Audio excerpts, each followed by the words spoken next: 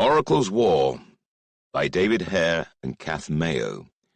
Read by Ben Onwukwe for Saga Egmont. Part 1. The Seeress of Delos. Chapter 1. Family Life. Neither will the father agree with his children, nor the children with him, nor a guest with his host, nor friend with friend, nor will there be any recompense for the oath-keeper, or for the just man or the righteous. Instead, they will praise the evildoer and his violent dealing. Established custom will be moulded by them, and respectful deference will cease to exist. And the evildoer will hurt the worthy man, swearing oaths with twisted words. Envy, foul-spoken, foul-natured, rejoicing in evil, will be the companion of mankind, wretches that they are one and all. Hesiod, Works and Days. Ithaca. 5th year of the reign of Agamemnon of Mycenae, 1289 BC.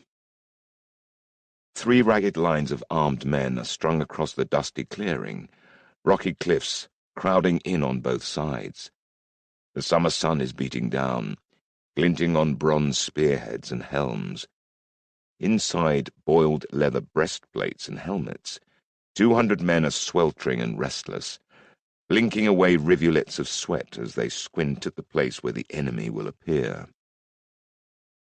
I'm standing on a rock, sword at the ready, perspiring as heavily as the men below me. We're in a ravine, the world shrunk to a narrow defile as we face the curved trail, straining our ears for the first signs of attack. The sky is vivid blue, the sun pitiless, the dust clogs the air. Eurybates, the king's herald, his Kerix, is with me, barking reminders down to the men. Straighten those lines. 2nd rank, close up. Wait for the signal. Resentful eyes turn our way. But I'm the crown prince of Ithaca, and the men keep their mouths shut. Not long now, I call out, my voice level and calm. Hold your positions. Then Tolus hurtles round the bend before us, hollering, They're coming! There's too many of them! Fall back! Immediately the senior men echo his fear. Run! Run! They're on us! They shout, and within a few heartbeats our lines have disintegrated. About 1/3 of the men have hurled away their shields, the ranks have broken, and they're all pelting down the ravine as fast as they can. Eurybates and I leap from our rock to be swept along with the tail, screaming orders amidst the hurly-burly, straining to look back over our shoulders for signs of our attackers through the dust cloud our flight has churned up. Move! I roar, or Ares will stick spears up your asses. Run! And now the pursuit is on us. Roaring around the bend in the ravine, darkened outlines in the dust cloud shrieking like harpies, their size and menace magnified by the murk. Our men bellow in response and redouble their efforts to get away as lithe shapes close in on the hindmost. Then the first pursuer shrieks triumphantly and leaps onto Tolus's back, bearing him to earth in a billow of dust. Got you, Daddy! You're dead! Yells Tolus's son Chemos, his arms around his father's neck.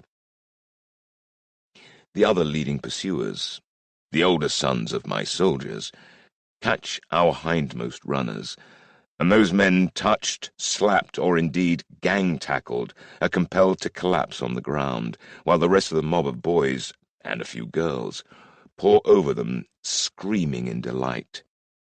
A few come after me.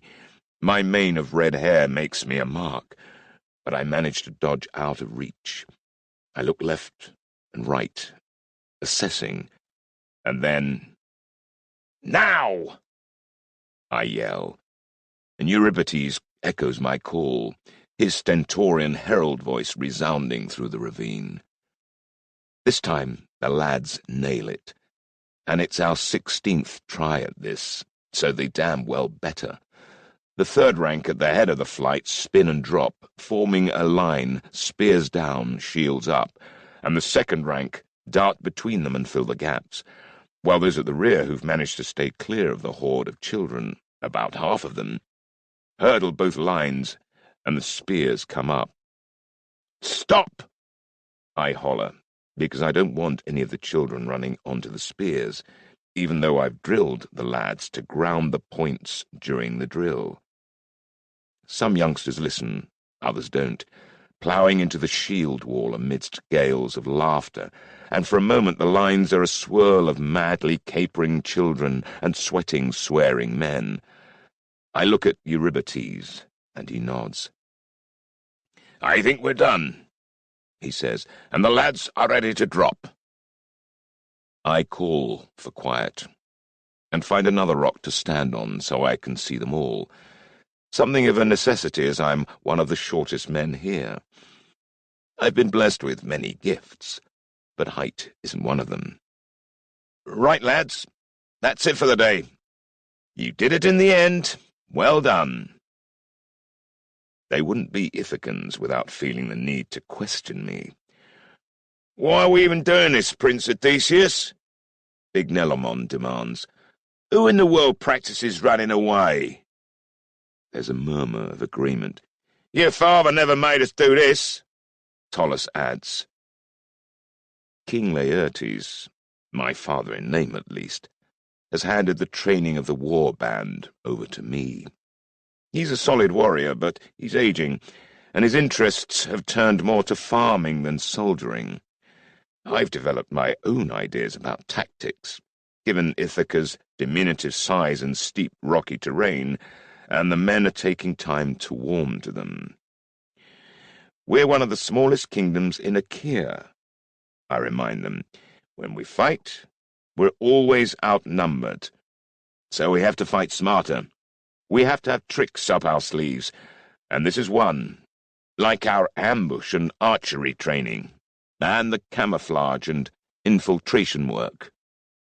"It's fighting dirty," Nelamon grumbles. "Ain't right." "It's called winning," I respond. "Imagine doing this in a real battle, where no one can see beyond a few yards or hear anything in the clamour. If we pretend to break, the foe will think the rout is on. Their guard goes down, all they think they need do is chase and stab. But suddenly the tables are turned and they're pelting into a wall of men when they're strung out and disorganized. We can win by pretending to lose." I look around the crowd, see plenty of frowns, but more than a few nodding. But Nelamon isn't convinced. "If you were a real soldier, you'd know better," he grumbles. I turn to face him fully. This has been coming for a while. Nelamon was father's favoured field commander, and he thinks he should be leading the training with me in attendance, merely as a gilded figurehead. And today's new ruse will have insulted his code of honour, something every Achaean soldier has been raised with, even more than my other manoeuvres. "Oh? If you were full-grown, you'd not have these harebrained ideas," he growls.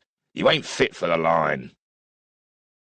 This has gone beyond discontent. It's rebellion, and it's been answered by a mutter of agreement from some in the ranks. I have to deal with this now, and for good. "You think so?" I reply, my voice loud with confidence, though to anyone watching I should have every reason to feel nervous. Nelamon is a giant of a man, well beyond my stature. "Prove it!" He glowers, looking around him at the overheated, dust-coated men and the watching children, wide-eyed at seeing their elders in conflict. I'm the prince, so he's wary. Like it or not, I'm heir to the kingdom. But he's tired and angry too, and he wants to put me in my place. He thinks Laertes will back him, and he may well be right. With a grunt, He turns to his mate Etanus, hands him his spear and shield, unbuckles his sword belt, and goes to remove his helmet. "Keep it on," I advise him. "You'll be grateful." He grunts again, then goes into a fighting crouch, arms spread. "I'll go easy on you, Prince, for your father's sake," he growls. Then he blurs into motion, rampaging forward without warning while I'm still handing my gear to Euripides. No warning, but not unexpected. I dart sideways, evade one massive paw and grip the forearm, swing him about while planting one of my thickly muscled legs into his path. He trips, I twist him into a flailing spin, and he goes over head first, planting his chest and face in the dust, but spared serious damage by his helmet. A moment later, I've slammed a knee into the small of his back, winding him while wrenching his arm round almost far enough to dislocate it. He gasps for air while I press down. "Told you you'd be grateful for the helmet," I say. I feel him tense as I let his arm go and make as if to step away. Instantly, his arm sweeps round, battering at my knee while he seeks to rise and bear me down. He's so obvious. I'm braced, withstand the blow to the knee, let him grab me but twist again, using my burly torso and shorter build to gain superior leverage. I flip him up and over me, pinning him once more and driving my knee into his groin. That about settles it. "You want to try again, Nelly?" I ask, stepping away from the writhing man. He glares up with absolute fury on his face, and I brace for more. Past experience tells me he's not one for holding grudges, but this has been a major humiliation in front of men who respect and honor him, and we've been fighting over something he believes in strongly. For a moment he tenses up, ready to try again. Then he shakes his head. My chest is heaving, my breath coming in short, sharp gasps, but defeating Nelamon has not been as improbable as it might seem. I am one of the Theoi, a select and secret group of God-touched men and women who are gifted with an additional edge in physical prowess or with various other qualities that, once awakened, set us aside from ordinary people. That awakening comes at the hands of the spirits we call gods. I was awakened by Athena, the Attican goddess of wisdom and warfare, an apt partnership as she and I prize reason, skill, and subtlety above all else, though I'm grateful for that extra measure of speed and strength. "Anyone else?" I ask pointedly. "Or would you rather we all go for a beer?" "Beer sounds bloody divine," the deceptively casual Etanus drawls. There's scattered laughter, and everyone's face lights up.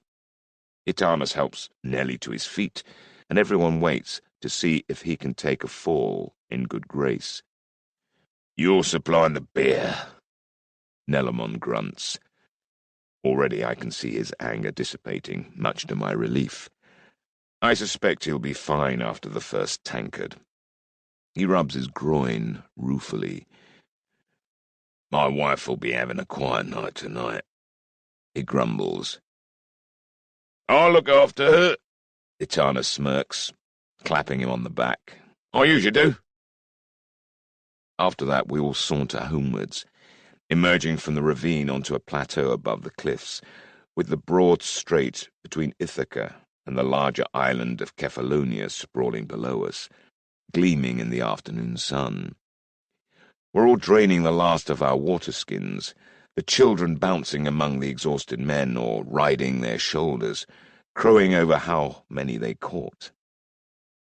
Those who have been killed, over often today, are ribbed gently by the other men, and all in all there's a sense of growing camaraderie. "They're still prone to grumble," but they're starting to enter the spirit of it, Eurybates notes. Since taking over the drill, Eurybates and I have worked side by side to make our men into something unique. The Chian men are generally part-time soldiers, and usually only learn the basics of warfare, drilling, and formation fighting, so they can follow simple commands well. But I want my men to be different. As I told them earlier, we're a tiny kingdom, and we need to punch harder to compensate, much like me. A good big man beats a good small one, they say. I spent most of my life trying to turn that damned saying on its head. Yuri and I pause for a moment, admiring the way the fiery sun sinks behind the mountains of Kefalonia, their shadows creeping across the water towards us. Our island kingdom is a cluster of tiny dots on a vast sea, one that's circled by lands most of us have never seen. Many of the lads would be happy to never leave our shores, but I visited High King Agamemnon's palace in Mycenae, the hollow plains of Lacedaemon, Attica rich in olives and silver, the springs of Thermopylae, and other places so strange that most mortals never venture there. Despite our insignificance, I also know that there are forces out there that can touch us. Emperors, pharaohs, kings, and gods. When I look out across the seas, I can feel them gazing back, hungry for land, wealth, and power. We descend the final ridge to Ithaca town, clay-coloured houses and tiled roofs clustered together on the slopes above the harbour, where trading vessels and a few dozen war galleys are drawn up along a finely pebbled strand. We're not many, just a few barnacles clinging to a seaside boulder, a precarious, ruggedly beautiful place at the edge of civilization. Above the town stands my father's palace, with its outer walls and courtyards and huddled outhouses, a big enough place by Ithacan standards, but nothing in comparison with the might and luxury displayed by more powerful kings. I take the men into a large courtyard behind the servants' wing, ensure the beer is flowing, then retreat with Eurybates into the cool of the royal quarters, where I seek the washroom to clean and change. Immersed in cool water, I rest my head and gird myself for the next battle, the sort you can't win. Family strife. A year ago, my 20th, I thought my family the happiest in Achaea. My father Laertes was devoted to my mother Anticlea, my sister Ctimene, and I felt secure and loved. And after father's victories against the Taphian pirates a decade ago, our kingdom was prospering. I was taken to the oracular shrine of Pytho to be presented to the Pythia, Anticlea's mother Amphithea, in fulfillment of the rituals of princedom. What befell us at Pytho changed everything. I found I wasn't the child of Laertes at all, but the result of my mother's hitherto unrevealed seduction by Sisyphus, a cunning and much-loathed king of Corinth. Not long after I was born, Sisyphus was murdered, his body left in a city square to be torn apart by dogs.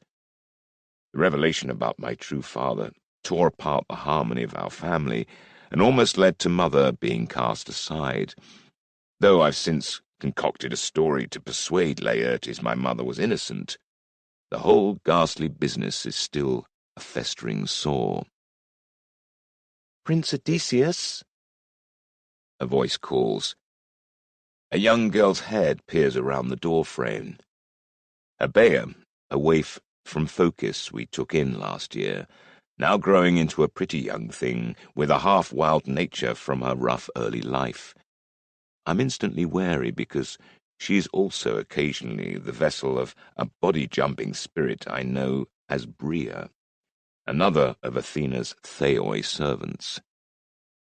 "What is it?" I ask, sitting up in the bath, alert for danger, Bria's stock in trade. but the shy smile Hebea gives me has none of Bria's sharp shyness. "Your mother's calling for you," she says, running her eyes down my chest and beyond. She's growing up fast. I shoo her out. My mother loathes the casual seduction of servants that passes for normal behaviour in most great houses, something Laertes and I have been browbeaten into respecting. Not that I needed much persuading. I can't speak for father, but I don't see there's any fun to be had with someone who can't say no. With Hebea gone, I clamber out of the bath, dry myself, and finger-comb my red tangle of hair into some kind of shape before a polished bronze mirror. There's plenty to criticize. My face is alert rather than handsome. My hair is unruly at best, and I'm certainly on the short side. But I'm not altogether displeased with what I see. Deep, broad chest and shoulders, a lean and muscular belly, and strong legs are my good points. Despite my short stature, I can outrun, outwrestle, and outclimb almost any man on Ithaca, even without calling upon my Theos gifts. But I'm discreet about how I use my advantages. The God-touched need to stay something of a secret, for ordinary men fear those who are different, and our patron deities are often mutual enemies. I dress, and, deeming myself as prepared as I'm likely to be, I follow Hebea, expecting to be led to the banqueting hall, the central megaron of the palace, where father is about to host a gathering of prominent families and foreign guests in celebration of my sister's upcoming marriage. Instead, Hebea leads me to my father's study, where my parents' raised voices can be heard through the closed door. As has become the new normal, they're anything but harmonious. "How dare you reconsider now?" I hear my mother, Auntie Claire, demanding. "You'll break her heart." "She'll get over it," Laertes replies in his impatient, dissatisfied burr. "I was never happy with her choice, as you know.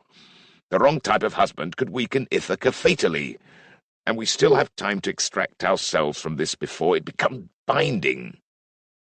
Wrong type of husband? I pause outside, while he and mother rail on. I thought this argument was won. Yes, Ctimene is about to marry an ex-slave. But her beloved Eumaeus, or Maius as we call him, is much more than that. He's the son of the king of Cyrrhus, a smallish island kingdom in the Aegean, but a kingdom nonetheless. Maius was stolen by pirates when he was a small child, not long after his father was deposed and murdered. The pirates sold him into slavery, not knowing who they had, and he was purchased and nurtured by Laertes. Once we realized his true heritage, Maius became one of the family, raised in our household, almost as an equal to Ctimene and myself. This marriage is supposed to see Maius's re-emergence, not just into society. He has already been freed and formally acknowledged as one of us, but to begin a campaign to reinstate his line on Cyrrhus's throne. Ctimene will be marrying a future king, in fact, as well as name. And the two of them are utterly in love. I think Ctimene is still a virgin, but they're so besotted I wouldn't be surprised if she's not. And for my part, I think Maius is worthy of her, and I can't esteem a man higher than that. So I have no hesitation in joining the fray on mother's side. They turn to face me as I enter, and Laertes flinches, as he always does now. The secret underbelly to this whole argument is that he wants an heir of his choosing, now that he knows I'm not his. Ctimene's husband is his last chance at that. "What's this about Maius?" I ask. "The wedding feast is in a few days, and the guests are already arriving. Surely you're not thinking of calling it off?" "Certainly not," Auntie Claire says. "Why not?" Laertes says in the same breath. There are other men, good Kephallonia-born lads who could step in. What about Eurylochus of Same? Locus is a surly turd smear, I interrupt. Laertes colours. His family are one of the most important in the islands. His father's a great lord, as were his ancestors. They matter here, far more than a slave boy with no living family. Maius is the rightful king of Cyrrhus, Anticlea snaps. You accepted his evidence yourself. Perhaps I was hasty, Laertes replies. That piece of embroidery he produced could have been filched from anywhere. What if he's an impostor, a cuckoo seeking a nest? Like you, his eyes add, flickering towards me. Who was it who taught him his letters, then, before you bought him? I retort, sighing inwardly because this is old ground. Only a prince would have been tutored in such matters. Perhaps one of the pirates taught him, in between bouts of buggery, Laertes snaps. That's a load of copros, I replied, genuinely angry now. You know what he told us. He'd swear night was day to get his hands on my daughter. Laertes shouts back. I want her to have a husband the men of Ithaca and the islands will respect. Certain people have been pointing out to me. Certain people? I mimic. You mean Locus and his father and their phallos-waggling friends? Be quiet, Odysseus, says Anticlea, giving me a furious look. Don't speak to your father like that. Except he's not my father. But I mutter an apology, realizing that my outburst isn't helping. You've given your word, Laertes, Anticlea pleads. You cannot break it without incurring the wrath of the gods and the ridicule of your own people. And she loves him. Where has love ever got anyone? Laertes snarls back. Because he loves Anticlea still, even though she bore another man's child. The thorn in his side and the source of all his pain. His words are still echoing off the walls when Eurybates, freshly washed like myself, knocks and enters. The hall is ready, my king, he tells Laertes, his face and voice neutral. The guests await. Both my parents are silent, as Eurybates leads them along the passageway, my mother's face white with anxiety, Laertes' face inscrutable. Tonight, Ctimene and Maius will be presented to the guests as a part of their betrothal, and every nerve in my body is tensed for them. What will Laertes do? Surely he can't back out of this now.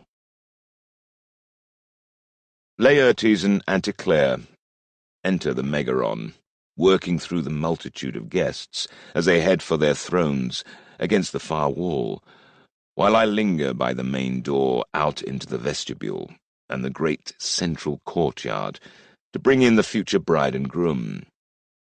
This is the last time Ctimene and Maius will see each other before the wedding in 3 days' time.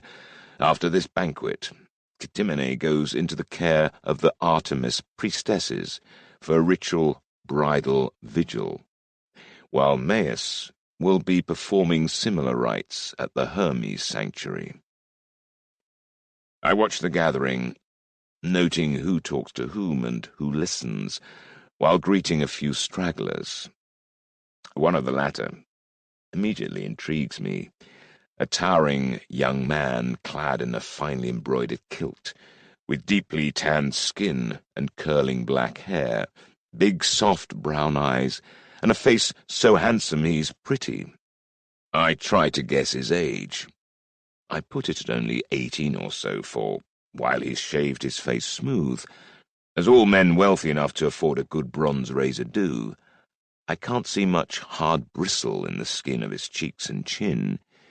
His servant announces him as Diomedes, son of Tydeus of Argos, names I'm well familiar with, though I've not met Diomedes before. Tydeus and Laertes were Argonauts as young men, building a friendship that endured after the Argo's voyage ended, which explains Diomedes' presence. Diomedes has a strut to him that I've only seen in Theoi, self-belief born of divine favour, and he's wearing a pendant, an owl, the sign of Athena, which makes sense because Tydeus was always known as a follower of the goddess. I make a mental note to seek him out privately when opportunity allows. But then my sister arrives, escorted by 2 maids, and for a moment she takes my breath away. She's been clothed in sky blue, the dress graced with elaborate dark blue and green embroidery, a stark contrast to the vivid red hair she and I have from our mother, and she has the pale, transparent complexion so desirable among the high-born, evidence of a life free from labour in the sun. She's grown in the last year, her girlishness smoothed away under mother's strict eye. I miss our love-hate squabbling, the mutual teasing and outbursts of laughter, and our secret confidences and jokes, which have fallen by the wayside since we've taken on the burdens of adulthood. But I'm so proud to see her, clad in tight-waisted finery, newly tailored for her as she gathers her wings to fly from the nest. "Good evening, little sparrow," I murmur, not giving any hint of father's misgivings or the sick feeling they have engendered in me. She answers me with a tremulous smile. For a few short days, a bride is the centre of the universe, the festivities celebrating everything about her life to date and her first steps into the unknown. "You look wonderful," I reassure her, and she beams gratefully. Then Maius arrives, his best tunic pressed and his hair washed and oiled, his chin shaved smooth as silk, and a nervous flutter in his eyelashes. I take his hand. "You look well, Maius, but we missed you today at drill." He grins boyishly. "I heard you put Nelamon in his place." "You know how these things go," I say, returning his grin. "Nellie will be sitting cross-legged tonight." Kitimene arches an eyebrow at me, and I poke my tongue out, making her laugh despite her nerves. "Are you both ready?" I say, resuming the grave demeanour such an occasion demands. Maius and Kitimene clasp hands and melt into each other's eyes. "It's time," I tell them, turning to the door. Eurybates announces them as I prepare to lead them in.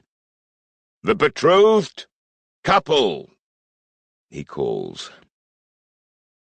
I let the room fall silent before leading Kitimene and Maius slowly around the great hearth at the centre of the room, then taking them across to the thrones where Laertes and Anticlera wait. I steal the odd glance back, proud of the way Kitimene keeps her head aloft under the scrutiny of this room full of warriors, nobles, and merchants, and their nitpicking, judgmental wives. Maius, too, looks steady, despite his sudden pallor. Maius is the same age as Kitimene, 18, and he's the closest person I have to a brother. Born a prince, stolen and enslaved, orphaned, rescued, and now about to marry a princess and, with luck, become a king. He's living quite a tale. I like him hugely. He's lively, passionate, and wears his heart on his sleeve, which right now is beating double time in adoration for my sister. They're both floating on happiness. I wonder if they know their dream marriage is being undermined behind their backs. We reach the thrones, and I step back while the young couple stand before the king and queen to be formally greeted. My mother's face is wreathed in smiles, but Laertes is stern and grumpy, his hands clenched on his lap as he utters the traditional salutation. I breathe out, in some small relief. He hasn't refused them yet, but there will be other opportunities. All four take their places at the high table, where a chair awaits me also. But before I can reach it, a hand plucks my sleeve. "Your sister's become a most delectable dish," an unwelcome voice murmurs in my ear. Men have had their noses blooded for less, but Father wouldn't thank me for starting a ruckus here and now. "She's a woman, not a meal," I tell Lord Tycho, father of the odious Locus and his son's chief advocate. "A flower, then, ripe for plucking," the man suggests. He's a smooth man, much like the olive oil that is his primary source of wealth. He pairs this with a superior manner and no discernible moral backbone, like his son. "Maius will make her a fine husband," I reply. "It's all she dreams of." "So you say, as is proper. But are they your deepest thoughts? The slave brings no wealth to the marriage, no retinue of men, no land, no goods, and in truth, little proof that he is as he says. Whereas my son Eurylochus brings all of these things. Between your father's prestige and my status and wealth, we could establish a dynasty that would secure the future of our island kingdom. Surely as your father's firstborn heir, that's in your interest." It's the way he says it that pricks my unease, the subtle emphasis on father, as if he knows I'm really illegitimate. I wonder how that might be. "Having Maius as my brother-in-law is all the security I need," I tell Tycho, knowing I'm confirming his animosity. I've never trusted him anyway. Locus has left his run too late. I don't want Locus behind me in the succession, or this oily snake as a father-in-law. I'm conscious that Father wouldn't approve of my talking down to Tycho. Laertes isn't just king of Ithaca. He rules over all of the Kephalonian Confederacy, the principal islands of which are bigger than Ithaca and wealthier too. Father needs men like Tycho, arguably the richest man in Kephallonia, on his side. I pass on, noting who Tycho talks to next. An androgynous man I don't know. One of the influx of foreigners who've come for the wedding. This one's tall, slender, and oddly effeminate, well dressed in a mainland style. "Yuri," I whisper as I pass the Kerricks. "Who's that man with Tycho?" "He's called Ophion, a trader from Thebes." "What's a Theban doing here?" I ask, but Yuri just shakes his head. "Most of the foreign guests are here because of Laertes' days as a warrior, fellow Argonauts who'd followed Jason into the Axenos Sea and opened up the tin trade for Achaea. Laertes was never one of the great champions, but he was a stout fighter in his youth, a good man to have at your back, I'm told. I was proud of that lineage, and it aches that it's no longer mine. No one speaks well of Sisyphus, my real father. What strikes me as I watch Tycho and Ophion circulate is just how much the opposition to Maius and Catimene's union has grown. There's not an Ithacan man present that isn't eyeing Maius doubtfully, and I catch discontented murmurings, whispered remarks questioning whether he's really royal, raised eyebrows and frowns where there should be smiles. I should have noticed this before. I've been too focused on my own concerns. The underlying tension in the room spoils my appetite. The food tastes like grit in my mouth.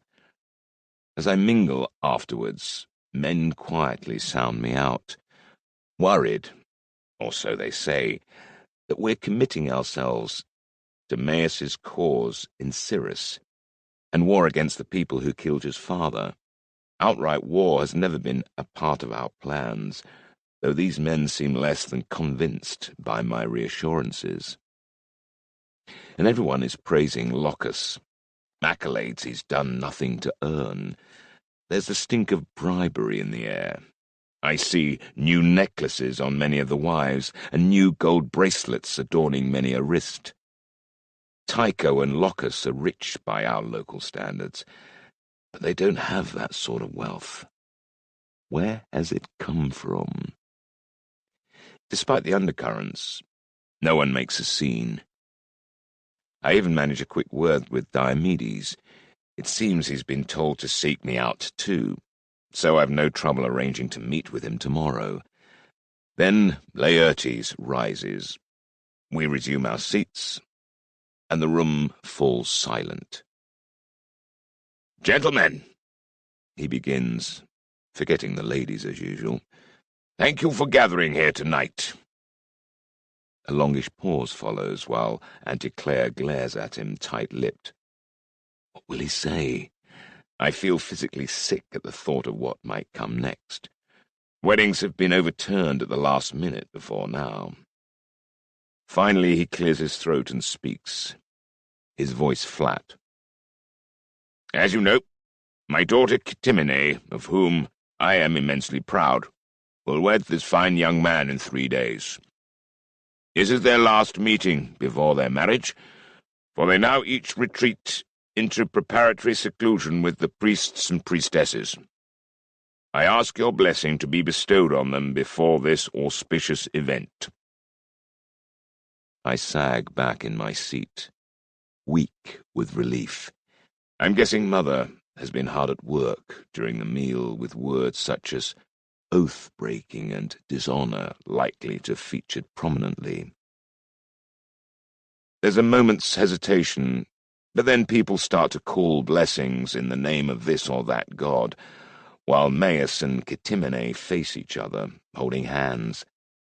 I feel a twinge of envy. The girl I've lost my heart to is far away, beyond my reach in all possible ways. It's hard to envisage any circumstance that would allow me to wed Kishanda, Princess of Troy. She's far too high a prize for a lowly prince of Ithaca. However, as the eulogies proceed, Ctimene is praised for her beauty and lineage, but Maius is virtually ignored. The poor lad is growing redder and redder.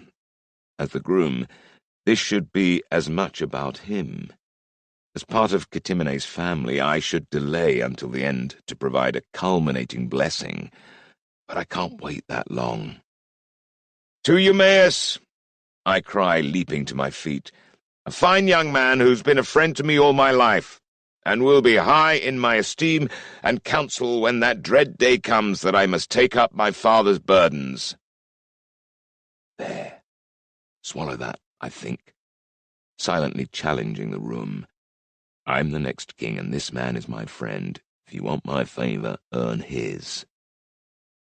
I think I've made my point, though Laertes frowns. After that the blessings even out a bit, and Ctimene and Maius give me grateful looks, even though most who praise Maius do so in a distant and grudging manner. Following that, there's a small ceremony where the betrothed couple bid farewell to each other with a chaste kiss, before being led away by the Hermes and Artemis priests to their sanctuaries close by. I breathe easier. They're safe in the guardianship of the gods now. Tycho's lobbying for Locus has come too late. The guests linger a while longer, enjoying the singing of the palace bard, and Laertes' wine in equal measure. When the former puts his lyre aside and the latter becomes watered to a pale pink, they take the hint and disperse to their homes and lodgings, or to the guest rooms in the palace. I'm about to head to my own bed when a familiar figure glides over to me.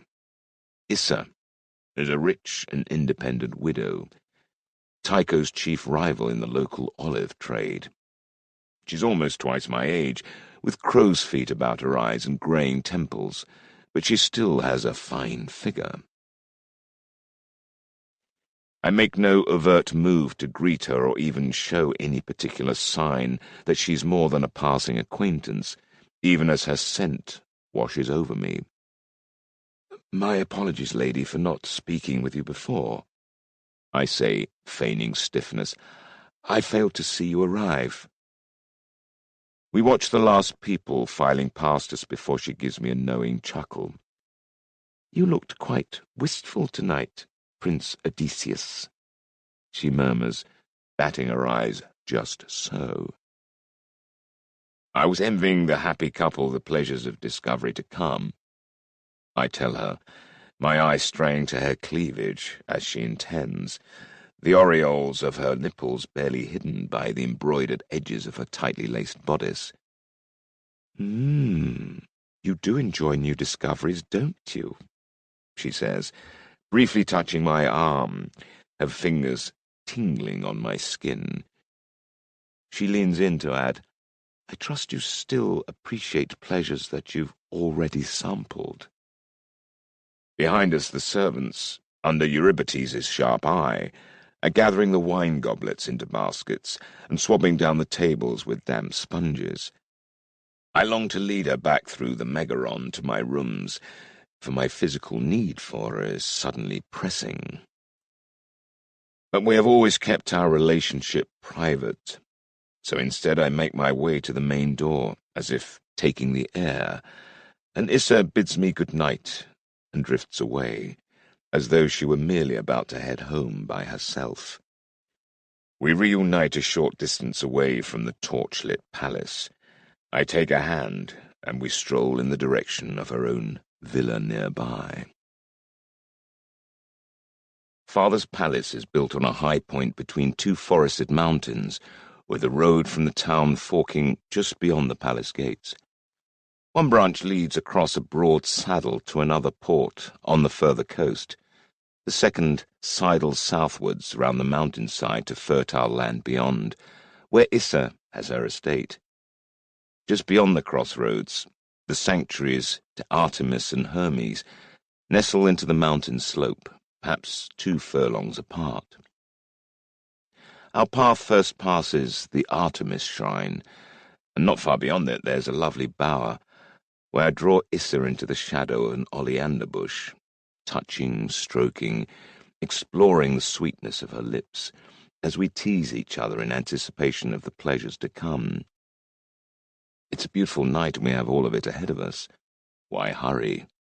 A warm breeze is stirring the branches of the trees around us, covering any sounds we may make, and although the moon is up, we are well hidden from the road. Issa is my first and to date my only lover. Her availability due to the covert license Achaean society grants widows, especially barren ones. Some women would be driven to sorrow by her condition, but she's not overly maternal, nor does she spend much time grieving over her late husband, a prosperous elderly landowner her parents insisted she wed. She's an intense and subtle lover by turns, and a perceptive conversationalist with her ear tuned to the niceties of Kephalonian politics and local trade. Sex and wealth move kingdoms, she likes to say, and she should know, as she's among the richest people in Ithaca, and she's bedding the Prince of Ithaca to boot. But we both freely acknowledge our coupling is purely for our own private pleasure. Barren, merchant women can't aspire to thrones. I've never felt used, and nor has she. The taste of her mouth and the touch of her skin are making me wonder whether I really want to wait until we reach her bed, when the canopy of stars above and the warmth of the night in her body are so inviting. But even as my hand edges into her bodice, a shriek shatters the silence, a woman's panicked scream followed by a crescendo of others. We jerk apart. "Go straight to your house," I tell Issa. "Lock the door." Then I spin and go tearing towards the sound, pulling my bronze Cephas from its scabbard as I go, my heart pounding. The cries are coming from the sanctuary of Artemis, though all had seemed calm as we walked by a short time ago. Kitimene's in there. I hurtle towards the gates, ripping them open and entering a place where men are forbidden. Artemis is the patron goddess of young girls until they marry. The Arctoi, or Little Bears, the girls are nicknamed. Fully dedicated priestesses of Artemis are sworn virgins, and there's a dozen of them inside the sanctuary, screaming like harpies at two men who are already inside the shrine. It's Maius and his rival for Kitimene, Locus, and they have no right to be there. Nor do I, but that seems a moot point just now. The tableau freezes my blood. Kitimene is huddled on the ground, her plain white novice shift torn open, and she's weeping inconsolably. Maius is also on the ground nearby, writhing about, stark naked, smeared in pig shit, clutching his bloodied jaw and groaning. His penis is fully, grotesquely engorged, despite his obvious distress. Locus, fully dressed, is standing over him, sword in one hand and left hand clenched, the knuckles bleeding. Barring Maius, who seems oblivious to anything but his own wretchedness, they all turn to face me as I storm into the shrine. For the priestess's sake, I snatch a cloth draped over one of the altars and wrench it clear, sending sacred vessels and offerings crashing to the paving, before throwing it over Maius's squirming body. "What's happened?" I demand, though I've already guessed. "This beast tried to rape your sister," the head priestess screeches, pointing at the fallen Maius. "And I saved her," Locus adds emphatically, jabbing his finger into his own chest. "I saved her." I stride through the women, ignoring their protests, shouldering Locus aside and pulling Kitimene into my arms. "That's ridiculous," I snap. "Maius would never do that." "We saw him," several of the women chorus. "He came in here drunk and lewd. He ripped her garment. He meant to rape her." I look at Kitimene, brushing at her tears clumsily. "Kitimene, deny this, please." Instead, she nods mutely, her face white and her eyes terrified. He... She manages to stammer. "Oh, shit." I look around the circle of women, and then at the triumphant Locus, suspicions forming. This is too convenient, far too neat. "What are you even doing here?" I demand of him. "Saving your sister's virtue," he replies smoothly. "Answer my damn question," I shout back. Locus shrugs, too cool and calm by half. "I wanted to visit the Hermes shrine. I was almost there when I saw this wretch come out of the sanctuary gates. So I followed him. I realized something was amiss because he's supposed to be in vigil for the next 3 days." "We were praying with your sister, Prince. Then this animal broke in," the senior priestess adds, jabbing a quivering finger at Maius.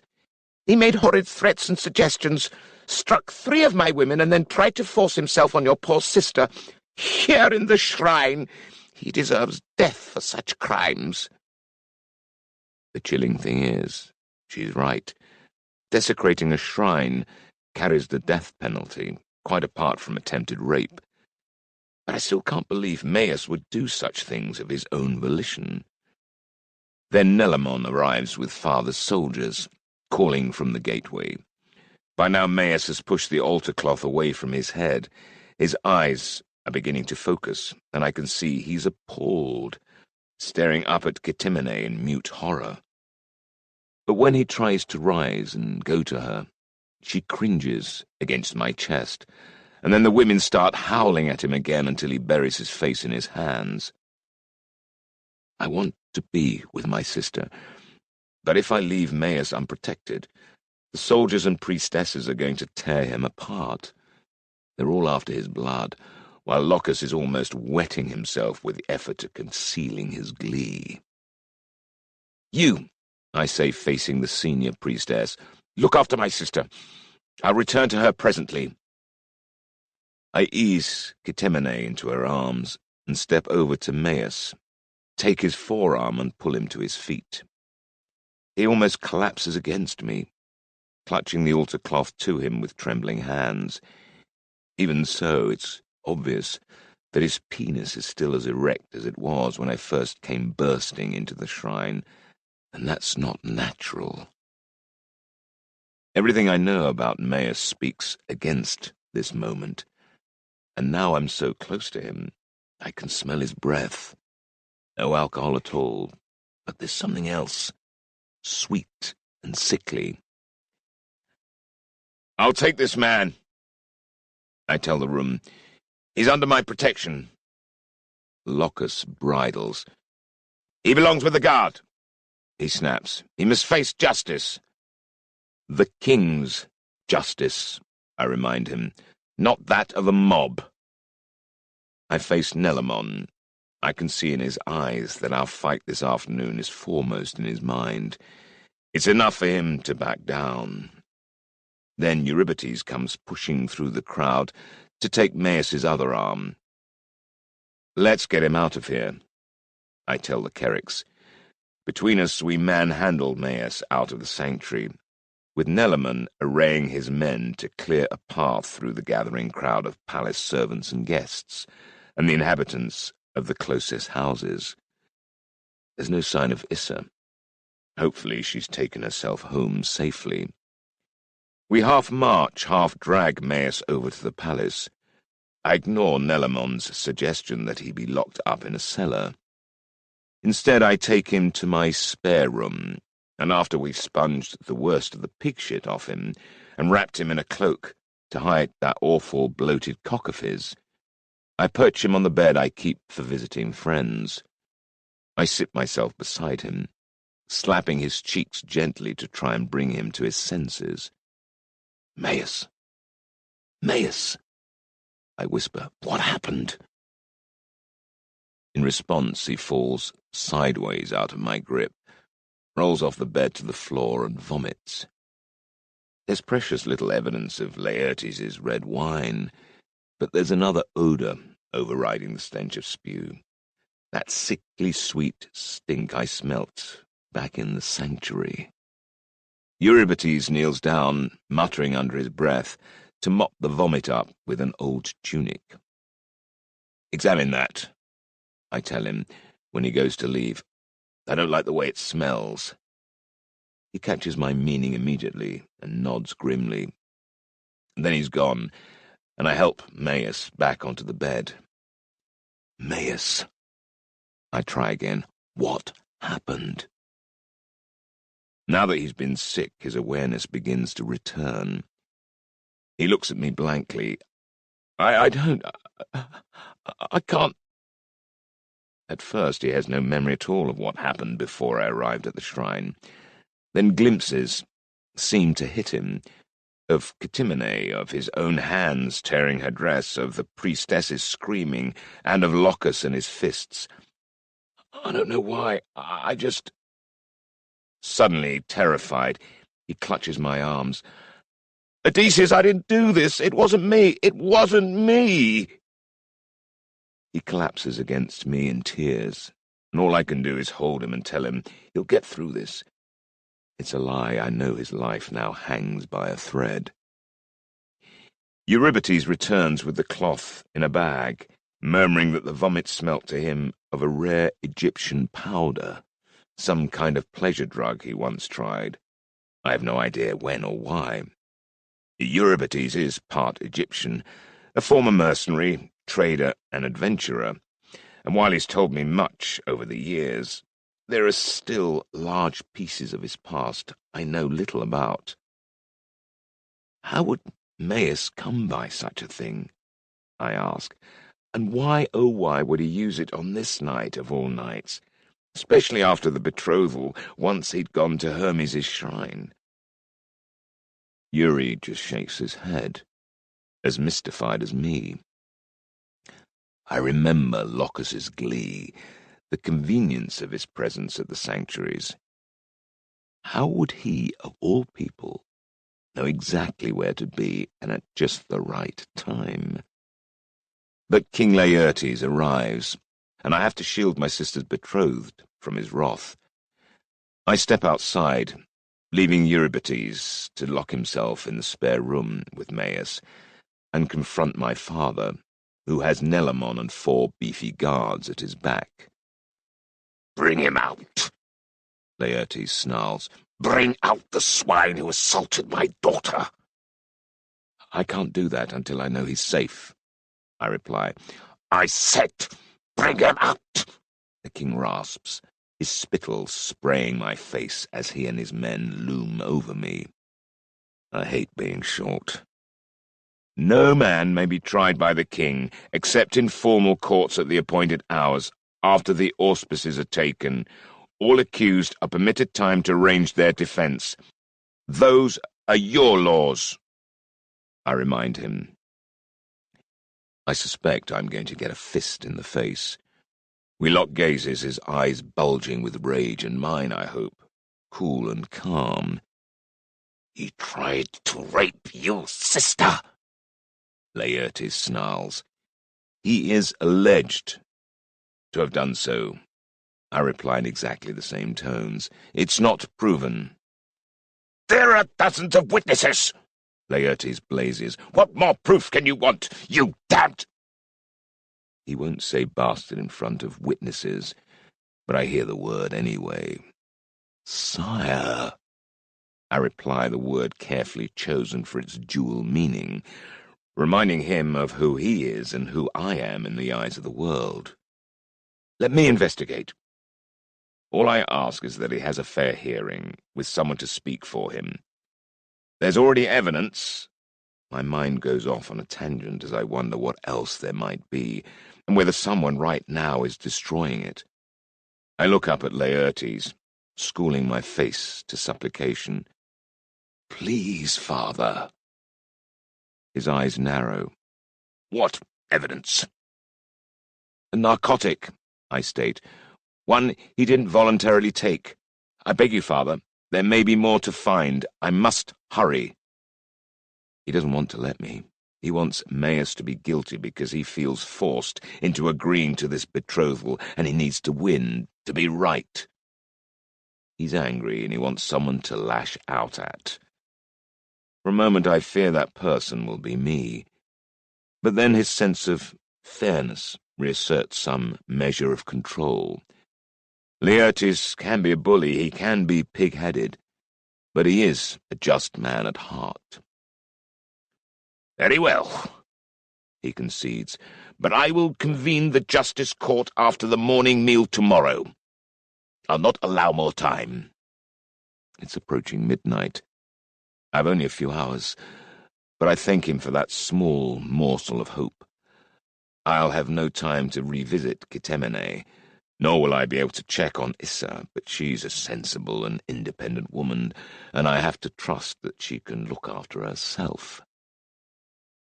Laertes orders Nelamon to appoint guards, but tells the burly warrior that only myself or Eurybates may enter my spare room. I suspect Nelamon would still like to see me put in my place, wherever he perceives that to be, but he's compelled to do as he's ordered. When did Maius take the powder? Surely not before the banquet. I would have smelt it on him, and his behaviour all through the banquet was normal. And straight after that, he went with the Hermes priests. I can't believe they would have drugged him, unless they were tricked into giving it to him. And was Locus really just walking along the road when he saw Maius? What if he'd already reached the Hermes sanctuary and found some way to poison Maius with the drug? So many questions, and so little chance of answering any of them by tomorrow morning. There's one thing I can look into, though. If the drug is Egyptian and hard to come by, perhaps it was brought here by one of the foreign guests. I elect to start searching for clues in the guest wing. Then, failing that, I'll try the Hermes sanctuary. I tell Euripides what's transpired, check the suspicious vomit cloth is safe, and then hurry off through the palace. As I rush up the stairs, a shadow falls over me, and I look up. There's a skinny, black-haired girl at the top of the steps, waiting for me, and her posture tells me that though it's Hebea's body, the being wearing it is the body-shifting spirit I know as Bria. I hurry onwards as she scampers after me. "What do you want?" I call over my shoulder. Bria's reply is spoken in Hebea's voice, but with the crispness of maturity. "What do you think, Ithaca, when this night stinks of sorcery? You'll need my eyes. I know what to look for." She's right, it might well be sorcery, and who better than her to seek it out? "How did you know to be here?" I demand. She gives me a superior look. "I'm always aware of what my hosts are doing," she says. "Hebea's not blind." I take that in a little uneasily. I'm still working Bria out, and she still surprises me. We've known each other a year now, on and off. She's the most irritating person I know, but right now I'm relieved she's turned up. Broadly, she's like me, a Theos. We come in 4 general types: the champion, the avatar, the seer, and the sorcerer. Some are more than one, and some, a very few, have the potential for all. Last year I discovered I'm one of those. My true father, Sisyphus, gained his Theos blood, not from Athena, but from his ancestor, the renegade god Prometheus. It is Prometheus who is my true patron, even though he is chained to a cliff face in Erebus under constant torment. The other talents he gifted me with, I'm only now starting to explore. Bria, from what I have seen of her so far, is similar, a polymath. But unlike all other Theoi I know of, Bria has no body of her own. She moves from host to host, and in between times seems to exist like a ghost. How old she truly is, I have no idea. The only thing we have in common is that we serve Athena, for our own reasons. I know mine. I'm not sure I trust hers. But she's here, and if she smells a rat, there's a big one. I bring her up to date, emphasizing the drug smell in the vomit rag. "Euripides has hidden it in my spare room," I tell her. "We mustn't lose it." "So where are you going now?" she asks. I explain my theory about one of the foreign guests bringing the powder, at which she pulls a face. "You can't just break into every room and accost them," she replies. "And if they're smart, they'll have disposed of it by now. Anyway, what you're describing is more than just a drug. Someone's used spells and curses to increase its potency." She ponders a moment, then says, "We need to look in Maius's room before it's cleaned out." "But he hasn't been there since before the banquet, and I would swear the drugging didn't happen until after." "Likely you're right, but sorcery like this requires a longer lead time. Hooks are planted, and they're not always obvious. A sorcerer can work with small private things, the hair in his comb, worn clothing, and the like." Though sorcery is one of the Theos gifts, I'm not drawn to its more dirty and underhand aspects, and I say so. "Just because you're not any good at it yet," Bria sniffs. She leads the way into Maius's bedroom in the servants' quarters, where he slept every night since Laertes bought him. It's small and starkly furnished. Though he was freed some little time ago, he's felt no urge to move out of it until his wedding day. Such are his simple needs. It seems undisturbed, neat and tidy with only a few belongings. Tokens he's amassed, first as a slave and then as a fostered child. Bria finds a small roll of old tattered cloth under his pillow. unwinding it to reveal a snatch of embroidery that is his only possession from his days in Cirrus. "What's this?" she demands, then answers her own question before I have a chance to explain that this was the evidence he used to prove his royal birth. "Ah, that's the royal crest of Cirrus, and this. She indicates a part of the border, a naked woman with tree roots for feet and branches for arms, fingers, and hair. This is a caryatid." "A what?" I ask impatiently as I kneel to rummage under the bed. "The caryatids are an ancient sect within the Artemis cult," Bria says thoughtfully. "They represent the traditions of the sect. They must have been active in Cirrus to be incorporated into the royal crest." "Is it significant?" I ask, peering under the bed. "There's something strange under there." "Not really, but—" I interrupt Bria with a hiss as I pull the thing out. It's a blackbird that's been throttled with a piece of twine. When I pick it up, it's still limp, though it's going cold. The hairs on the back of my neck are standing up, and there's a shiver down my spine I can't control. "What in Hades is this?" I ask. "An ill wish," she replies, her face grim. "A sorcerer's tool. See, I was right." Despite my Theos nature, I feel chilled to the core. Or perhaps that's because of my Theos status. I know these things of witchery actually work and can be deadly. Of the Theoi, the sorcerer has the most nebulous nature. Champions have enhanced physical prowess and are the most common. Seers can enter a trance and examine possible futures. Avatars can receive the bodiless spirit of their god or goddess and for a time become them. But sorcerers nibble at the edge of possibility, distorting nature and manipulating what is and isn't. Would that be enough to cause Maius to act so far against his nature as to commit rape? It could, Bria admits, but the specifics are known only to the person who created them. She grimaces and adds, "It's barely evidence. The Achaean law forbids sorcery, but doesn't define it." She's right. But it's at least a doubt I can raise, something to keep Maius from being hurled from the cliffs. Hurriedly, we search the rest of the room, but there's nothing.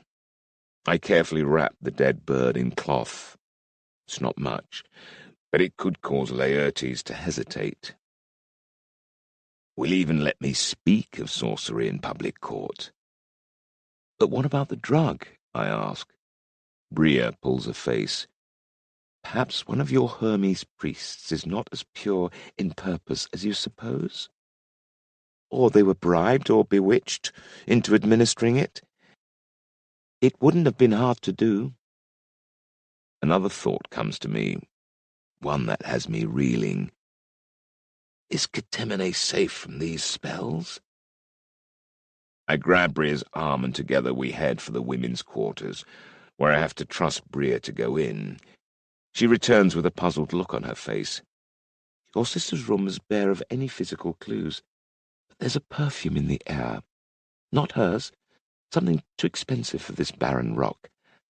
I've smelt it before. Where? Could this give us a tangible link to one of the guests?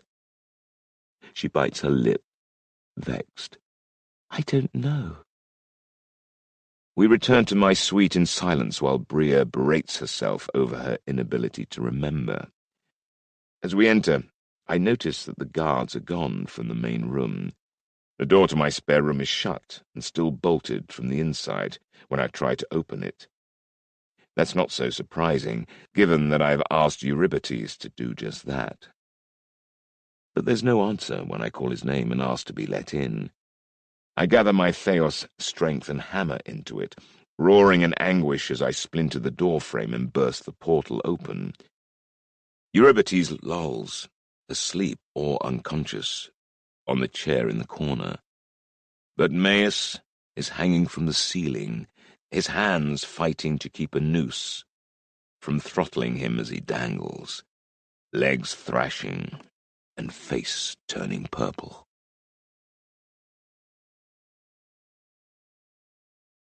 Chapter 2. The Wedding. Come now, O heavenly constellation of night, invoked by my sacred rites, assuming thy most menacing countenance, threatening in every aspect. Seneca, Medea. Ithaca. I leap underneath Maius and take his weight on my shoulders, lift him with all my might and giving him the chance to wrench the noose from his neck. But he's too far gone already, and I'm shouting for help. I can't save him on my own. Then a small hand pulls out my Cephas. Bria climbs my body and slashes with a strength that belies her slight frame. The rope parts in one blow. Maius sags, and I lower him to the bed as Bria leaps off me and tears at the noose, her girl-sized fingers labouring.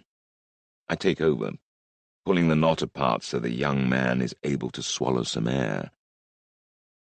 It takes a few moments, but finally his face fades from puce to pallor, and then he's shaking in my arms again, while I wonder just what we're up against.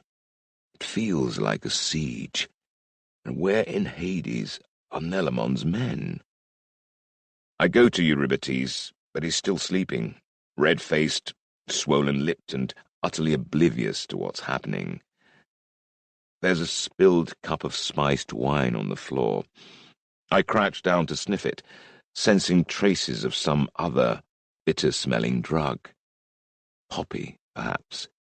The drug they extract from poppies is well known as a formidable sleep draught.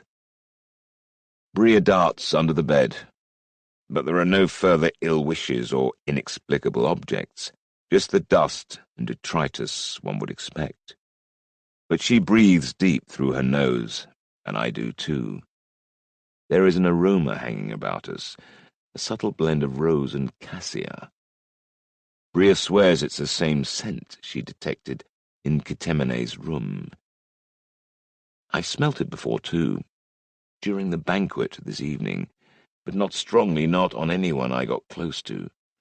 But my mind keeps coming back to one man above others, a tall and urbane man with a smooth, effeminate face. There was a man with Tycho, Eurylochus's father, at the banquet. His name was Ophion. I want him found, I tell Bria. Then we hear boots pounding, and Nelamon charges in, his face anxious.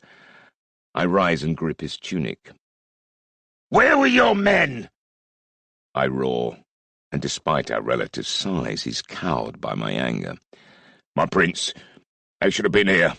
I found them milling about in the back courtyard, and I thought—" His frank and open face isn't capable of dissembling. He didn't know about this. "What happened?" Yes, I think. What did happen? Maius tried to hang himself, Bria puts in a frightened young girl voice. Nelamon is startled to see her beer. "What's that little brat doing here?" he asks. She heard Maius's struggles, and I don't think he did this to himself. Someone, not Maius, has drugged Eurybates. Nelamon is wide-eyed. This is his watch, and everything is falling apart. "An assassin is among us," he exclaims. "I must see to the king." He pulls from my grip and runs for Laertes' suite, shouting for more men. It's past the middle of the night, but the whole of our modest palace is roused now. Laertes returns with Nelamon, who looks distraught. All this reflects badly on him. He's been questioning the guards and hauls one before us. I share a look with Bria, who quietly slips from the room, then turn to face the three men. "Tell the king and Prince Odysseus what you saw," Nelamon growls at the frightened soldier. The guard, Polo, has been taking part in my military drills. He's portly and a little older than the rest, and he likes me. He's grateful that I encourage instead of belittle him. So he speaks up willingly. A man came. He told us that we were summoned by the king. Laertes looks mystified. I summoned no one, he says. What man? Nellerman demands. I didn't recognize him, Apollo confesses miserably. Laertes and Nellerman both bunched their fists. You abandoned your post on a stranger's say-so, says Nellerman. Why did you obey, Apollo? I ask. I don't know, he groans. It was just so persuasive. Sorcery. We try for a description, but Apollo can't seem to pull the memory from his head. I can see Laertes and Nellerman getting exasperated, and I have to defend the confused guard from punishment. It's some time before I've calmed them enough to be sure no one is going to be punished for dereliction of duty. Then Bria reappears, slipping into the room discreetly. Laertes gives her a sniffy look when I go to her, servants being beneath his dignity. She has more strange news. I found the room of that man of Theon, Prince, she says, playing the part of the obedient but mystified servant. The one you asked me to find, sir. The other guests think he's Theban. That agrees with what Yuri has already told me. Where is he? I don't know, she replies, frowning. When I knocked on the door, a woman opened it. Nothing like your description of a Theon, sir. She's an aunt of Lord Tycho's, or so she said, and from Arcadia. She claimed that the Theon had headed down to the port after the ceremony, and she'd been given the room instead, Tycho's house being already too full with other guests. We send runners to find him, fretting at the delays and no closer to answers. I feel like we're chasing shadows. Dawn comes, but the situation is no clearer. No ships have left the port since the feast last night, with or without a Theon, and there's no sign of him in the town. But we've no grounds to detain him, even if he were found. I speak to the grey-haired woman Bria found in a Theon's room. Her name is Iopia, a squat woman, but handsome in her way. She repeats that she moved in after the Theban left, and doesn't know him. Her musky perfume masks whatever other scent might have been left in the room. I'm uneasy about her. She has a preening manner that grates on me, but she seems genuine. When I question Tycho, he vouches for Aunt Iopia from Arcadia, and there's nothing more I can do. I take Laertes aside privately and show him the strangled blackbird, the narcotic-smelling vomit rag, and the poppy-scented dregs in Eurybates' wine cup. He doesn't want to see or hear any of this, standing with his back to me, looking out the window while I'm recounting what I've found, running his fingers through his long grey hair. I can't accept any of this in court, he grumbles when I'm done. I know, but behind the scenes? I'll give you what's behind the scenes.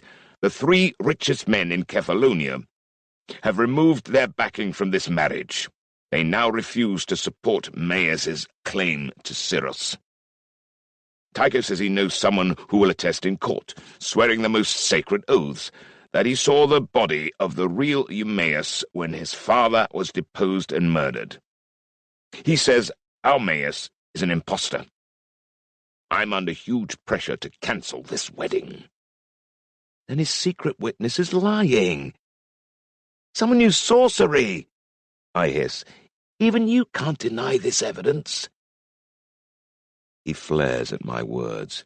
Even you, he echoes angrily. I know you think I walk around blind to what's going on, but I was an Argonaut, and I knew full well what some of these god-touched men could do. But listen, if I display those tokens you've shown me, I'll break the unspoken code of silence about Theoi. Furthermore, it could be argued that Maius is the sorcerer, and that he won Catimene's heart with black magic. I stare. That's ludicrous. How else could a slave beguile a princess? He rasps. By being her best friend for most of her life, I retort angrily, even though he's just giving me a taste of what any opposing counsel would say in court. By loving her and caring for her and making her the centre of his world, by showing respect and winning it, by being worthy. But he's not worthy, Laertes barks. That's what they'll say, and now he's tried to rape my daughter. I'm inclined to agree with them. He's disgraced himself so publicly that I'm almost obliged to execute him. I can do no more than commute the death penalty, and his punishment will have to be very harsh indeed. I spin away, too angry to speak. Not with father, because he's absolutely right. I'm furious at life, and mostly at whichever double-dealing bastard has landed Maius in this position. Some Proctos is meddling in your kingdom, father, I snarl. He grabs my arm. Aye, someone is. And if you're so damn right about this, go and catch the asshole. I wait for him to add, and don't come back if you can't. He doesn't. But is he thinking it? And deal with him the hard way if you have to. He continues instead. That's Laertes through and through. Solve a problem with force when you can't wash it away. Spears for the former and beers for the latter. But he knows, as I'm forced to admit, despite my almost crippling anger, that I can't stand up in a royal court and babble about sorcery. If Eumaeus is to survive the next few hours, it'll be on father's mercy. This will break Catimene's heart, I groan. Hearts mend, he growls, though his hasn't. Listen, I won't have my control of the Kephalonian Confederacy undermined. Maius was my protégé, long before all this business about Cyrus came up. I raised him to be your steward, and his disgrace is my profound embarrassment.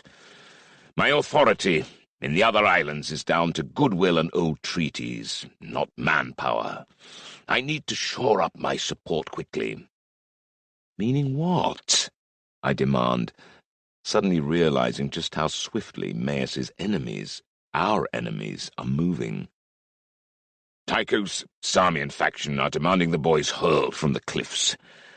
And they're also pointing out that with the wedding feast preparations so advanced, and so many important foreign guests here, I should arrange for another man to marry Ctimene here and now.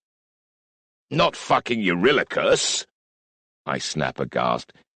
His pornos of a father is probably behind this whole business. Careful, he warns. Tycho's got almost as many soldiers as we have, Odysseus. You mightn't like it, but he's someone I need to work with.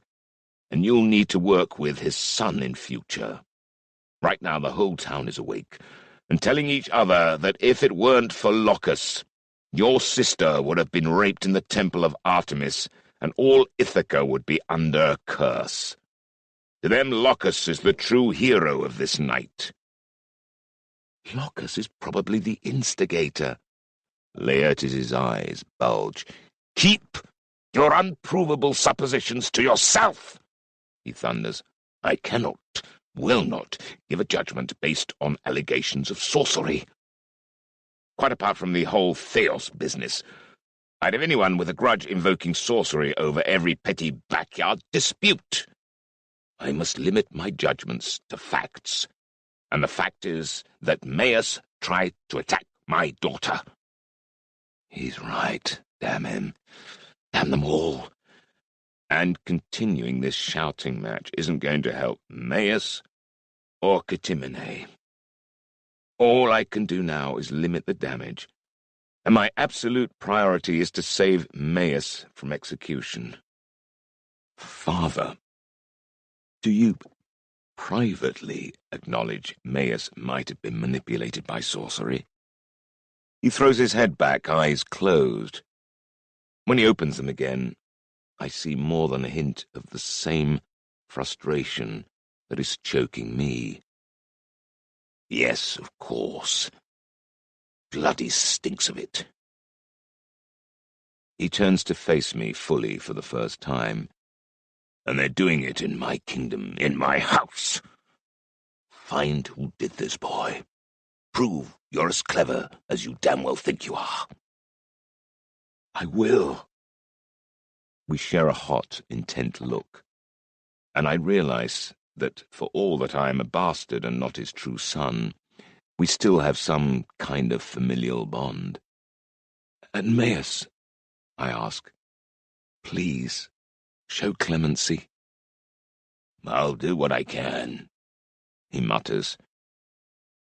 For a brief moment his face betrays how much this is hurting him. But you know how the law is. I can probably get away with enslaving him again. Not as a palace servant, mind. He'll have to do something menial, something dirty and difficult enough to show justice has been done. And I'll need to send him away. He will never see my daughter again. That's worse than a death sentence, I groan. I doubt that, Laertes growls. Then comes the inevitable conclusion. I've a fortune in food and wine that will spoil if I cancel the wedding day. I can't afford to let it go to waste. There will be a wedding. Catimene shall marry Locus, and you'll accept that with good grace. Family life. The next few days are akin to a punishment from Hades, like pushing a boulder endlessly uphill or having your liver torn out repeatedly. A crowing Locus is installed as the husband-to-be, and even Catimene's distress, her wailing and screaming is plain to hear from within the Artemis shrine, is to no avail. Mother is furious, but with her own position with Laertes precarious, she doesn't dare raise her voice against her husband. She knows as well as I that Laertes could just as easily have had Maius executed. The calls for that have been loud and insistent. Maius is once more a slave, and he's condemned to the pigsties father keeps at the furthest end of Ithaca. Maius forced his way into Artemis's shrine, smeared in pig shit. If this is Laertes' idea of a joke, it's a pretty tasteless one.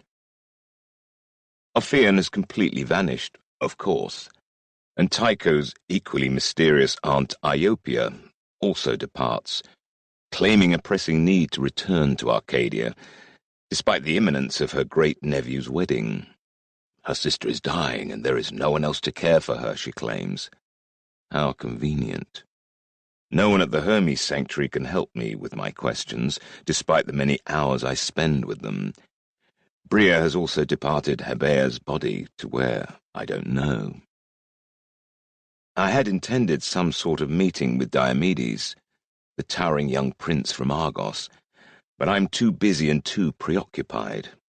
With the palace in a turmoil, we would have little privacy, in any case, to discuss his theos nature or his putative allegiance to Athena. I feel guilty. A good host should care for his guests, but he solves the problem for me by accepting an invitation to go hunting on Kephallonia. There are no further disturbances, if you don't count Catimene's grief, although I do find a noose of strangely braided string hanging above the midden behind the guest wing. It was Ophion, or Iopia, or both of them working together. I'm sure of it. But it's impossible to prove. We've been hoodwinked in our own home, and surely the main beneficiaries, Tycho and Locus, are in it up to their necks. But what can I do? Father's ordered me to seek out the culprits, but while I truly believe two of them are right here under my nose, I can't think how I can possibly expose them. All I can do is watch them like a hawk. The day of the wedding is awful. Locus triumphant, the guests vocally pleased, but the right outcome has been attained, despite Kitimene sobbing through the entire ceremony. At last, the saffron-coloured veil is removed from her head, the ritual lock of hair snipped off, and the whole ghastly travesty completed. Laertes and Anticlea are barely speaking. I'm guessing my mother has shifted much of the blame onto Laertes, who is undoubtedly too proud to discuss it with her, and perhaps too sick at heart over his daughter's misery to talk to anyone. Eurybates himself, under a cloud over being tricked into taking poppy juice, has to somehow keep the peace, and I spend most of the time brooding on all manner of revenge. During the banquet, I make sure I follow Locus to the pissing barrel, just before he's due to take Kitimene upstairs. I let him finish, and then I take him by the scruff and plant my face firmly in his. "If you take her unwilling, I'll throttle you," I tell his smirking face. He cowers from my fist. He's a cunning sod, but he's always been gutless. "Can't hit me on my wedding night," he pants. "I'll do more than hit you if you hurt my sister," I hiss. "I'll break your face so badly, even the crones in the street will hide their faces. If Kitimene is unwilling tonight, and any other night, you will pay." "But we must show the bloodied sheet." "You won't be the first to use goose blood. I'll have it sent up myself."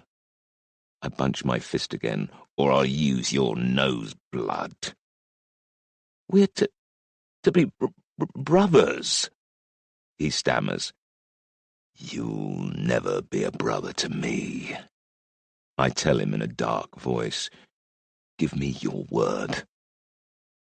He does, then leaves quickly, bent and craven. Do I trust him to keep it? No. But there's not much more I can do, short of the sort of acts that would see me exiled. The next morning a sheet stained in goose blood is duly displayed, and I get the chance to ask Kitimene quietly how she is, when she and her new husband join the family to break our fast.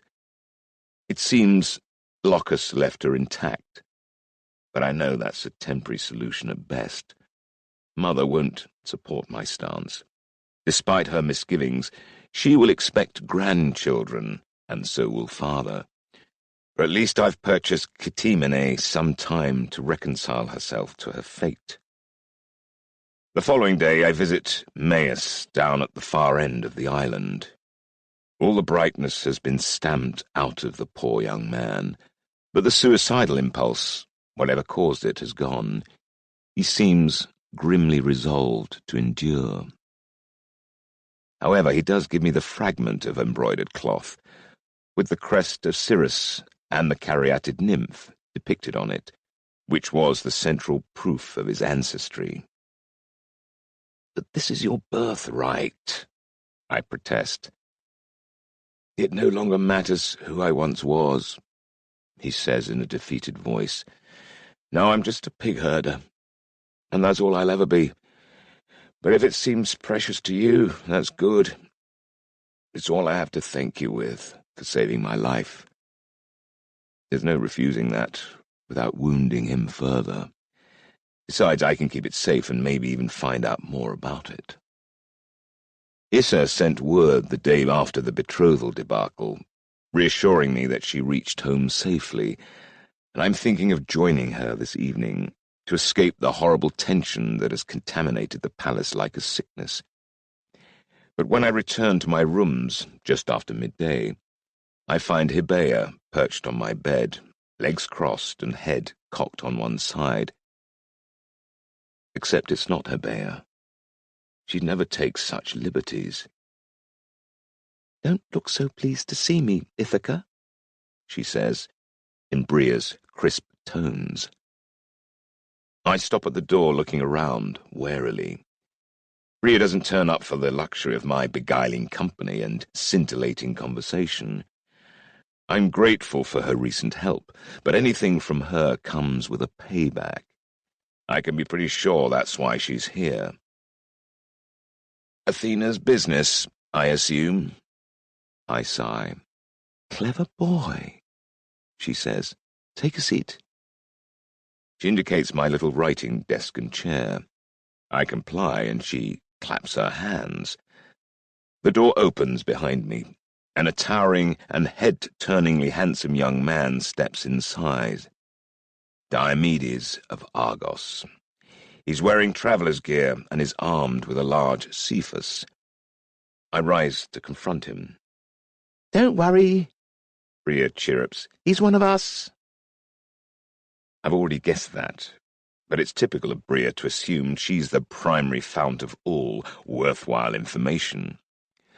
At least with Catimene married, Maius spared the death sentence, and my attempts to uncover their enemies at a standstill, I can now give him my full attention.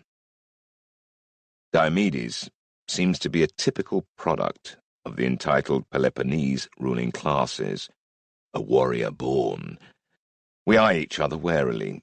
The last champion of Athena that I worked with was Theseus, the once mighty king of Athens, and that didn't go well. I'm entitled to my reservations. How did you come to serve the lady? I ask gruffly.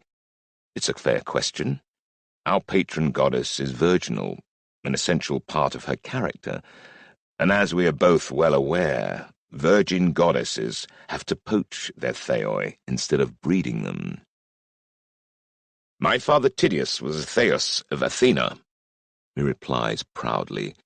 Though his forebears were descended of Hermes and Poseidon, both he and I have found the call of the Queen of Reason more amenable to our nature.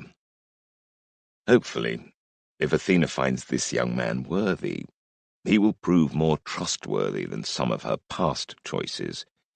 But then again, she might just be desperate. After all, she took me in, and I'm a bastard son of the most reviled man in Achaea. Wasn't there some mishap with Tydeus? I ask, probing for a reaction. Nothing has ever been said openly about Tydeus's role in that fatal, annihilating battle of the Seven before the walls of Thebes, but the occasional rumour has hinted at something too awful to tell. My father was a great hero. Diomedes colours, his jaw tightening. One day soon, we will avenge ourselves for their defeat. It's our destiny, and the lady has promised her aid. His defensiveness tells its own tale, and I'm not thrilled in the least about Athena's support for his cause. Most outsiders struggle to understand the whole convoluted tale behind the Seven against Thebes. I know it makes my head spin.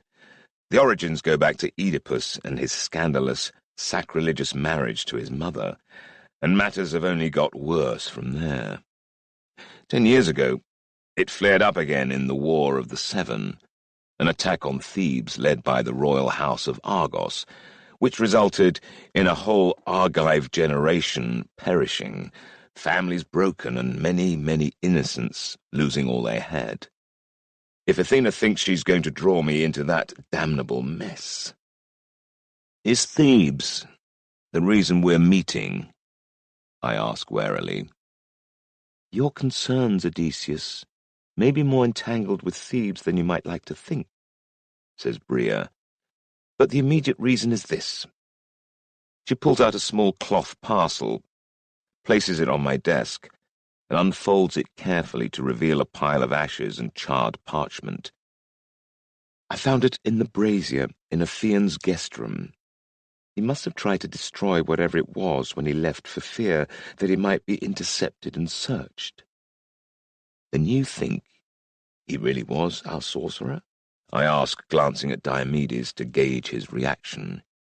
He takes the use of the word sorcerer without blinking. Bria snorts. Of course he was. The real question is, who is Ophion, and why was destroying your sister's marriage to Maius so important to him? Who is Iopia? Is she really Tycho's aunt? And who is Ophion's patron deity? He's Theban, Diomedes growls, as though that explains everything. I turn again to the pile of charred parchment and ash, nudging it and watching another fragment crumble. There might once have been writing on it. Why are you showing me this? It's the product of fire, O all-wise descendant of Prometheus, Bria says dryly. I throw a look at Diomedes, not at all comfortable with Bria naming my true ancestry in front of a virtual stranger.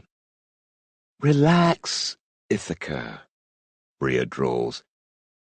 Dio knows. She leans forward, a slightly expectant look on her face.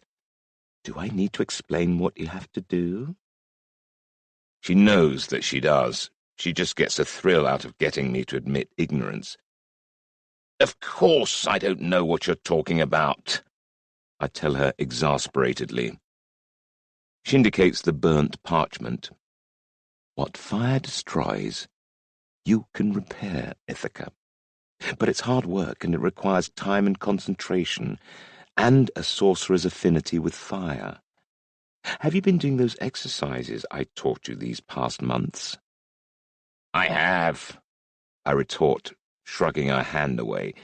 I snap my fingers, filling my mind with the heat and brilliance of flame, and the tongue of fire dances on my fingertips without burning me.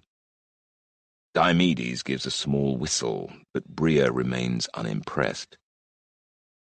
Very clever, Ithaca, but the page has already been burnt. We need to call the opposing force into play. Sit down and let me talk you through it.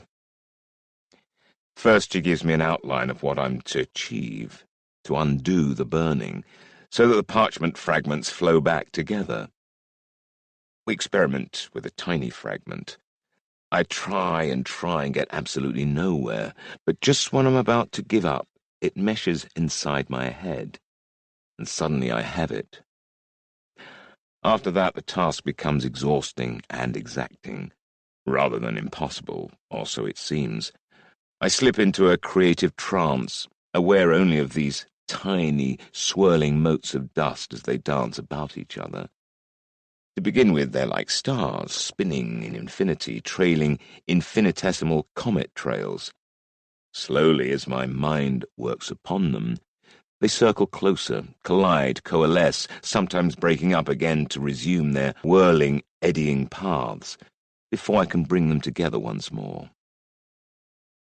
It seems like an eternity has passed, but at last I can see whole areas of light as more and more of the motes adhere to each other. But now I'm also becoming aware of the looming darkness behind them, a cavernous emptiness that could suck me in, a place so deep I could lose myself and not come out. The force of it is drawing me to it, and I'm hard-pressed to resist. When suddenly an owl calls and I start back into awareness. For a fleeting instant I see the figure standing over me as a tall, grey-eyed woman with a silver helm on her head and a spear in her hand. Athena! Then the image morphs, and it's Bria, shaking my shoulder and calling out my name. I blink at the delicate piece of parchment on the desk before me. It has a few barely discernible ink markings scrawled across it. There are patches missing, and the whole is so thin you can't touch it, let alone pick it up. Bria looks pleased, though, as she jots a copy of the markings onto a wax tablet. Outside, the evening sun is slanting through the closed shutters. We've been cooped up in here for hours. Diomedes is lying on my bed, snoring gently. I hate people taking liberties with my things, but I rub grit from my eyelids and yawn while Bria leans over my shoulder and reads it out. Father? I urge the Ithacan. Fast. You're needed, Del. The rest is missing. Is that it? I ask. Well, if you'd done a better job, we'd have more. She's a charming little bitch, is Bria. It's meaningless, I mumble, too exhausted to defend myself. Perhaps I can try again? You only get one shot at this sort of thing, Ithaca. Bria sniffs. Luckily, what we have tells me all I need to know. D-E-L is almost certainly the island of Delos.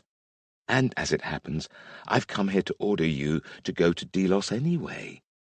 With luck, we'll catch up with this Ophion along the way.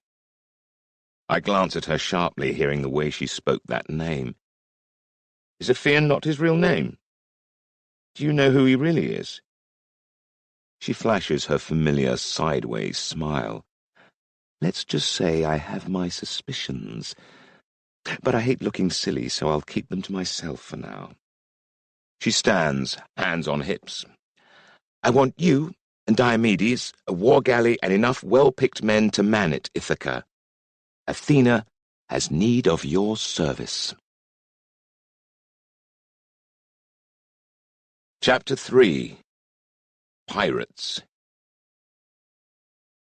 For in ancient times the Greeks and the barbarians, as well, who lived by the sea and on the islands, turned to piracy, led by their most powerful men, who did not fail to further their own interests while nurturing those weaker than themselves.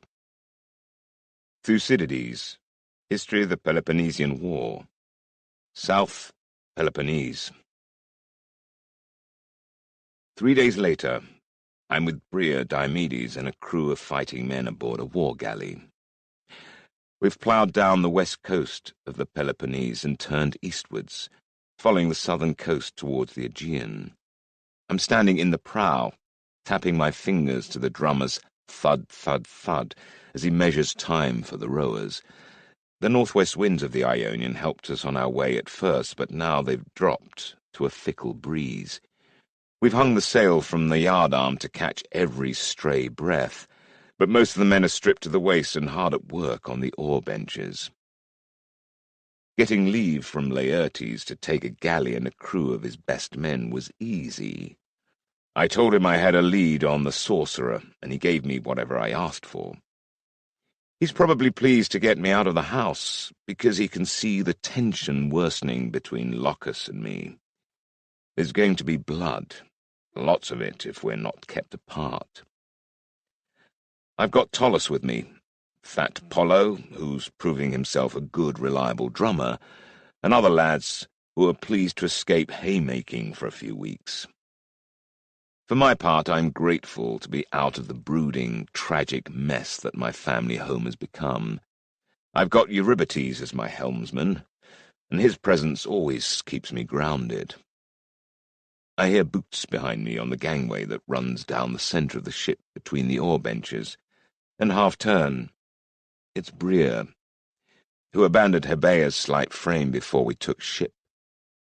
She left instructions to call in briefly at a port on the coast of Messenia to pick her up, and she's now inhabiting the body of a tall, brawny woman with strong shoulders and a blonde ponytail, one of what I imagine are several she keeps on a string for such purposes. She insists the relationship she has with her hosts is amicable and consensual, but I'm never sure. This one is blunt-faced, not pretty but strong of features and body. She's already punched 2 of the crew for improper advances, and neither got up quickly afterwards. There's an Eastern cult of female warriors called the Hamazans, which Achaean women have been known to run away to join. Bria must have links to them because this is the 3rd Hamazan body I've met her in. The other 2 are dead. "So, Ithaca," she says in a bullish voice, "what are you thinking?" I'm watching the coast.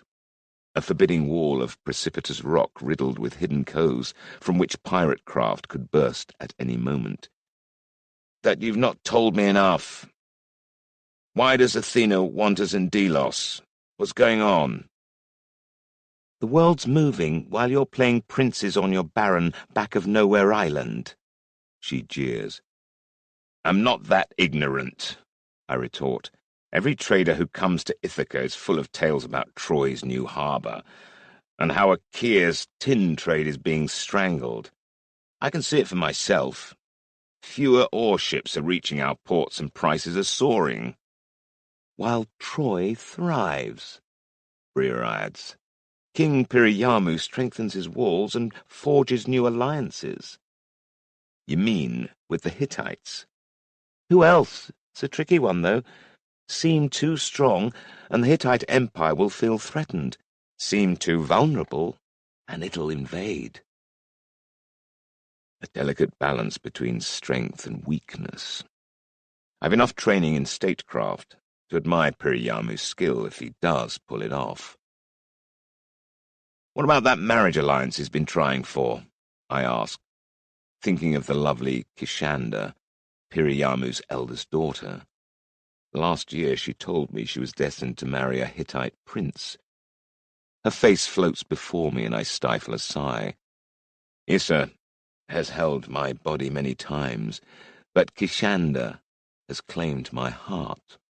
Not that I wish to reveal either fact. Bria shrugs. No word as yet. Her face is bland.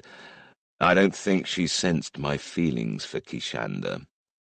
High King Agamemnon needs to unify Achaea into something dangerous enough to force the Trojans to the negotiating table, but his kingdoms just squabble amongst themselves. I know that, I interrupt, riled by her condescending tone.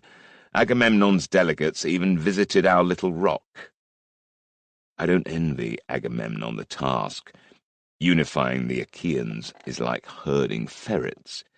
We all speak the same language, wear the same clothes, sing of the same heroes. But Achaea is really just a mass of feuding kingdoms, full of ignorant men who can't think past their honor and their bellies.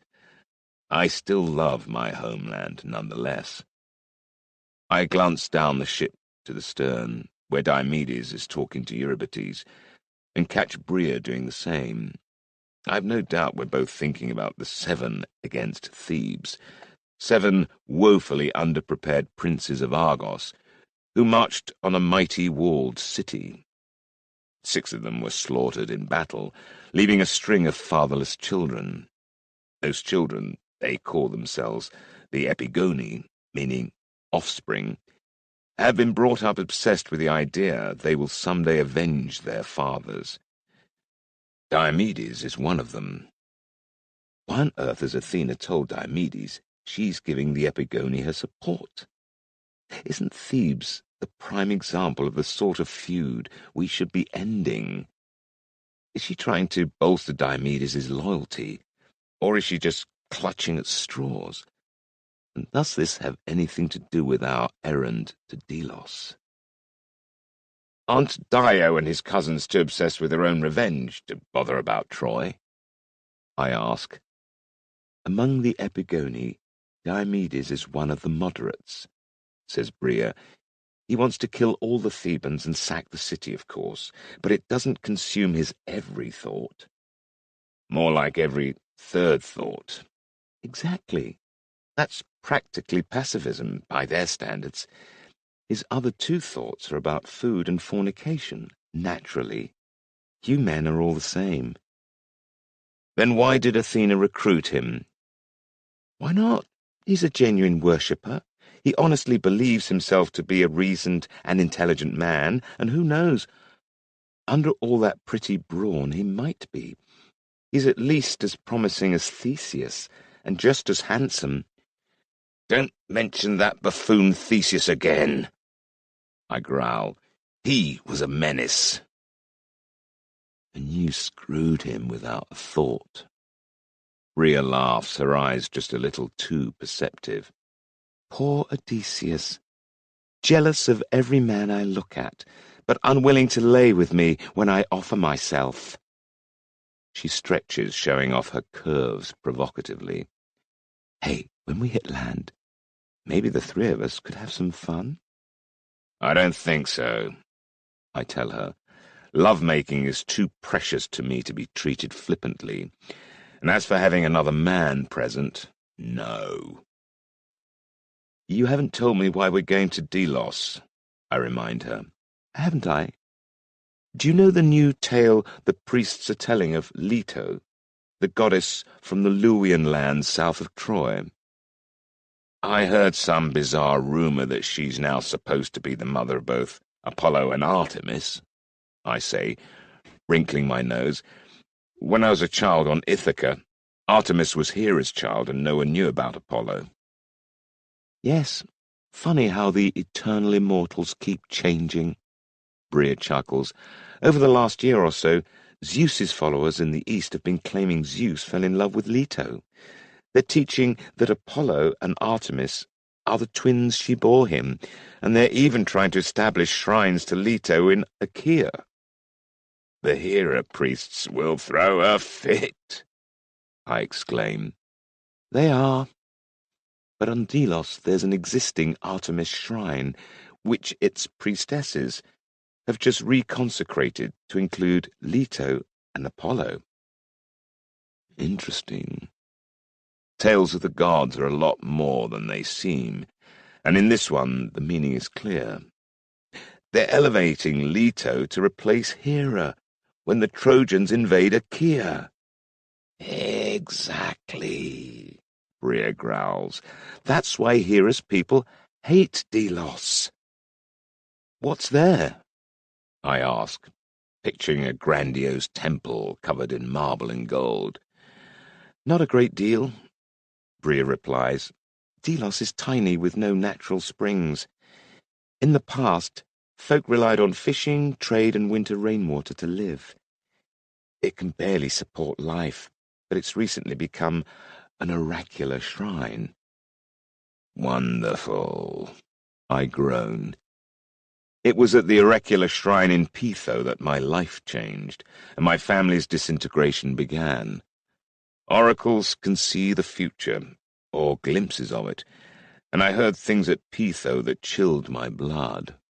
Not only that I'm the bastard son of Sisyphus, one of the most hated men in Achaea, but confirmation of the future Trojan conquest of Achaea, with blood and suffering for generations. Must we go there? I ask. Absolutely. Someone there has had a spontaneous prophecy, Bria replies excitedly. I frown. What do you mean, spontaneous? Aren't they all? Mostly. Normally a supplicant goes before an oracle with a specific question, which the resident seer asks of the spirits. But very occasionally, someone tending the shrine gets a bolt from the sky revelation, with no question to trigger it. That's what they're saying occurred on Delos. And so? Spontaneous prophecies are the juiciest ones, Ithaca, she enthuses. What was it? I ask. If I knew, we wouldn't need to go there, idiot. The high priestess of Artemis didn't wander around telling everyone. She didn't even send word to Pytho, the greatest oracular shrine of all. Athena's agent in Pytho, your old friend Doripenes, says the Pythia was quite shaken. Because even she wasn't told. So we're going to Delos to persuade someone to blab, to whisper this spontaneous and ultra-secret prophecy in our ears? Rhea jabs a cheery finger at me. You get there in the end. I recall the burnt note I reconstructed, which is why you think a Theon is heading to Delos as well. I imagine everyone wants to know what the prophecy was. All of our old friends are likely to be there, and a few new ones. I understand her meaning. Last year, when I was awakened to my Theos powers by Athena, I learnt that the god's existence depends on devotion.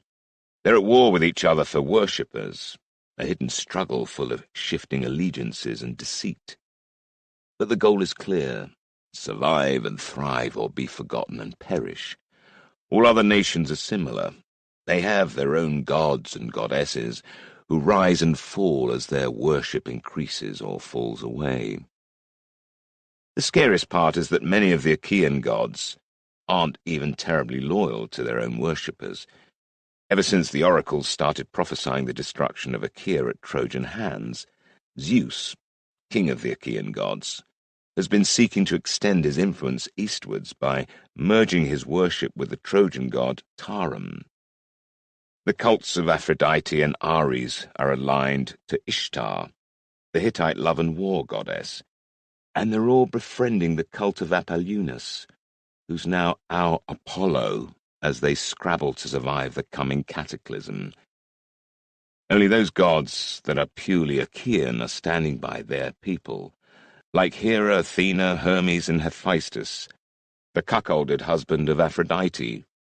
But with every prophecy predicting the destruction of Achaea by Troy, none of their cults are thriving. We're on the losing side of destiny. Could the oracles be wrong about the destruction of Achaea? I ask Bria, seeking a hope to cling to. Can we survive Trojan expansion? She gives me an interested look. Prophecies can be misinterpreted, she says in a careful voice, as if she could say more on the subject, but really doesn't want to. In error, or even willfully. Willfully? Really?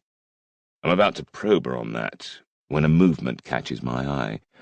We're rounding a big headland now, and beyond it 3 long, low-slung galleys are emerging from the shelter of a rocky cove, strung out in single file, with their crowded rows of oars flashing in the sun as they dip and heave and swing. Fishermen would have already set out in 1s and 2s before dawn, and traders would be manning larger, slower barks with smaller crews, propelled along the coast by sail alone. These are pirates, bearing down on us like hunting sharks, masts bare of yards and sails, and oar-banks ploughing the calm water into foam. The galleys are smaller vessels than ours, too sleek and swift for us to outrun, but we have a heft advantage. 3 on 1 isn't good odds, though. Coincidence? I ask Bria before I hurry along the gangway towards the stern, shouting orders. Furl the sail! Follow! Cease drumming! Rowers, ship your oars and arm. Every second rower's to take up his oar again. The others line the sides to form a shield wall. Eurybates, present our bow to them. The men hurry to carry out my orders. The benefits of all the drilling I've given them immediately obvious. There's anxiety, of course, but the men know what they're doing. Their gear is in good order and stored close to hand under their oar benches, and they're calm enough to see to their tasks without panic or fumble. As for the tactics, we're going to go straight at the bastards and see what they're made of. I grab my personal bundle, stacked below the small deck in the stern, cram my helmet on my head. Unlike the rowers, I'm already wearing my breastplate, and take up my bow, the famed great bow of Eurytus. Beside me, Diomedes is arming, his helmet studded with boar tusks, and his bronze breastplate gleaming. He has a broad smile on his face as he contemplates the carnage to come, and Bria looks just as bloodthirsty. The 3 of us string out along the length of the ship. I take the prow, where the vantage is best for archery and from where I can command our approach. Diomedes takes a stand amidships, where the heat of the action will be, and Bria goes to the stern to protect Eury at the helm. I string the great bow. I'm the only one I know who has the strength, and, more crucially, the trick of it, to do so. I nock my first arrow, deliberately slowing my breathing as I watch the sea wolves close in. The front 2 ships are veering slightly apart, decumators from either side, each vessel packed with fighting men. For generations, the kings of the Kefalonian Islands have been waging war on pirates in many coastal settlements all over Achaea. Fishing, trading, and piracy all form part of the same way of life, and it doesn't help us that most kings turn a blind eye, as long as the pirates pay tribute. Of course, many Ithacans were pirates too, but we grew out of it. Laertes broke a Taphian piracy ring on the mainland coast 10 years ago, burning their villages and stealing or sinking their ships. But the southern trade routes are not so well policed. This stretch between the southernmost headlands of the Peloponnese and the island of Kythera can be a menace. "Straighten up!" I call over my shoulder as the distances close. "Pull! Pull!" Diomedes is calling as the final rowers return to their oars fully armed. Every man has a spear to hand, and the 2/3 of the crew who aren't busy at the oars are already positioned along both sides of the ship, their shields locked as ordered. Now the rowers are picking up their stroke speed, urged on again by Apollo's drum. I feel a swelling of pride. We've practiced this maneuver many times, so that we can be ready if and when pirates erupt from their hidden coves. But this is the first time we've had to do it in earnest. Many ships are taken by pirates because their reactions are too slow. But that just means we can fight, not that we'll emerge seaworthy if we survive at all. "We're closing! Ready shields!" I call, giving Tolus, the man in the shield wall nearest to my station in the prow, a reassuring look. "Don't worry," I tell him. "There's no running involved." He chuckles at that, visibly calmed. The first of the 2 foremost pirate craft will soon be within normal archery range. "Be ready for arrows!" I call. I've already looked to my own weapon. The great bow has better range than any other I've encountered. Perhaps an early taste of it might put some doubt in their minds. I pull back the bowstring and sight along the shaft, then raise it, factoring in the range, the slight breeze, the pitch and flow of the waves. Somehow all this information seems to flow into my limbs as I draw aim. Now! The bow sings. The arrow flies and buries itself in the chest of a man in the nearest pirate ship's prow. There's a murmur of appreciation from my men, and the visible ripple of consternation from the pirates. The dead man was clad in fine armor, with a helmet crested in an array of multicolored plumes, no doubt filched from some noble-born corpse. To prove my shot wasn't a fluke, I fire again, taking down the man beside my first victim. "Leave some for us!" Diomedes shouts from the midsection, and the men laugh. He's being serious. Now the distances are closing, and the pirates begin to shoot back. Ragged volleys that mostly fall short. My 2 hits have rattled them, got them shooting too soon. A few shafts strike our shields, but one hits an oarsman straight down through his collarbone and into the heart. He slumps sideways, his oar fouling the one astern of him before his mates can ship it, and the brief levity of a moment ago vanishes. We're in a fight now. "Eurybates, steer to port!" I call. "Head for the second craft." Despite any doubts he might be feeling about my order, the ex-Kerix swings his weight against the bar connecting the massive double steering oars as I sight another arrow. There's surprise among my crew. This maneuver opens us up to the front galley's volleys, but I have my reasons. Even so, I feel a thrill of anxiety as the lead vessel closes on our starboard flank. The third craft continues to lurk as if assessing when to join the fray to use their strength to maximum advantage. "Where?" Diomedes hollers, and shield arms tense and the men hunch, as more arrows come sleeting in. Another rower dies. 3 more take wounds, and the shield wall and hull on our starboard side now bristle with embedded shafts.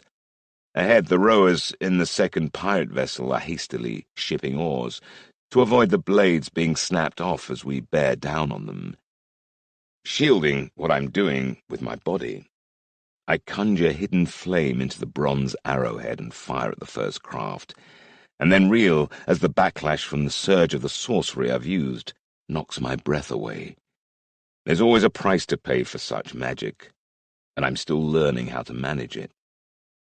There's a gasp of horror from the men close to me. They think I'm wounded. I straighten and gesture in reassurance a moment before my arrow shaft ignites in mid-air, the head slamming into the mast just out of reach of those aboard. My magical fire erupts with unnatural speed and virulence, spreading like the flames of a huge spilled oil lamp, and the men aboard howl in dread. In a wooden vessel, waterproofed with oily black pitch, fire is a sailor's worst enemy. For that very reason, it can be just as lethal a weapon against those who would use it. Keeping a lit brazier on board to ignite a conventional fire arrow when the ship is tossing about and the wind swirling is too great a risk to hazard. Quite apart from the fact that the damned things have a nasty habit of going out mid-flight. In moments, the enemy vessel is slewing away from us, the burning mast hurtling to the deck in a burst of embers and sending most of the men diving into the waves in dread, as we carve the water past them, bearing down on the second craft. Our lads cheer wildly, torn between disbelief and triumph, but I'm a physical wreck by now, shaking in the aftermath of what I've done. Sorceries like this, I've learnt. You pour all your blood and marrow into some small alteration of our world, and the backlash is like being bowled by a runaway bull. Sometimes the advantage gained is barely discernible, but the backlash is debilitating. I guess that's one reason why sorcerers keep to the shadows, and soldiers are still needed to fight wars. The art of magic isn't so much in the act as in choosing your interventions skillfully, to maximum effect. Bria and Diomedes steady the lads as we ship our port's oars and crash against the second pirate galley, flank to flank. Both ships pitch and buck as timbers grind. We stand higher in the water, and though they leap up at us, yelling battle cries, they're faced with a steady shield wall, through which my Ithacans jab downwards with long spears, impaling the attackers through chests and throats and gaping mouths. In moments, the pirate vessel is awash in blood, and those still trying to climb up to us slip in gore and slither back down. Bellowing like a bull, Diomedes launches himself into the enemy ship, his spear taking one man through the gullet and driving him back, the shaft passing out between the man's shoulder blades to plunge into the belly of the man behind. He leaves them there, spitted like a brace of roasting hares, as his Cephas comes out.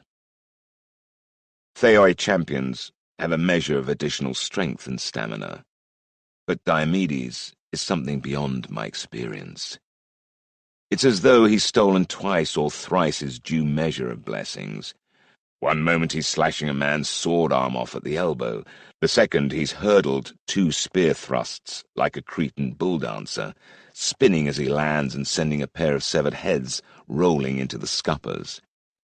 The next moment he's buried his blade in the pirate commander's chest, twisted the blade and wrenched. Our crewmen coming in behind are almost superfluous, struggling to find an able foe to take down. It's all over in what seems like a few blood-soaked heartbeats, and I've not needed to fire another shot. A good thing, because the way the fire magic has recoiled through me, I'm struggling to stay upright. Behind us, the burning boat is now fully aflame and sinking fast. I see men pulling off breastplates and helmets and throwing themselves into the water for the long swim to shore.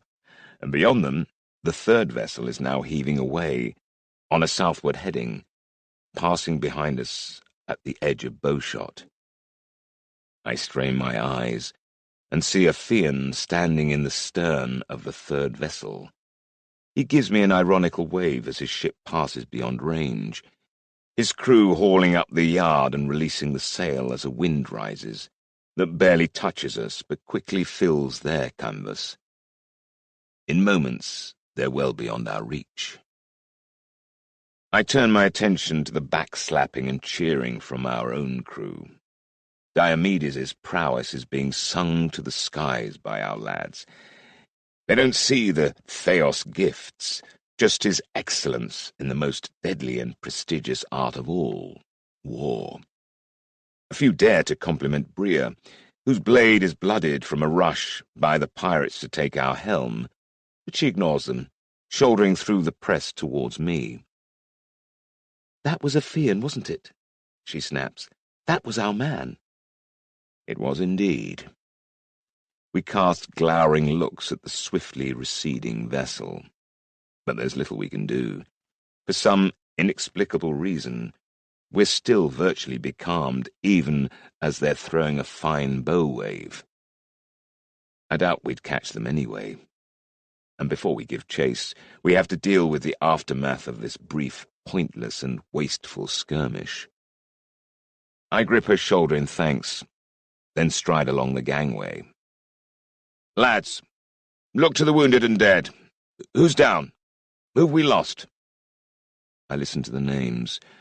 Only 2 have died, but they're both men I've grown up with, and I feel their deaths keenly. I bite back tears as I say the traditional words, asking Hades to give them mercy in Elysium. I've met Hades, and he's a damnable piece of work.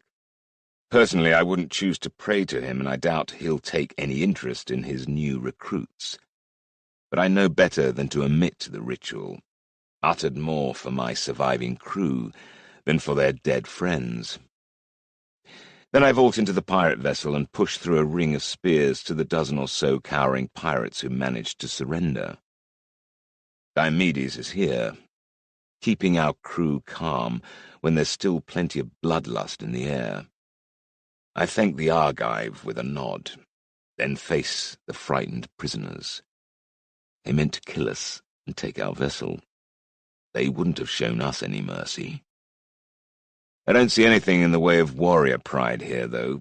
This lot seem more fisher-folk than real fighting men by the smell of their clothing, and that glimpse of a Fian suggests they were being used. Not that that excuses them entirely. I'm supposed to order their deaths, but there's been enough blood, even though I'm as battle-hardened as most men here. "Who put you up to this?" I demand of them. The resulting babble tells me that a man fitting a Fian's description sailed into their cove and promised them a small fortune for waylaying us.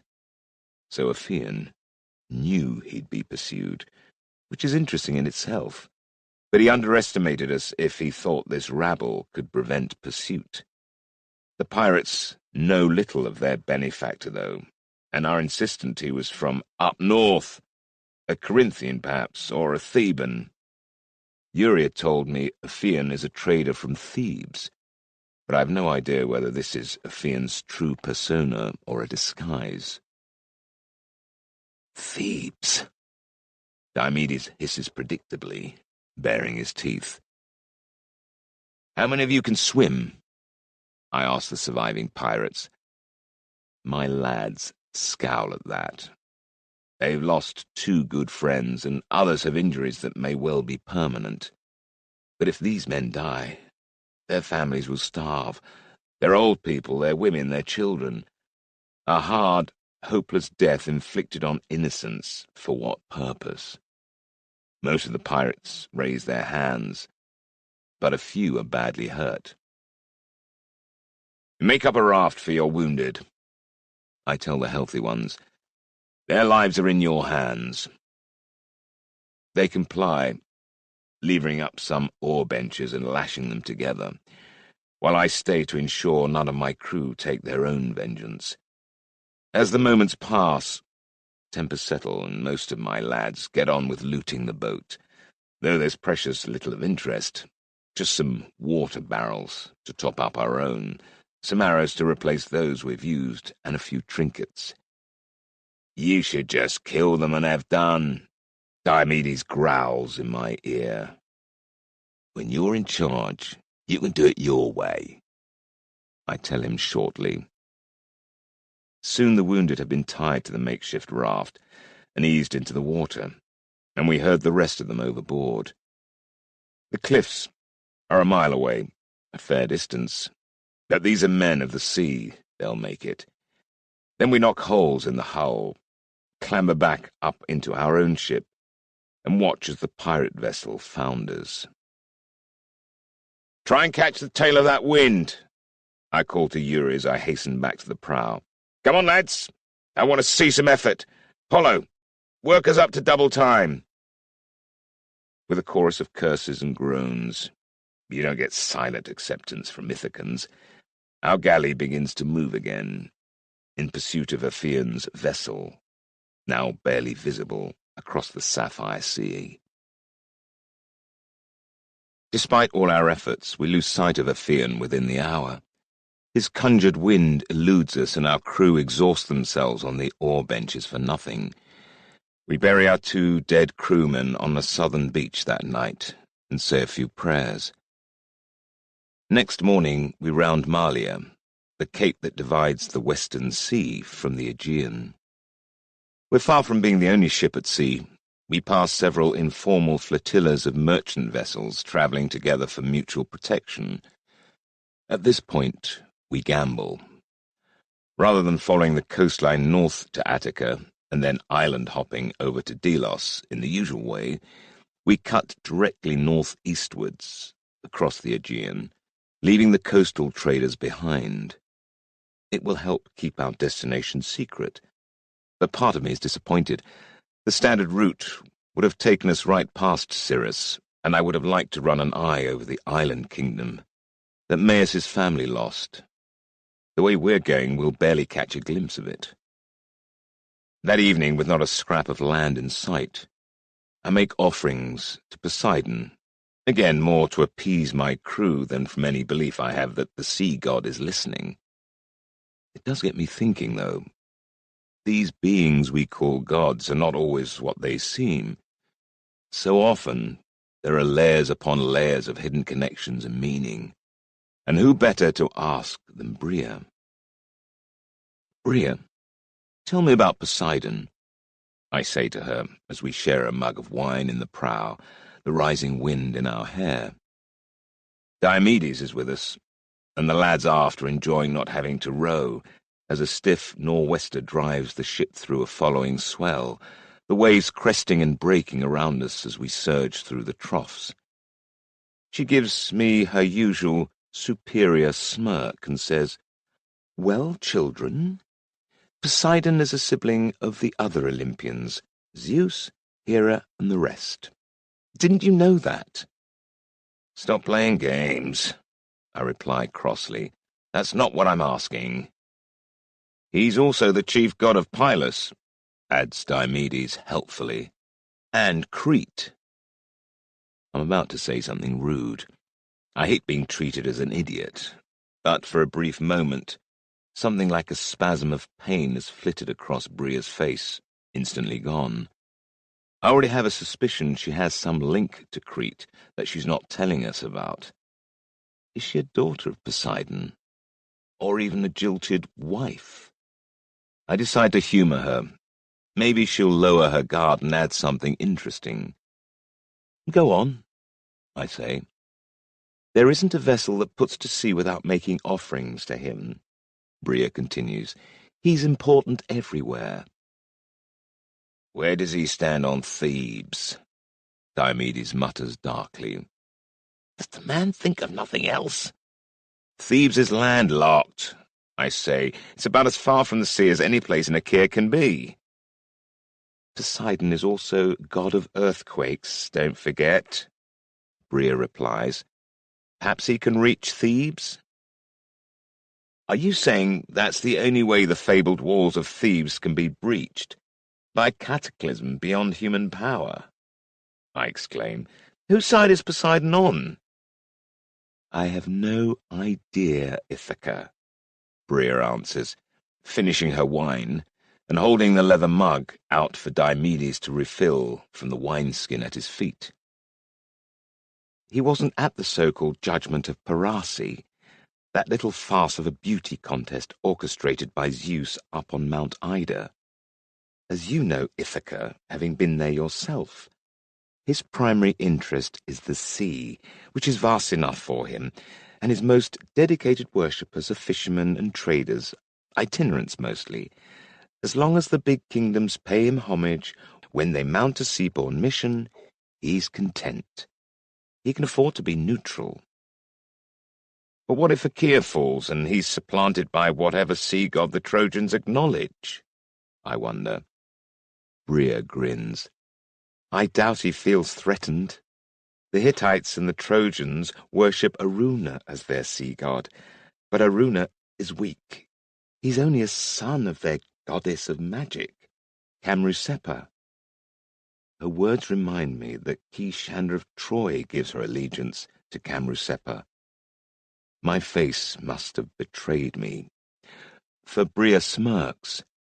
You're still doe-eyed about that skinny Trojan bint, she sneers. She nudges Diomedes. Ithaca here fancies the daughter of Priamu of Troy, would you believe?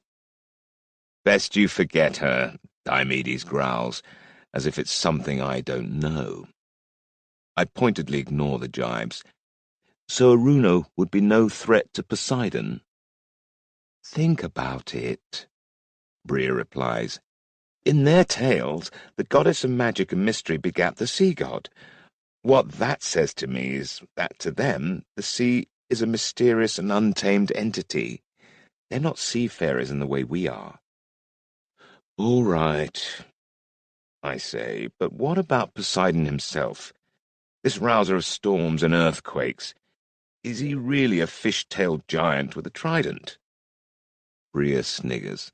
A fish-tail? That'd be hilarious. She pats Diomedes on his bulging right bicep. Imagine him at parties, flopping around because he's got a tail instead of legs. And where does he keep his equipment? She's openly flirting with Diomedes, but he seems oblivious. Yesterday she claimed that his main obsessions were Thebes, food and fornication, and not necessarily in that order. Wishful thinking on her part, perhaps? In the absence of sensible responses, I answer my own questions. Tales have him taking human form to impregnate women. They also say he's used animals to do that too, with gruesome results. Given how lusty he is in the myths, he must have many theoi. Scores, Bria agrees, standing a little straighter so that her bosom is positioned under Diomedes' nose. How many does Our Lady have? Diomedes asks, ignoring her proffered cleavage. I'm unsure if he's feigning indifference or genuinely uninterested. Bria scowls. Not so many. I just hope we're not the only ones. We need a plan for Delos, I add, partly because we do indeed need a plan, and partly to prise Bria's thoughts away from her groin and Diomedes's. It works to an extent, giving the towering Adonis beside her an irritating look. Bria turns her mind to the next few days. I'm going to go in as a Cretan acolyte of Artemis. She looks Diomedes and me up and down. I'll need a servant, a bodyguard. How are you two on Cretan dialects? I speak to sailors every week from all corners of the Mediterranean. I can manage a Cretan accent, I tell her, imitating one perfectly. But it should be me, Diomedes says, butchering the same accent. Besides, I'm... He peers down at me. $1. You certainly are, Bria says appreciatively. But that's the worst Cretan accent I've ever heard. Diomedes frowns. I suppose the Ithacan does have a more servile look, he concedes. Thanks so much, I tell him. But his red hair will give him away, Diomedes muses. Don't worry about that. I'll be brown-haired by the time we arrive, I assure him. I haven't yet found a magical way to disguise myself, but the walnut juice concealed in my baggage will do the job. I pull out a sketch map Bria has already drawn me of the island of Delos. The island is no more than 3 miles long, I point out. I imagine every foot of it can be seen from that small hill overlooking the town. Come now, Ithaca. Bria giggles. The locals call it Mount Kinthos, and don't you forget it. Is there really only one settlement? Diomedes asks.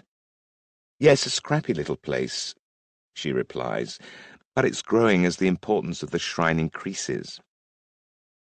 So, if you and I are to preserve our disguises, we won't be able to arrive on an Ithacan ship crewed by Ithacans, I point out. Too many questions, especially if Ophion has got there ahead of us. We'll need to put ashore somewhere other than at the port, at night, and after the moon has set. Most of the coast is pretty rocky, Bria points out. But it looks like there's a secluded cove 1/2 a mile south of the town, here, I say, prodding the map. Then we can slip into town at dawn and pretend we're fresh off a ship of pilgrims. They do get pilgrims, I take it. A few months ago, we'd have stuck out like cows' tits, Bria says. They'd get maybe a handful every week. But right now, half Achaia is descending on Delos because of this mysterious prophetess. Once we're there, I'll enter the shrine, find whoever she is, and see if I can persuade someone to repeat the prophecy for us. Can he do that? I ask. Won't the prophetess be closely guarded? Of course, Bria says sarcastically. That's why Athena's asked special people like us to do it. I roll my eyes and return my gaze to the map. Obviously, we can't leave our ship at the cove where you and I will land, nor can we have it stand offshore all day and night. It will be easily seen from that hillock, and if a storm comes up, it will be at the mercy of the weather. The big island to the west, Rinea, has several deep bays along its south coast, Bria replies. You'll see them as we pass. They're only a few miles by sea from the cove on Delos. Any one of them will make a good hiding place for the ship. Diomedes, you need to organize a watch post on Rinea, on a high point overlooking the channel between Rinea and Delos. I'll take a mirror to signal with during the day, and we can shoot off some fire arrows at night. Our friend Ithaca is good at that kind of thing, to tell you when to pick us up. Sounds workable. I look up at the sky, and the clouds scudding across it. If this wind holds, we should be off Delos by the night after next.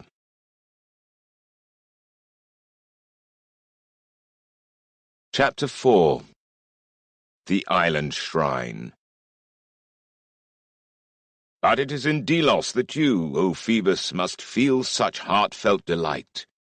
For there the Ionians in their long robes gather to honor you. They please you with boxing and dancing and song, holding you foremost in their minds whenever they join in assembly.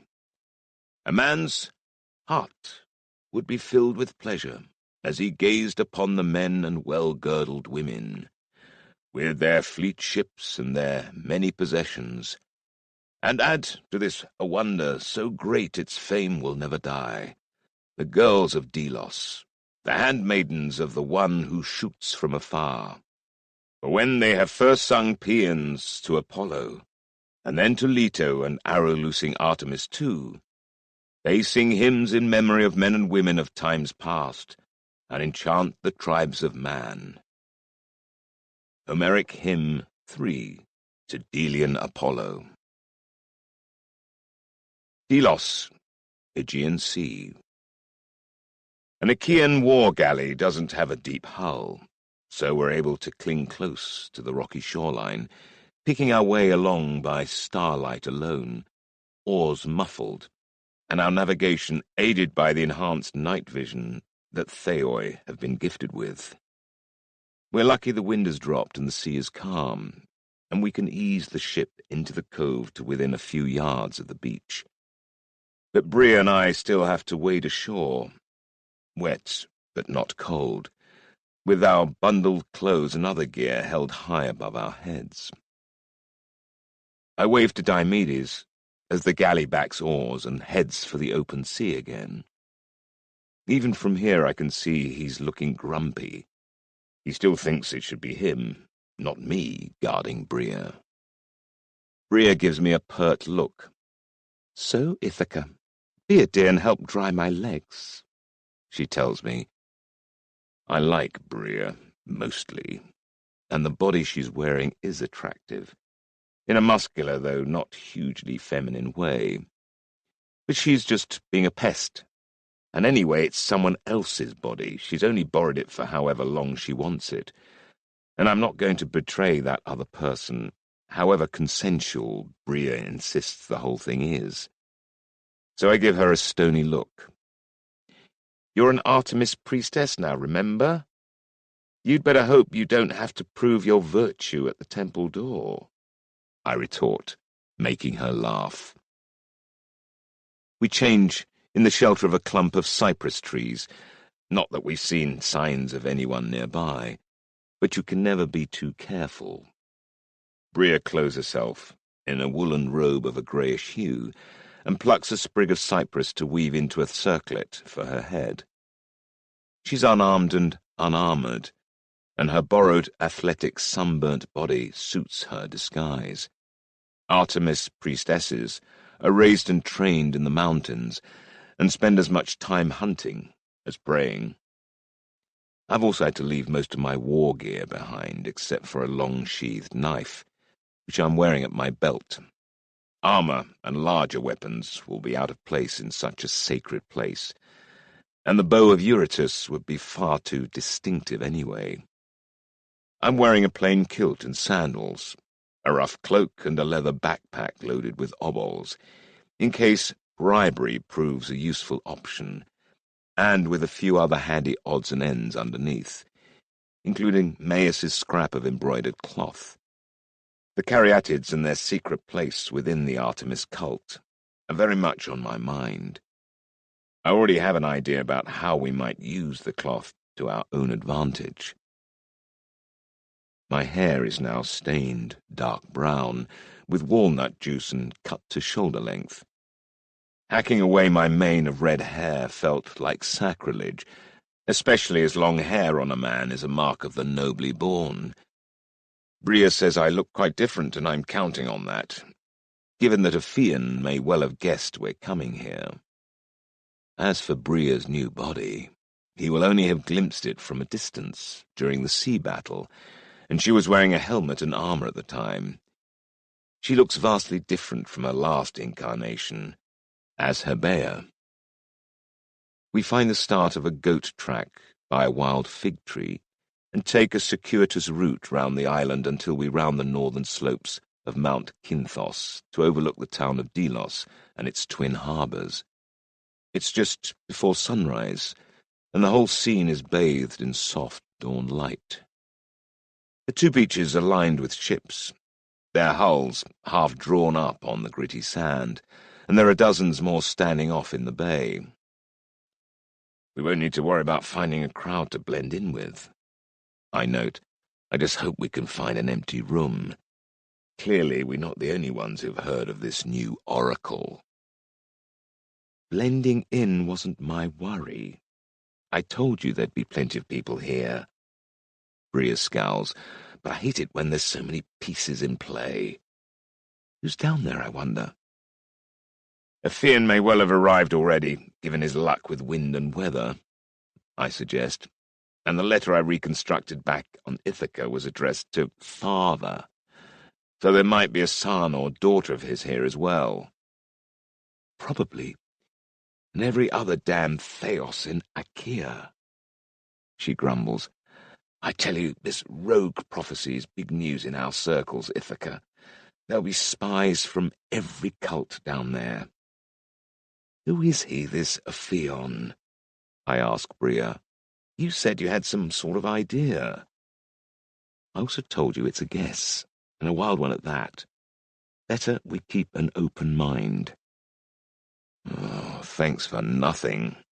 We're supposed to be a team, but as usual she's keeping the real facts to herself. As the sun rises behind us in a nimbus of pale gold, the ships filling the bay spring to life, a chaos of bobbing craft that threatens to turn into catastrophe, but never quite does. Once we're sure plenty of people are up and about, landing from the beached ships or emerging from the whitewashed buildings that cluster round the port, we take a winding path around Artemis's sanctuary, perched on a low rise above the town, and slip into the bustling streets. The town square, once we reach it, is packed with young men and women, crowned in cypress or wrapped in ivy or grapevine tendrils, whooping and singing, tweetling and wailing on double-stemmed pipes, twanging on out-of-tune lyres and banging on hand drums, bells and rattles. I love good music. I play and sing for my own pleasure, and I delight in the bards and their songs, and I don't think I've ever heard such an excruciating cacophony as this. What in Tartarus is going on? I ask Bria, staring at the cavorting revellers. The only Artemis rites I've witnessed have been the rather solemn activities of our own Ithacan priestesses, so I'm startled by the obvious drunkenness and unbridled lust of the dancing. It's not that I don't like a good party, but this is a holy site, and I had expected something much more austere and restrained. Those are Maenads, followers of Dionysus, Bria tells me, pointing out a group of wildly cavorting young women with nut-brown skin, their unkempt black hair swirling. Under their loose-fitting tunics, their sun-bronzed breasts are swaying as they gyrate. In many places of late, the Artemis cult is being infiltrated by Eastern influences like this. The Maenads believe they can attain higher states of spiritual awareness through wine and ecstatic dance, would you believe? What about all these young men? Apollo worshippers, judging by the symbol on their tunics. Do you see it? A lyre silhouetted against the sun's rays. The Trojans worship Apollo, their Apollonius, as a god of light. My heart races at the mention of Troy. Is Kishanda here? There's every chance her seeress mother, Queen Hecuba, will have sent her here. Kishanda is Hecuba's protégé, her eyes and ears. She'll need to know what this spontaneous prophecy is as much as us. But she's the daughter of a mighty king, so even if she's here in Delos, she's not going to be running around half naked, swinging wine from a goat skin. I collect my wits, hoping Bria hasn't noticed my momentary inattention. And bloody Apollo is getting his fingers into everything these days, she's saying. Last year at the so-called Judgment of Parasi, Apollo was toadying around Zeus, and now his worshippers are here on Delos in large numbers, acting as though they own the place. I don't like it, and neither does Bria. I'm going up to the shrine to see what I can find out, says Bria. I've been among Artemis priestesses before. I know the sacred words well enough to pass myself off. Is it safe? I ask.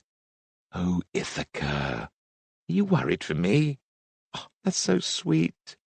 She coos mockingly.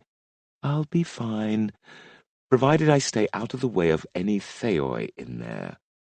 She looks me up and down appraisingly. Why don't you mingle with this lot and see what you can pick up? Dionysus's maenads tend to be very evangelical, especially when they're pissed. I nod dutifully, but my heart is racing at the thought that Ki Shanda might be here. But logically, if she's here, she'll be at the shrine. I struggle to think of a reason why a bodyguard should accompany Bria into the sanctuary and fail. Resigned, I peer at those wild-looking young women doubtfully. I'm not sure they're going to tell me much that's of any use. Shh, Ithaca. Too many objections. Meet me back here at sunset, and we'll compare notes. But go on, Ithaca, she urges, her eyes full of mischief. It may look licentious, but these girls are supposed to be seeking ecstatic insight through dance, not trying to get ploughed. Your virtue's probably more danger from the Apollo lads. They're not nearly so strict on the whole virginity thing. That's not at all reassuring. What, scared you're not so masculine as you think? I'm shocked. She snickers evilly. Off you go. Get the lay of the land or just get laid. It's up to you. 6 hours later, and I'm behaving as though I've downed a whole wineskin. Actually, perhaps I have. Despite my best intentions, I'm a little drunk. And it's still only midday. I've lost my shoes, my tunic's ripped, and I'm arm in arm with an Attican youth called Krios on one side, and a Maenad from Sparta called Meli something or other. I'm wearing an ivy crown, and my cheeks and chest are dabbled with white face paint, streaked by sweat and spilled wine. We're laughing wildly at the smallest thing, and we're absolutely the best friends in the world. The town resounds with bad music, random dancing, laughter, and latent debauchery. Despite the wine, I'm feeling increasingly uneasy. There's an undercurrent of danger and disruption here that more than puzzles me. If this isn't yet a bacchanal, it's well on the way, but I'm getting nowhere in terms of collecting information about the new oracle. I've heard the tale of Leto and Zeus a dozen times already, all about her tragic and romantic flight from evil Hera, until Leto comes to the sanctuary of Delos. There are wondering tale spinners and novice priests spreading it avidly, and the young drunkards I'm with are lapping it up like the wine. We crash into another group, wild-haired girls and drunken men, mostly Eastern as far as I can see. While my head spins, I try to steer the conversation towards the realms of the inexplicable. I once got attacked by a magical boar. I babble at Melly Thingy. I've still got the scars on my thigh. She takes that as an invitation to try and haul up my kilt to look, which was not my intention, but she can't hold a thought for longer than 6 seconds. In moments she's crying over a house pet that died when she was 12, and Krios hugs her and they both cry. I go to hug them too, trip over someone's flailing foot, and crash to the ground, a pratfall that in that moment is the most profoundly funny thing that's ever happened to me. Laughing helplessly, I'm hauled upright and we're off again, holding each other up as the wineskin goes round once more, amidst a swirl of faces and laughter and sunlight and kisses and chanting and noise, noise, noise. We're in a grove, with the sun glancing down through the leaves, and it's amazingly pretty. Vivid colours that blur as I twirl and twist with my new best friends, Gino and Toma. But then I remember Krios and Melly whatever, and go looking for them, calling their names into the chaos and getting no reply. A girl takes my hand and swings me around, then another, and I'm suddenly in a circle of them, all beautiful in their laughter and carefree grace, weaving through the simple lines of a dance, singing about trees and hunting and life and cycles and circles and birth and regrowth. Still clumsy with wine, I lurch against a buxom girl with honey-coloured hair and bared breasts. She kisses me, her mouth sweet with grape and wine, then laughs and pushes me off and goes on to the next man. I suddenly need to breathe. I find my way to a low stone bench and slump onto it beside two drunken boys who seem far more interested in each other than the half-naked women gliding by. I hear rhythmic grunting and gasps behind me and turn to find Krios and Melly tangled about each other, tunics hoisted up round their waists, and her thighs wrapped around his hips. She sees me and pokes her tongue out. Then a moment of rapture takes her, and she's lost in the moment. I look away, consumed by a raw mix of embarrassment and unfocused desire, trying to gather my wits. Then another girl pulls me to my feet, a lovely girl with tumbling black hair half covering her face, whose narrow equine features remind me of... No, it can't possibly be her. Not in this swirling orgiastic riot. But we dance, holding hands and spinning, then tumbling together into the sun-bathed sward at the side of the glade. We roll against each other, and then she's all over me, clasping my shoulder, stroking my thighs and hips, and kissing me passionately. Her taste and the texture of her lips are intoxicatingly familiar. My eyes go wide. Kishanda? The Princess of Troy grins crookedly, the most bewitching smile I've ever seen. Hello, Odysseus. We stare at each other, while my mind absolutely reels. How did you recognize me? I ask, suddenly startlingly sober. Because I've been thinking about you all year, she tells me, making my heart ignite. Hair dye, face paint, I saw through it all in an instant. She gives me a look and adds, Took you long enough to recognize me, though. That was the wine, I tell her, staring into her beguiling eyes. I was wanting desperately for you to be here on Delos, but I thought you'd be up at the shrine. Why are you down here with all these... I could ask you the same, she says in her darkly eastern voice, before looking around sharply. Come on, let's go. I know a place. She leads me by the hand up the slope a small distance, where the people are fewer, though those that are here are doing much more than just dance. So much for Bria's comment about Maenads not being interested in sex. I blush despite myself, as I glimpse more than a dozen naked couples of all ages and either sex, bodies entwined and moving. This wildness is nothing to do with prim, virginal Artemis. There's a primal lust in the air you can taste. Kishanda takes me out of the noonday sun into a shaded nook, a stone bench beside a well, and sits facing me. For a moment we study each other, my head clearer than it has been for hours. The last time I saw her was a year ago, first in Pytho at the Oracle's shrine, and then later on a journey into the dark underworld of Erebus. She's my age or a little less, highly intelligent, vivacious, and with an otherworldly air to her, full of light and dark, of mystery and danger. As the eldest daughter of Achaea's greatest foe, King Priamu of Troy, she should be my enemy. But there's a strong instinctive connection between us, consuming me as I hope it consumes her, though heaven knows I've tried to resist it. The past year has only enhanced her otherness. It's not surprising.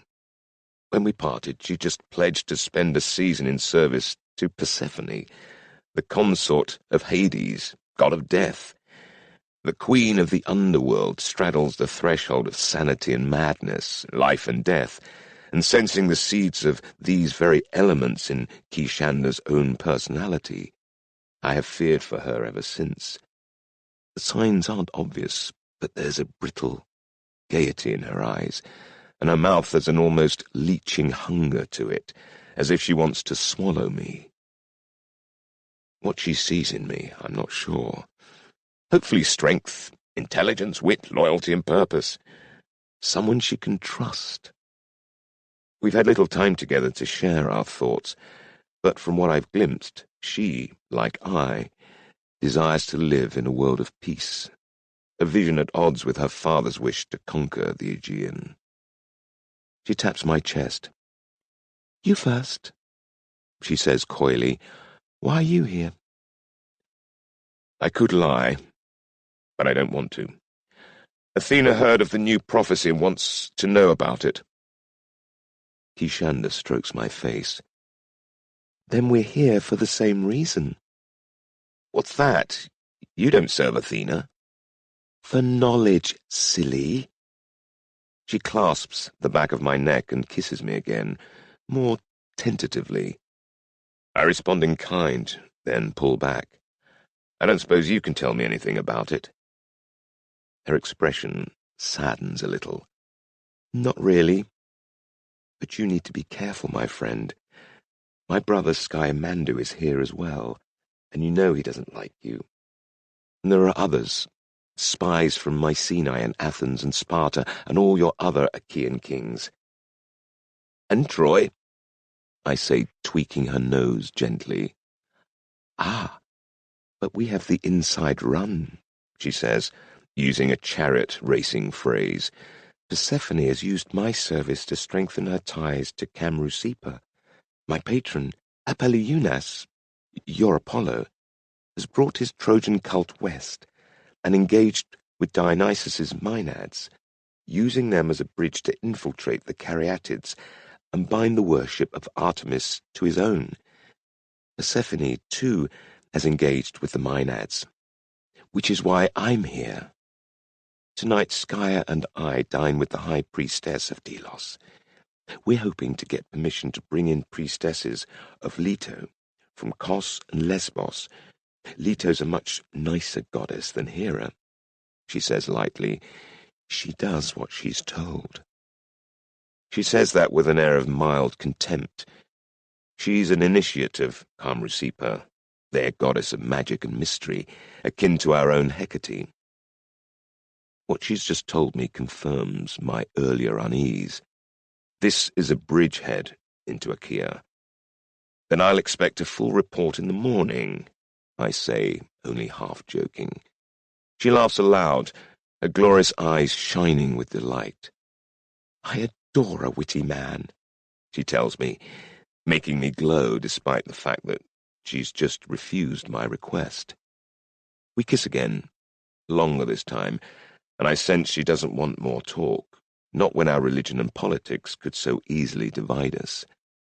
And it's not as though I haven't dreamt of this very moment.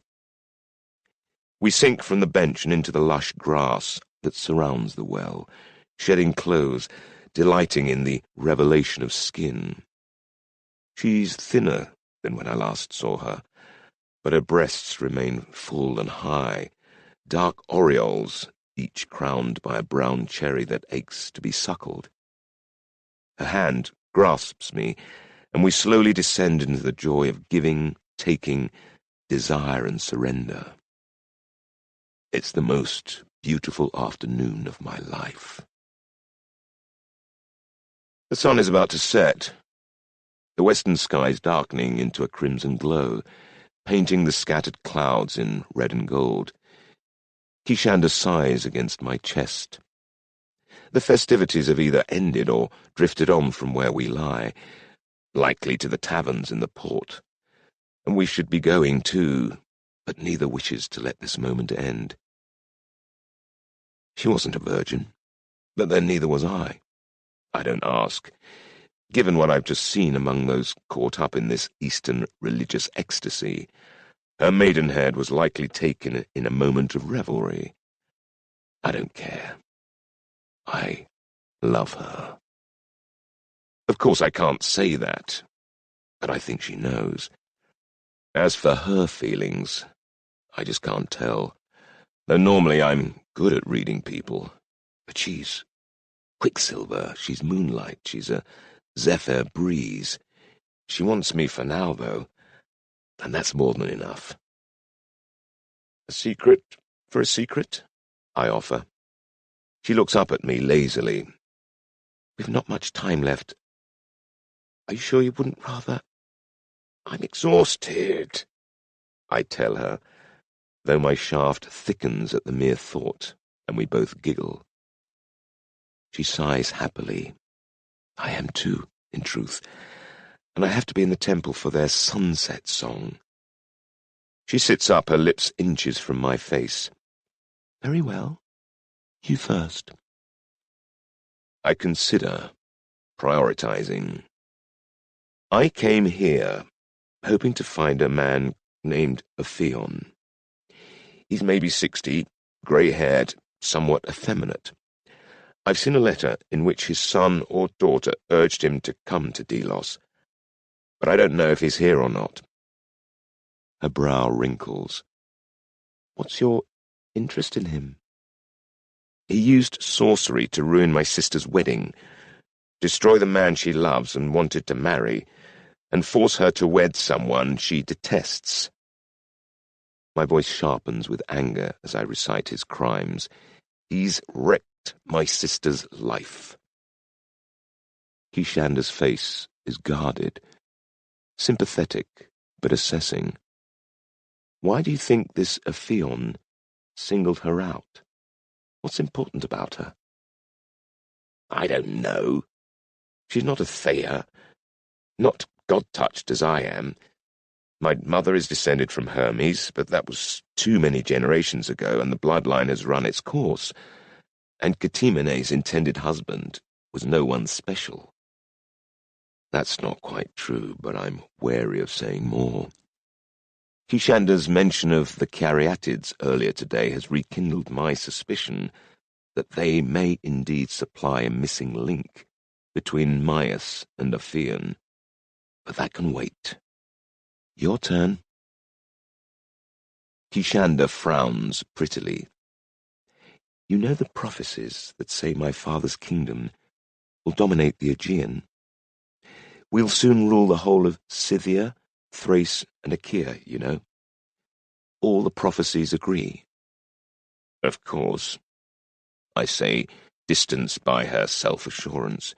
Despite her protestations of friendship, she's excited by the prospect, but it chills me.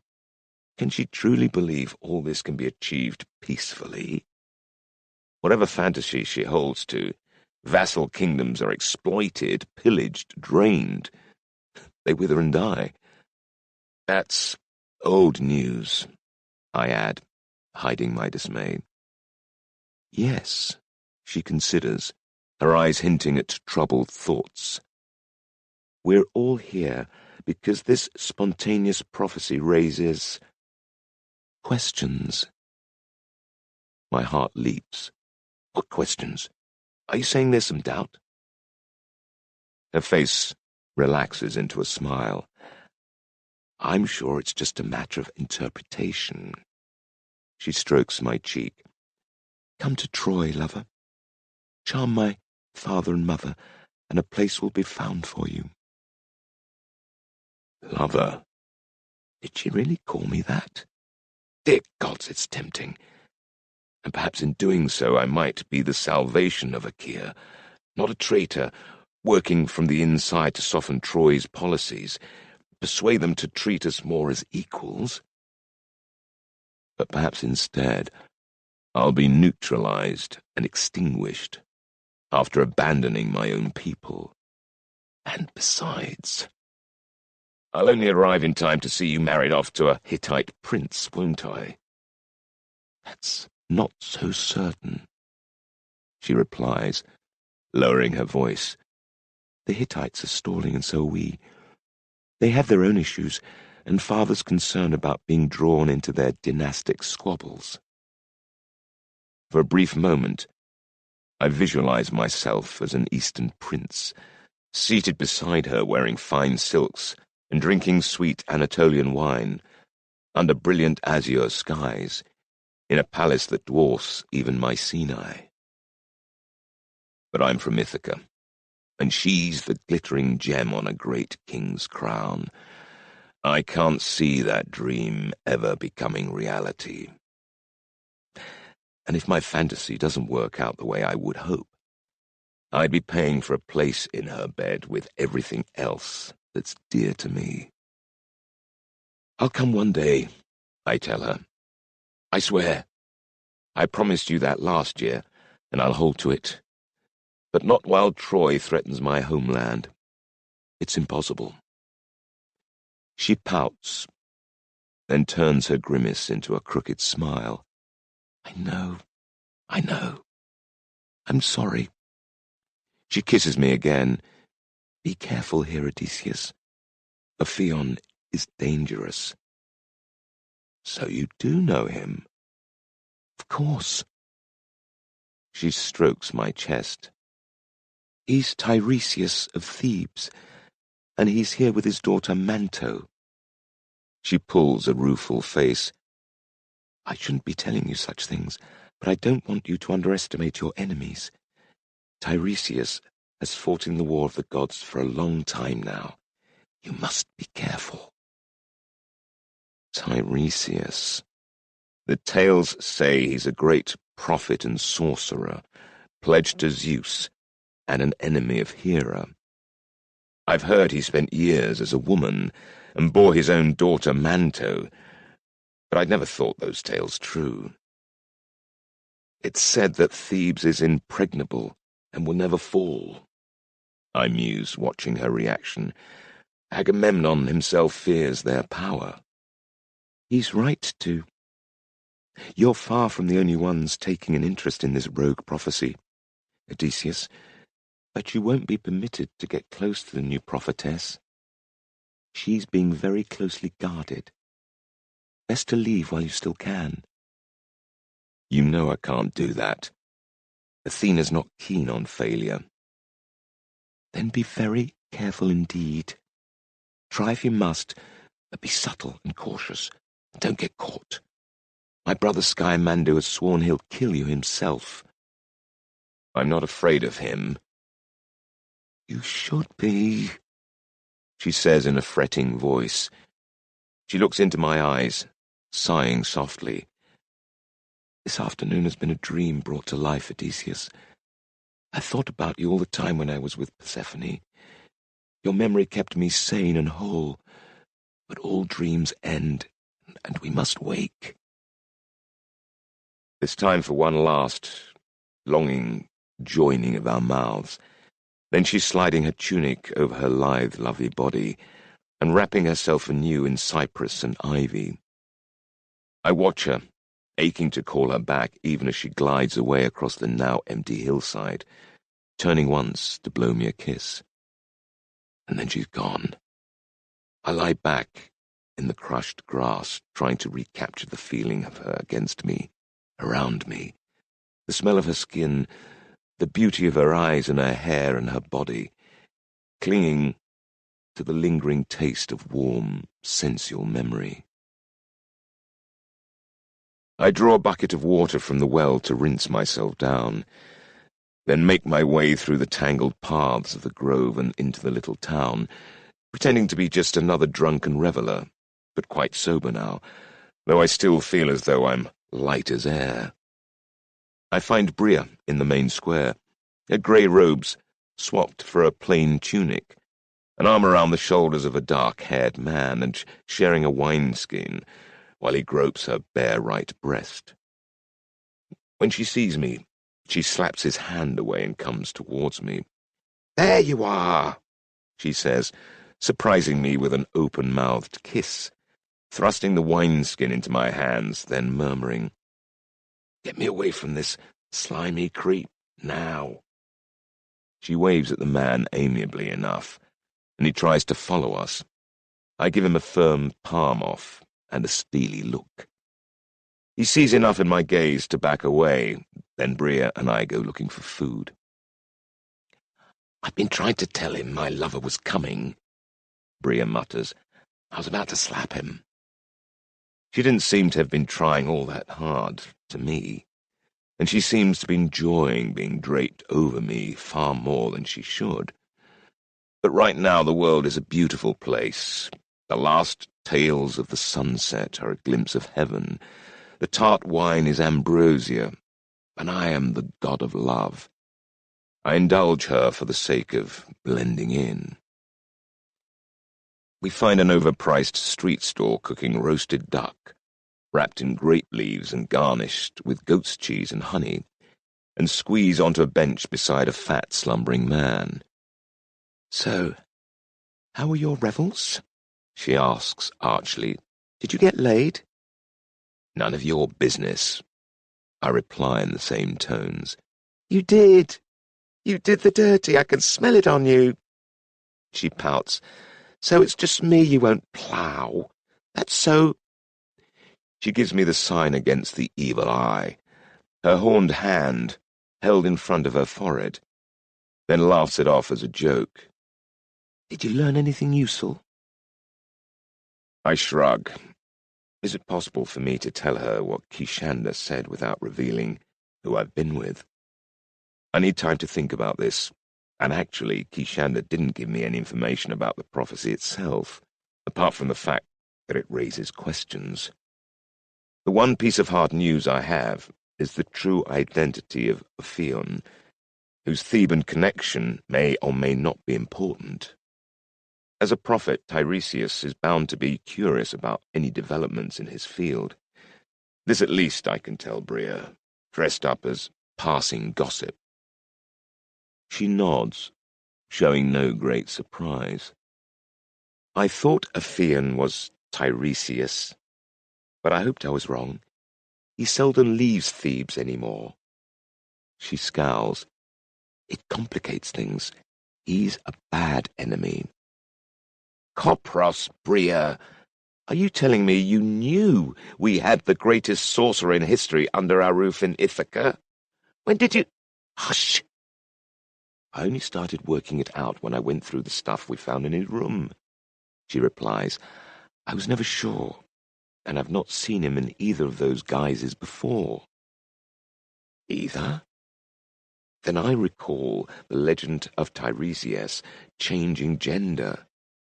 So he was the aunt as well. Iopia. Of course. Then I actually spoke with him. I swallow at the memory. My seemingly innocent encounter with Iopia, now ripe with menace. Tiresias was playing with us as if we were children. He must have been laughing at me the whole time. So is he some kind of body jumper like you? No. His powers are different again. Have you heard his tale? Something about striking two mating snakes and being turned into a woman for 7 years, then turned back into a man again? I reply. The story changes each time I hear it, and it makes no sense. I don't know where that snake story came from either, but there's a core of truth. We know he can change shape and gender at will. He's pledged to Zeus, and he's made a bitter enemy in Hera. Didn't he once adjudicate on some argument over whether men or women have better orgasms? Bria snorts. I could have answered that one. She laughs when I stare at her. Yes, Ithaca, she purrs. I can enter a male body, though it's harder work. But why would I, when Tiresias was right? Girls have way more fun. Well, that's an interesting insight. I heard Tiresias was struck blind by Athena? I ask. Only for a short while. Bria glowers. Did you have anything to do with that? She muses, turning reflective. I slipped into a shrine where he was reading the auspices and put explosive powders in his brazier, but I couldn't finish him before I was cut down. I lost a dearly loved body that night. Yes, and that body lost its life. I don't retort. She bares her teeth vindictively and adds, Still, I cost him something. Ever since, whenever he prophesizes, he's struck temporarily blind. I bet he hates me. I'm sure he does. I agree. But how was your day at the shrine? She grimaces. Tedious. I'd forgotten how much I hate standing in stupid circles singing hymns and weaving garlands while some boring git drones on about ancient wisdom. Those old biddies should get out more. What about the new oracle? Ah, Bria says, brightening up.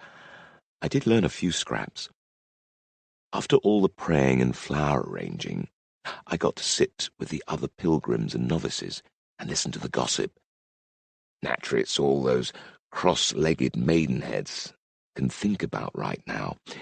One of their number had a falling down fit in the main shrine and started spouting prophecies. A mere girl, no one special, just some minor princess from Lacedaemon. I pricked my ears at that. Lacedaemon?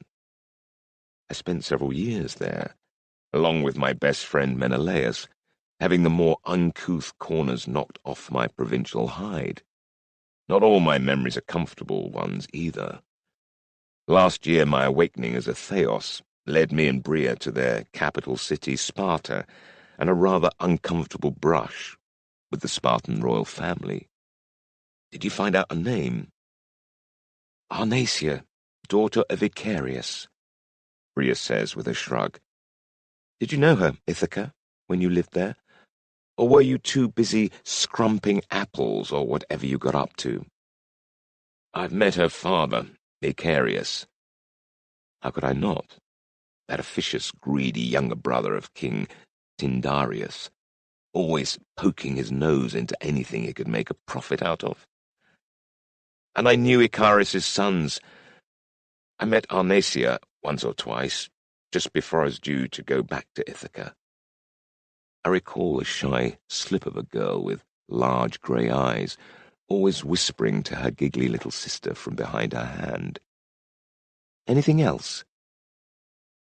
Her father, Icarius, married a woman called Periboia. Aha! Now that's a name I do know. Bria looks at me the way she does when she's trying to work out how much to tell me. Spit it out, I urge. Well, let me put it this way. I'm not the only disembodied spirit that moves from body to body. Some are what you people call naiads or dryads or whatever, capable of possessing a willing numbskull. Periboia was occasionally the host body of one such naiad, and if she was possessed during conception, then that child will be a Theos or Thea. I'd say your friend Arnacia is one such. I presumed she must be a Thea, if she's a seer, I comment. But how do we get close to her? She's being kept in seclusion in the High Priestess's house, at the back of the sanctuary compound, and even though I'm posing as quite a senior priestess, I've not been permitted to see her. Half of Achaea might have arrived on the island, but as far as I can tell, there's only a select few that High Priestess Sophronia is allowing into her confidence. Bria scowls. There are Trojans here too, including your old pal Scaemandu. She gives me a suspicious look. I didn't see his slimy sister, though. Did you? No. I managed to keep a straight face. Not a glimpse. It's all right for Bria to hold out on me. Why shouldn't I do the same? Bria gives me a hard stare, then shrugs. Maybe she believes me, maybe not. I also heard that Sophronia has allowed Tiresias and Manto into the sanctuary. That's a worry. Why has she included them? Does Arnacia's spontaneous prophecy affect Thebes, I wonder? A thought occurs to me. Can Tiresias recognize you if he sees you here? Men like Tiresias see deeply. There's every chance he'll sense something of my presence. When I inhabit a body, it creates a magical distortion that a well-trained sorcerer can pick up on, and he'll see through your disguise in seconds. You might have mentioned that before you sent me out there, I point out. You were fairly sure who we faced. Bria just shrugs evasively, and I reflect on the joys of working with her. I only ever get told half the story, and she considers me expendable. But we still have to try and learn about this prophecy, I insist. And I'm not scared of Tiresias.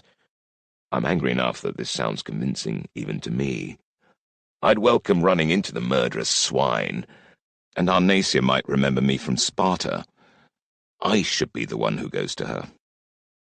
Bria gives me an assessing look. No one gets to this Arnacia without going through some fairly formidable people, Ithaca. If you've got a plan, spit it out. So I do. It makes her laugh, but she admits it could actually work.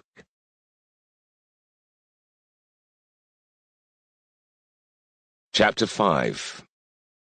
Arnacia.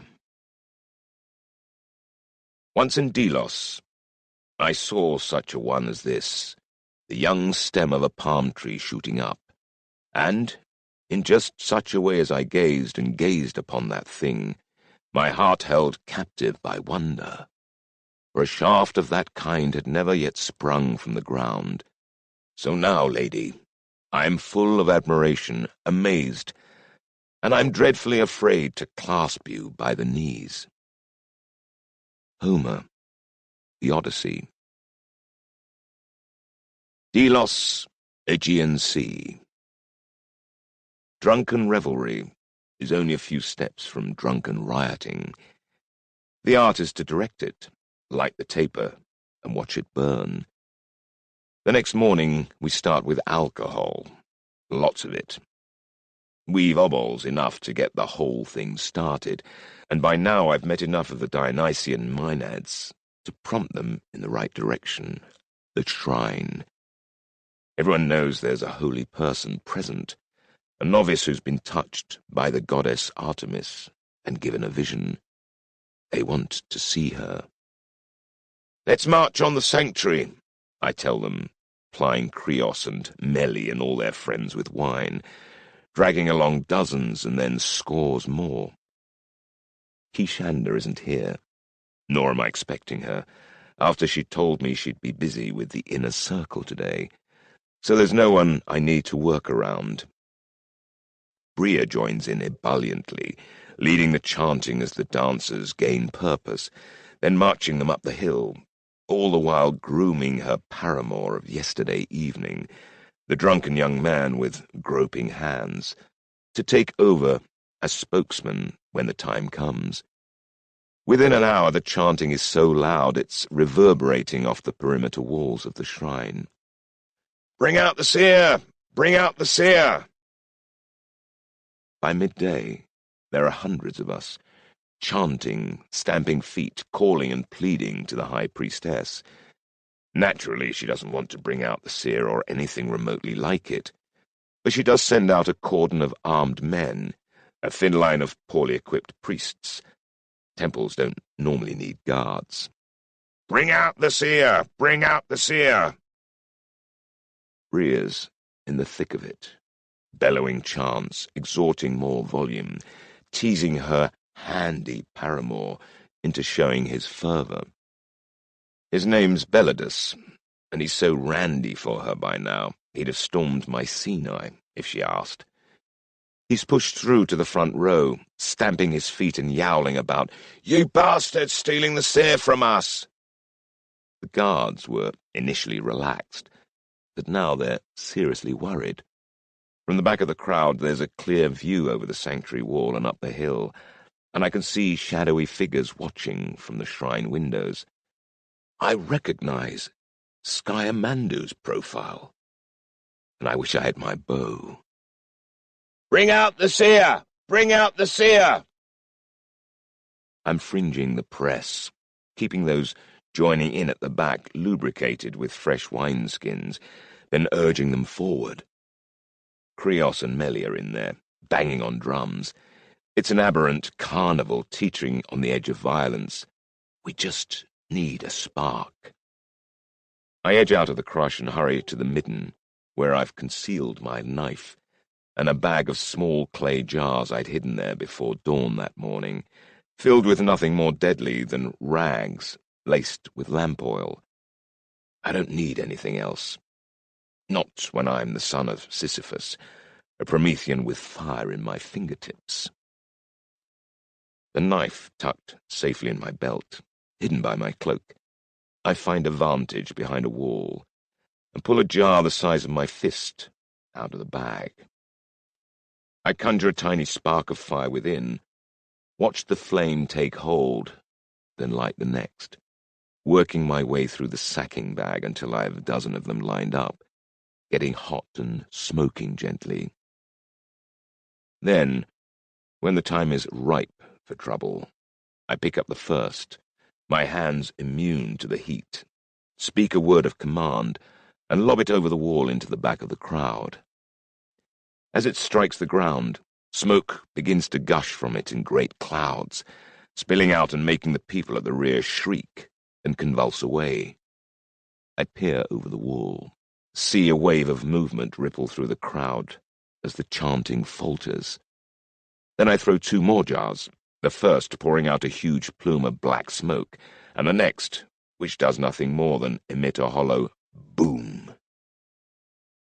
A dozen women scream. The crowd spills forward, away from the blasts, and hits the line of men protecting the shrine. Someone swings a staff. Bria screams, "They're attacking us!" And then the whole scene goes mad. I see Belladus and his drunken pals go wading into the guards. The revellers surge forward as more booms and smoke pots strike the ground behind them, driving them on. We have our riot. By then I'm gone, sprinting along a side street with Theos speed, heading for the high wall on the northern flank of the sanctuary to the left of the gates, vaulting to the top of the man-high wall, planting my hands and flipping over, landing on my feet and still running. A few heartbeats later, I'm pressed against the side of a nearby building, behind a handy cypress tree, as more male priests and a motley crew of servants go thundering past to reinforce the thin cordon of guards. Once they're gone, I peer around a corner. Not far away, a short but imperious, grey-haired woman in brown robes is staring down the slope at the sanctuary wall, and the rioting crowd beyond it, flanked by 2 figures wearing veils that cover their hair. One of them is clad in a bright red cloak, and they're both head and shoulders taller than her. Behind them, Scayamandu is snarling into the ear of his gorgeous sister. My heart thuds to see my lover so near at hand.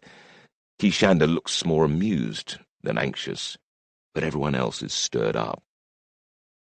Then a balding man I recognize strides up to the high priestess. "Lady Sophronia, it's chaos out there," he storms. "My daughter is in danger here. You can't keep her in this prison. I demand the right to take her away." "I think not, Prince Icarius," High Priestess Sophronia snaps back. "This is a holy place. We will not submit to the will of a mob. She belongs to us." "She belongs to me," Arnasia's father retorts angrily. "She belongs to Apollo and Artemis," a melodious male voice says, in tones of unquestionable authority. One of the 2 tall, veiled figures turns towards Icarius, and I glimpse smooth, androgynous features. It's a man, Tiresias, I can only assume, and perhaps his true face this time. "She will not be surrendered," he tells the high priestess. "It's your Apollonius worshippers who are rioting," Sophronia fumes at Scayamandu. "Where are your soldiers?" Scayamandu snarls back. "Give me leave to set my own troops upon them. Blood and steel will quieten these mad heads down." "No," Kishanda replies vehemently. "They are my brothers and sisters in worship." Skymandu raises a hand as if to slap her for contradicting him, and I clench my fists. He's not changed. I speak for Troy, not you, the Trojan prince spits. Lady Sophronia, give me leave. I'll not shed the blood of our own children, Sophronia maintains. We will keep them out, no more. With every eye on the front gate, it seems a good time to be out the back. I retreat around the corner and work my way through a series of small gardens, darting into shadows as female servants and novices bustle about, until I reach a modest but well-built house at the rear of the compound, butted against a curve in the wall on one side. I sidle around the other, on the only available path to the back. In contrast to the ruckus out of the front of the shrine, dimly audible in the distance, all is serene here. I hear a maid bustling around inside as I pass a shuttered window. On a small rear terrace, there are several stools and a table, where a young woman sits alone in the sparse shade of a graceful young palm tree. She's slim, probably around 16 years or so, of middling height, with her honey-brown hair tied severely back. Her face is resolute, handsome rather than pretty. Her eyes are downcast, and her long, slender fingers are deftly working an embroidery needle through a piece of cloth that covers her knees. Visually, there's nothing otherworldly about her, but somehow, from the way my stomach tenses and the hairs on my arms stand up, I know this is her, the new prophetess, and that it is indeed Arnacia. I can see traces of the young girl I met in Lacedaemon years ago. I notice that her skin is now tanned and lightly freckled, probably from time spent up in the mountains as an Artemis acolyte. I like that. I've never believed it healthy to hide from the sunlight, the way Mother expects Catimene to do. Light is life. I hesitate before stepping forth. It's possible that Arnacia knows of my involvement in the abduction of her cousin Helen last year. Or not. In royal houses, women are often not told everything. On the other hand, gossip is rife in any household, and the women usually know far more than they're supposed to. However, I'm in disguise, and expecting her to instantly trust me, even if I reveal my true identity, is still a gamble. So it's with some trepidation that I pull Maius's embroidered fragment from my belt pouch and step from cover, praying she doesn't simply scream. She looks up instantly, surprised rather than alarmed when she sees that I'm carrying a mere piece of fabric. "Yes? What is it?" "Lady Arnacia," I say quickly, handing her the piece of cloth. "My name is Eumaeus, of Cyrrhus, and I bring you this." Arnacia accepts the fragment, looking me up and down with those clear grey eyes of hers, before unrolling the cloth and examining it. A maid comes to the door and gazes at me curiously. "Milady?" she asks, her accent clearly of Lacedaemon. "It's all right, Actoris," Arnacia says with the same lilt. "This man is a caryatid. He means us no harm."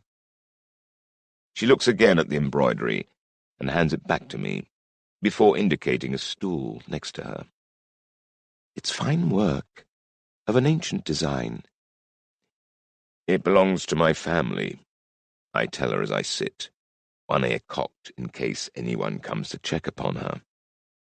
"My kin were deposed as kings of Cyrrhus when I was a child, but we keep the faith."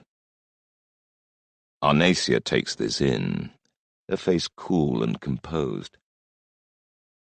"I remember a man from Cyrrhus who visited my father's house when I was a child. Scolapis, his name was. Is he a relative?" Some hidden subtlety in her manner suggests a test. Eurybates has always taught me to keep my lies simple. Sometimes I even take his advice. I know no Scolapis, lady. She relaxes slightly. I'd be surprised if you did. Because you just made him up. An old trick, but a good one. I'm more impressed by this quietly confident, swift-thinking young woman than I'd expected to be. She's not just an empty vessel for the oracle to use. High Priestess Sophronia gave me leave to speak with you when I arrived.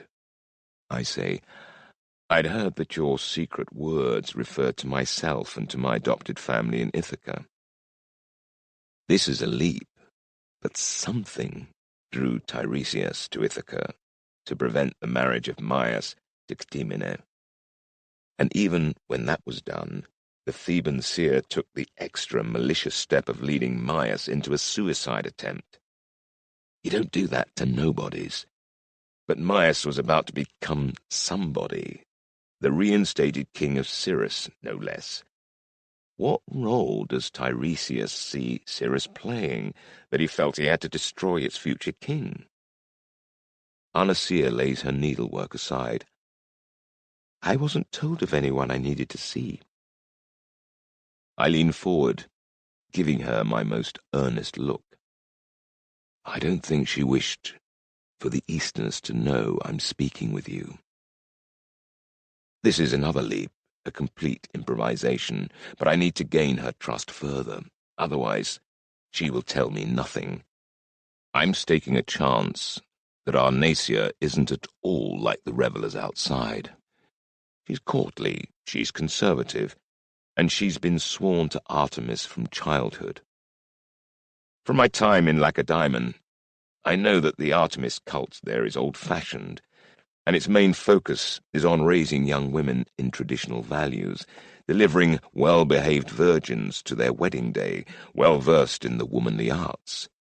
It's about channeling youthful urges into wholesome pastimes, 1,000 miles away from the drunken capers of those hot-blooded maenads and their friends outside the sanctuary walls. My comment seems to have hit its target. I'm so sorry, Eumaeus, Arnesia says, that you've had to witness the depravity of the last few days. It has nothing in common with the Artemis cult I know. I'm a caryatid like you. We delight in the beauty of the mountains and forests, not in guzzled wine and mindless dancing.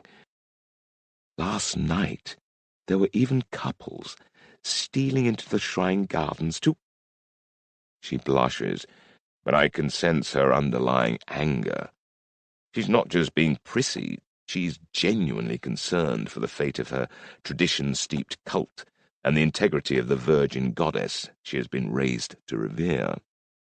I quite agree, I tell her, trying not to think about how Kishanda and I spent yesterday afternoon. Lady, did the goddess mention Cyrrhus or Ithaca? She hesitates, and I feel the silence draw closer around us, as if to listen. She parts her lips, draws breath as if to speak. My nerve ends are tingling. This is why we have come all this way. In a moment, I will know the fate of all of Achaea, but then we hear loud voices and heavy boots approach. I rise, inwardly cursing. I know one of the voices well. Its owner is not going to be at all pleased to see me, especially after my Spartan adventures of last year. There's really only one place I can hide from him. But what will Arnesia make of it? I put a finger to my lips and dart through the back door and into the nearest room, the one the maid Actoris is cleaning. Arnesia gives me a frankly suspicious look as I leave, and Actoris has her mouth open, presumably to remonstrate with me, but she clamps it shut again when we hear Icarius come storming around the side of the house, with what sounds like 2 other men in tow. "Arnesia!" he bellows. "You're coming with me. This island is no longer safe." The maid, Actoris has gone rigid, a fist clenched to her lips.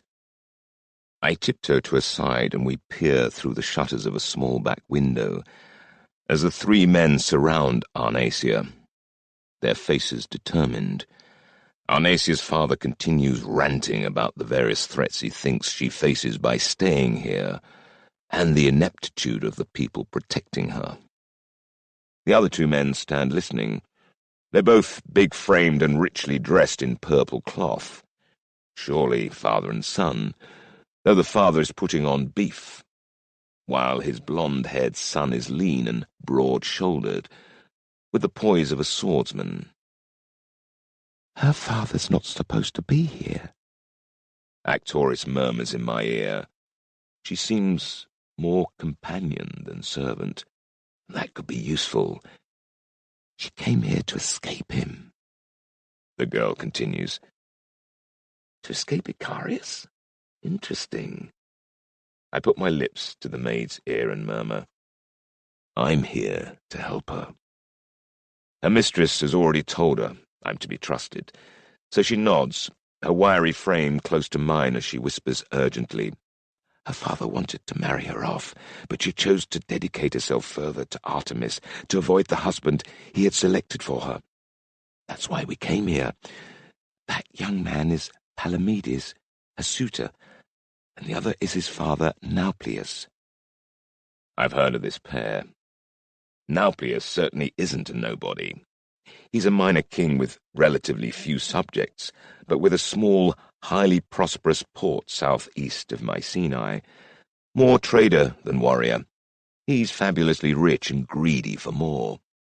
True to his seafaring habits, he has small black tridents, the symbol of Poseidon, embroidered on his robes. Do you think they'll persuade Sophronia to give her up? Actoris murmurs. Sophronia will never do that, I whisper back.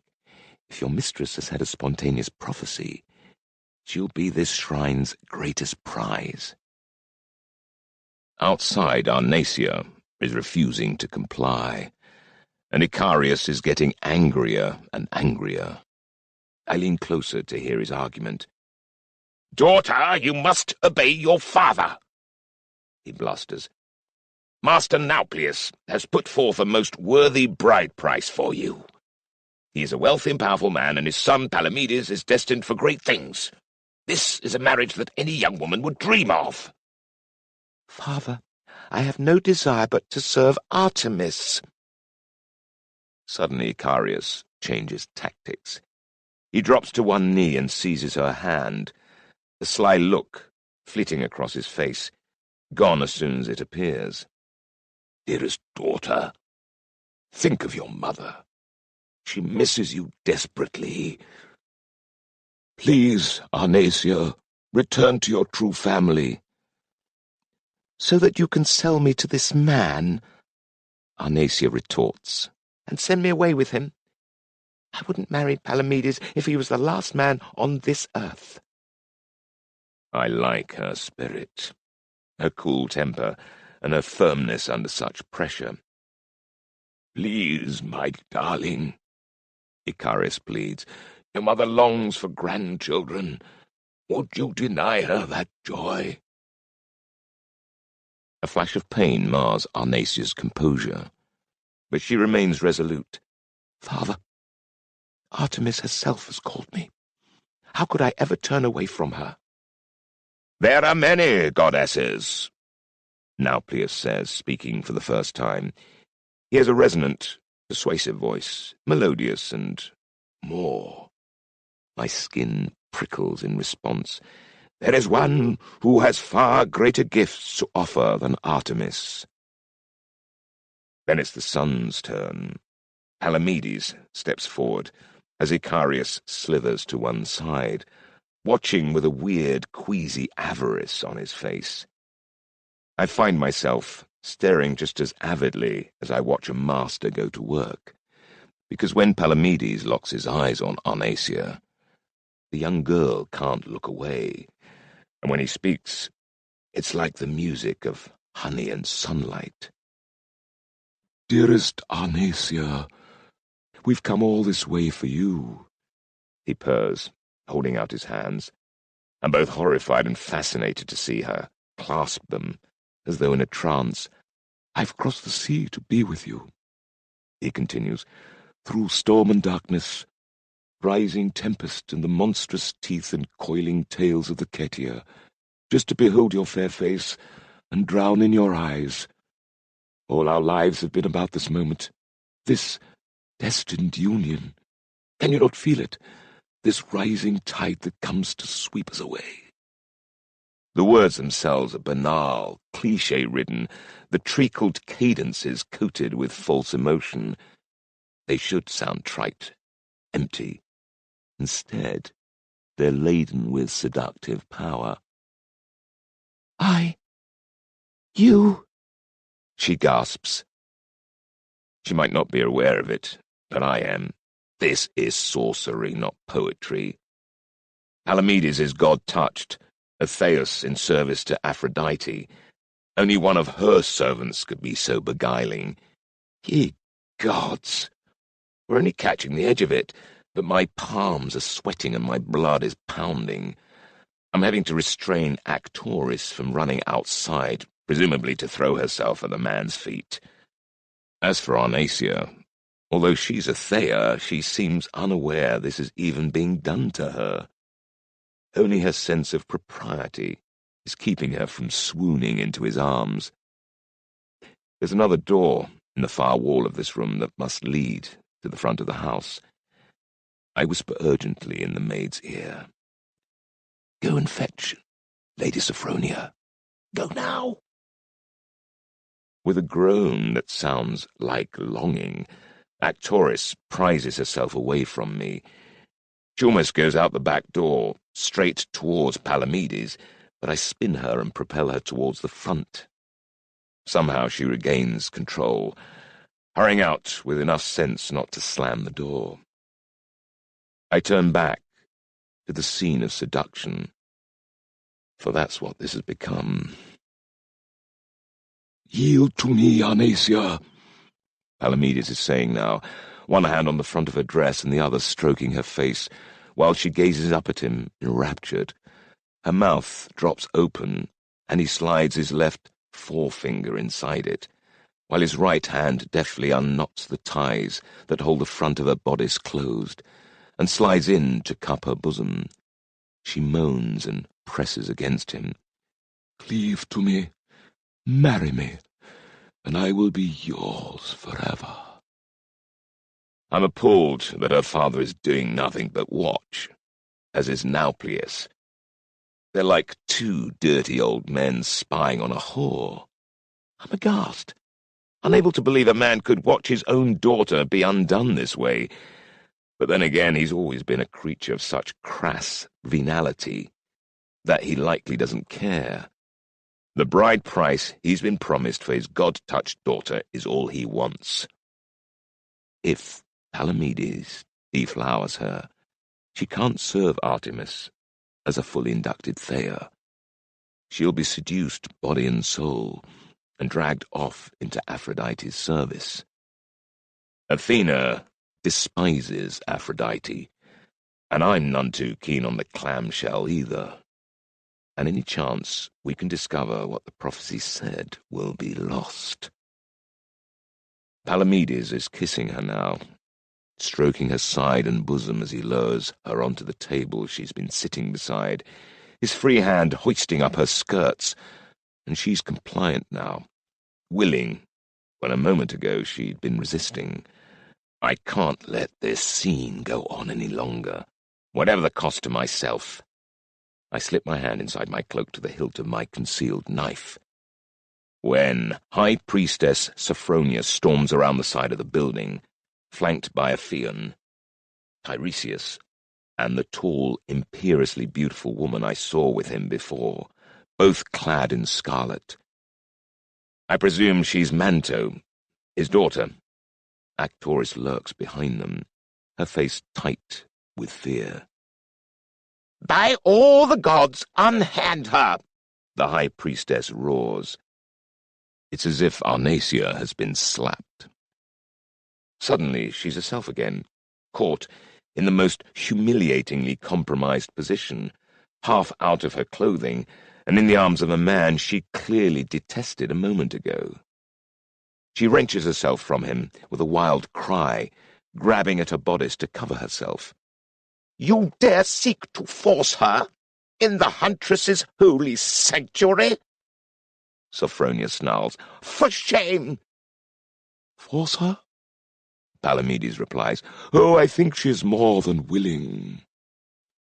You pig, Arnasius says through gritted teeth. Stay away from me. She cracks her hand across Palamedes' face with commendable force. The Aphrodite Theos's head rocks back, his cheek blazing with her handprint. She backs away, sustained by fury for now, but brittle and shaking. I wonder if any of them realize that more than a mere common seduction has been in play here. Tiresias's companion is clearly suspicious, sniffing the air and then looking very hard at Palamedes. You've a nerve, she says, trying something like this here, clam-eater. Clam-eater? I smile grimly at the insult, despite myself. Palamedes gives her an ironic bow. Lady Manto, I've always wanted to make your acquaintance. So it is Tiresias's daughter. I'm fascinated, studying father and daughter avidly. I see the singers praise your beauty too lightly, the Aphrodite Theos continues. You are the moon and the stars, second to only one, and she is of divine blood. Very prettily said, clam-eater, Manto acknowledges. In payment, you can leave this place unharmed, but don't ever come back. She is indeed beautiful, with lush, dusky features, finely drawn but strong and well chiseled, the type of beauty that lasts a lifetime. But there's a dark menace to her as well, like a pillar of storm cloud glinting with lightning. Go now, she tells Palamedes and his companions. I'd heed her. Where are you? Tiresias adds coolly, in a voice that outmatches Palamedes' honeyed tongue, because only our concern for the sanctity of this shrine is preventing us from doing something rather— He licks his lips like a serpent. Unholy. As he speaks, his reptilian eyes flicker from his daughter to Palamedes, from Arnasia to Icarius, intense and hypnotic. I search his face for traces of a Theon, or the Arcadian aunt, whom he became back on Ithaca. There's nothing of either in his smoothly effeminate visage, except perhaps for the eyes. But then, as Bria said, he is a shape-changer. A shiver runs up my back, right from my tailbone into the base of my skull. Compared to Tiresias, these other men are like yapping puppies. Nauplius and Palamedes aren't stupid. They leave in a hurry, dragging Icarius with them. I shrink from the window and tiptoe back across the room towards the far door. Any moment now, Arnasia or Actoris might mention me, and then I'll be in as much trouble as the fleeing servants of Aphrodite. I make it as far as the front door when the back door opens, and I spin, knife in hand. But it's only Actoris, who shuts the door behind her and races to me, giving me only enough time to hide the knife again. You saved her, she says, seizing my hand and gazing up at me, her face alight with gratitude. Oh, you saved her, not me. I begin, but she smothers the rest of my words with a kiss. It seems I'm irresistible to Artemis worshippers. Or to this one at least. I'm... Thanks. I pant, pulling my mouth clear. But I have to go. Where are you staying? She demands. I'm usually off duty 2 hours after dusk. We could, share a cup of wine? We could, though I'll need to spend some time at least with Bria this evening, discussing today's developments and planning our next move. And I'm still hoping, no, yearning, to see Kishander again. But Actoris is my one sure link to Arnacia, and there's a slim chance she's heard something of the prophecy from her mistress, though it's unlikely if Arnacia has been sworn to secrecy. But who knows? I give her the name of the tavern we found a room at, thanks to Bria paying the tavern keeper an obscene number of obols to have the previous occupants thrown out. And I let her kiss me again. It's really not unpleasant, before I make my escape. A few moments later, I'm outside the walls, to find the Dionysian riot simmering down in the streets of Delos, returning to something like calm. How did it go? Bria demands as soon as we've returned to our tavern, where we share a jug of thin, overpriced ale and a foul stew. The small taproom is packed, but thanks to Bria's obols, we have a table in the corner. Did you get to see the girl? I did indeed, I tell her. I describe my conversation with Arnacia, her apparent willingness to tell me about the prophecy, and the disgusting scene involving Icarius, Nauplius, and Palamedes. I leave out Actoris's sudden infatuation because I really don't need to be teased about that. Bria is as upset as I am over the interruption that curtailed my promising conversation with Arnacia, rattling off some fervent curses, then glaring at me as if it's my fault. So, she says once she's got that off her chest, Tiresias and Manto are ever so cosy with Sophronia, are they? And we've also got Aphrodite's people, Dionysus's rabble, and Apollonius's Trojans here too. This is all getting rather too busy, and I can't see how we're going to get back to Arnacia. It's a shame you told her you'd spoken to Sophronia. She'll ask about that. I needed to win her trust, I tell Bria, fast. It's just wretched luck that her father turned up before she spoke. Do you think this maid might know anything about Arnacia's prophecy? It's not impossible, I reply. They seem close. We're discussing timing and various options for contacting the maid when a shadow falls over our table. It's Bria's would-be paramour, Belladus, and he's brought 3 bruisers with him, burly young men with big jaws and fists and small brains, judging from the over-narrow gap between their eyes. "Hey, Gala," he says. That's the alias Bria's using. "You said you'd come and find me tonight. Why are you with this runt?" Runt. I hate that word. Did I? Bria says diffidently. Now remember, I must have been... She runs her eyes up and down him disdainfully, and concludes, I must have been really, really drunk. His piggish eyes harden as he bends over her. Listen, bitch, you don't tease a man like that and not deliver. You're fucking well coming with us. I don't fucking well think so, Bria retorts. In fact, I don't fucking well think you can fuck very well, so we're not fucking well going to fuck. She looks at me. Shorty, deal with this, will you? Oh, thanks very much. I come up fast, slamming my right fist into Bellados's belly while my left hand snatches up my crockery tankard.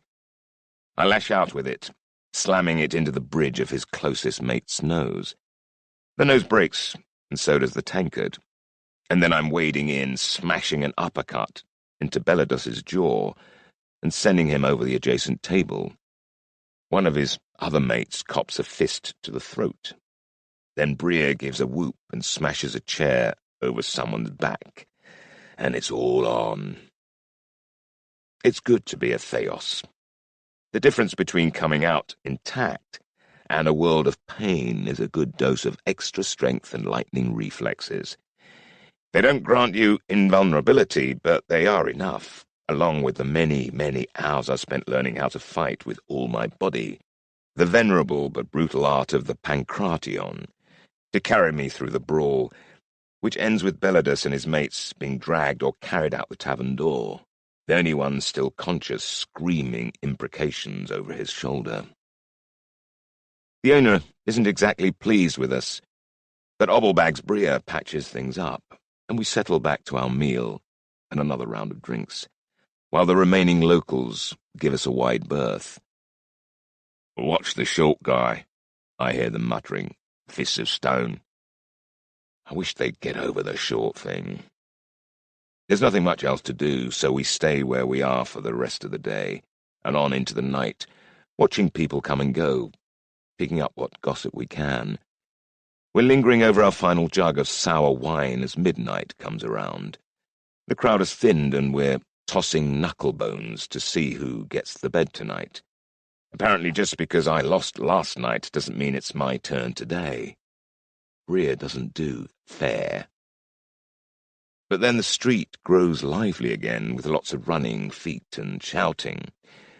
We're getting up to go to the door and investigate, along with everyone else still drinking, when a dishevelled and hysterical young woman bursts in, her face bruised and swollen. She looks wildly around the tavern and then shrieks and runs straight towards me.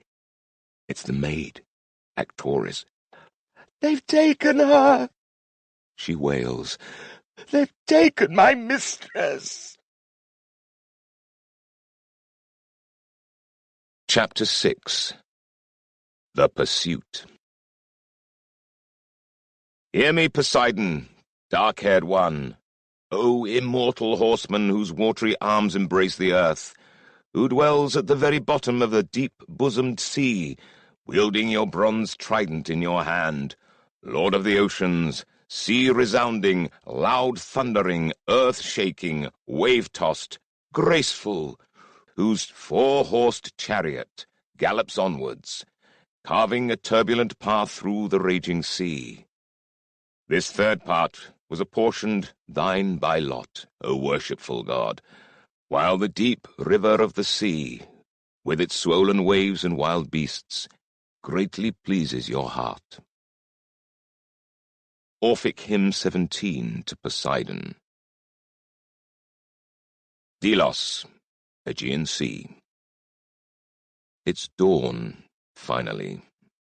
We've been awake all night, searching the little island in the dark along with the rest of the inhabitants, everyone blundering about, stumbling over boulders, falling into thorn bushes and trying to arrest each other.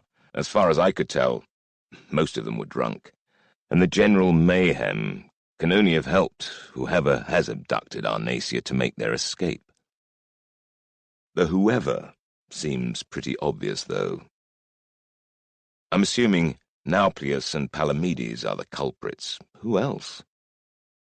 After the confrontation with Sophronia and the Theban seers, Nauplius and Palamedes were seen leaving Delos an hour after midday, their ship clawing its way northwest under oars against a headwind. But returning to Delos under cover of night would be simple with the prevailing northwesterly behind them. They weren't seen arriving, but according to a solitary and not very sober eyewitness, a ship rode out of Delos harbour just before midnight and headed due north. It's a risk, taking a ship to sea in the dark with no moon, but it can be done. Icarius, on the other hand, stayed on the island and is now in custody, but he obviously doesn't have his daughter with him, so I can't see how any charges will stick. Bria has been sneaking around, and she reports that Icarius has been accusing anyone from lowly slaves to Zeus on high of the kidnapping. But we do have some hard facts. According to Actoris, Sophronia took supper once again with her Theban and Trojan friends, leaving just a pair of temple guards to watch Arnacia. At midnight, Arnacia and Actoris were asleep, when they were woken by noises outside. Then 2 masked men burst in. The last thing Actoris remembers is trying to protect her mistress and taking a flurry of fists to her face. She woke up to find Arnacia and the men gone, and the 2 guards outside beaten unconscious. She immediately raised the alarm, but once her story had been verified, she was ignored in the ensuing kerfuffle. That's when she decided to come and find me. Since I helped save her mistress once before, she's convinced I'm the man for the job again. Flattering, but delivering on her expectations might be tricky. In the growing half-light, every ship in the harbour is heading for the northern horizon, rowing hard in the early morning calm before the wind picks up. We signalled Diomedes and Eurybates a few hours ago to bring the galley from Rhenea, shooting a fire arrow as agreed from the slopes of Mount Kinthos, and we'll meet them in the same cove where we landed 2 days ago. Delos town is almost deserted. A few searchers are heading for their beds, but most are aboard a pursuit ship, for Sophronia has offered an eye-watering reward for Arnacia's safe return. We've even seen the Trojan warship set out, with Sciamandu standing by the helmsman, barking orders. There's been no sign of Kishanda, so presumably she's still in the shrine. Sadly, I can't see how I'll get the chance to see her again, with all this going on. We've already taken Actoris back to the sanctuary, leaving her at the gate with all kinds of improbable reassurances that will bring her mistress back. She's utterly distraught, of course. Nauplius and his son have had Arnacia under their control all night. It's an ugly thought. As soon as we're confident we won't be observed, Bria and I scurry along the coast to the cove where we first disembarked, hugely relieved to find our galley awaiting us. Diomedes helps us board, demanding to know what's happening. I leave that task to Bria while I dash along the gangway, yelling orders. "We've got to get underway immediately. Come on, lads, move your asses." The next few minutes are all action as the rowers back oars, with Yuri working the twin steering oars to pull the ship around. Then we're churning the water white, building momentum to carry us out of the cove. I'm still standing next to Yuri, in the stern, when Bria and Diomedes join me. It's council of wartime. "All right, what's the plan?" Bria demands, strapping on her breastplate. "Which way would they go?" Diomedes asks. "They went north," Bria says. "I've already told you." "No, Diomedes is right to question," I say. "Listen, I've got a theory. Who do Nauplius and Palamedes serve?" It's a rhetorical question, and I answer it myself. Aphrodite, or at least Palamedes does. And where's the nearest major shrine to Aphrodite? Diomedes shrugs. He either doesn't know or doesn't care. So it's Bria who replies. "The island of Cythera. That's where the clamshell was born, after Uranus's balls hit the sea when Kronos cut them off." "Or so the tales say," I reply. "I've learnt too much in the past year to take these sorts of stories literally." Whatever the truth, Cythera is the centre of Aphrodite's worship. And why did those 2 take Arnacia? To turn her into an acolyte of the clamshell, of course. Where better or safer to do that than at Aphrodite's central shrine? They'll be sailing southwest towards Cythera, and so should we. "But they were seen heading north," Bria insists. "That's why everyone else has gone that way." More fool they. Nauplius is a clever man. He might well have sacrificed speed for misdirection and made a circuit round the north coast of Rhenea before turning south. That's what I would have done in his shoes. and he's had half the night to pull the trick off. Hell's bounds, Ithaca. That's not a plan, it's a wild guess, Bria complains. An educated guess, I correct her. But right or wrong, the only chance we have of being the sole rescuers is to hazard a direction that no one else has taken and hope we're right. Bria looks at Diomedes, who just shrugs again. It seems he's a big fan of reason, but he'd rather cheer it on than use it himself. All right, Ithaca, Bria concedes. let's do it your way. At least Athena will know who to blame. Our quarry is in sight. It was a good 4 hours until we saw their sail, with the sun more than halfway up the sky behind us, and the sea a glittering wine-dark blue. We made good progress, with a strengthening northwest wind on our beam, and our crew braced to adjust the sail to take full advantage of every gust. A cry from our masthead was our first warning.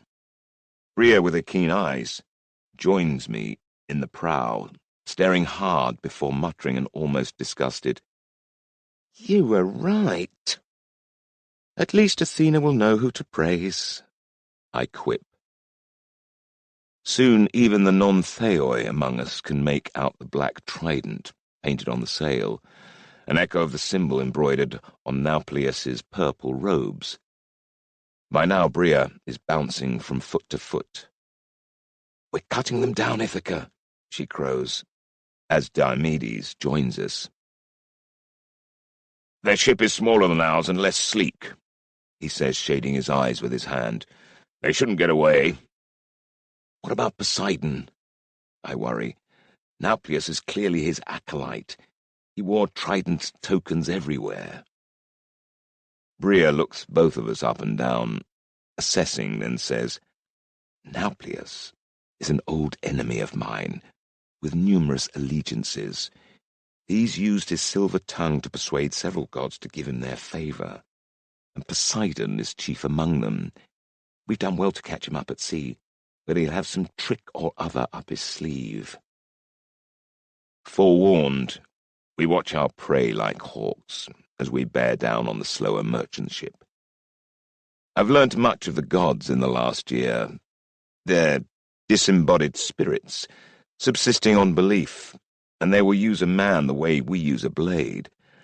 Bria, the source of most of my information, has made it very clear that there are limits to their power. Zeus can't just hurl down a thunderbolt at will. Hades can't merely wish an enemy dead, or Ares slaughter an army on his own. That's not to say they can't do some terrifying things, but there are reasons they don't dwell openly among us. They fear each other, and perhaps they even fear us, though for different reasons. It's unbelief that kills them, and nothing destroys a worshipful attitude more than everyday banality. Can Poseidon hold us? Diomedes asks worriedly. Or break our mast?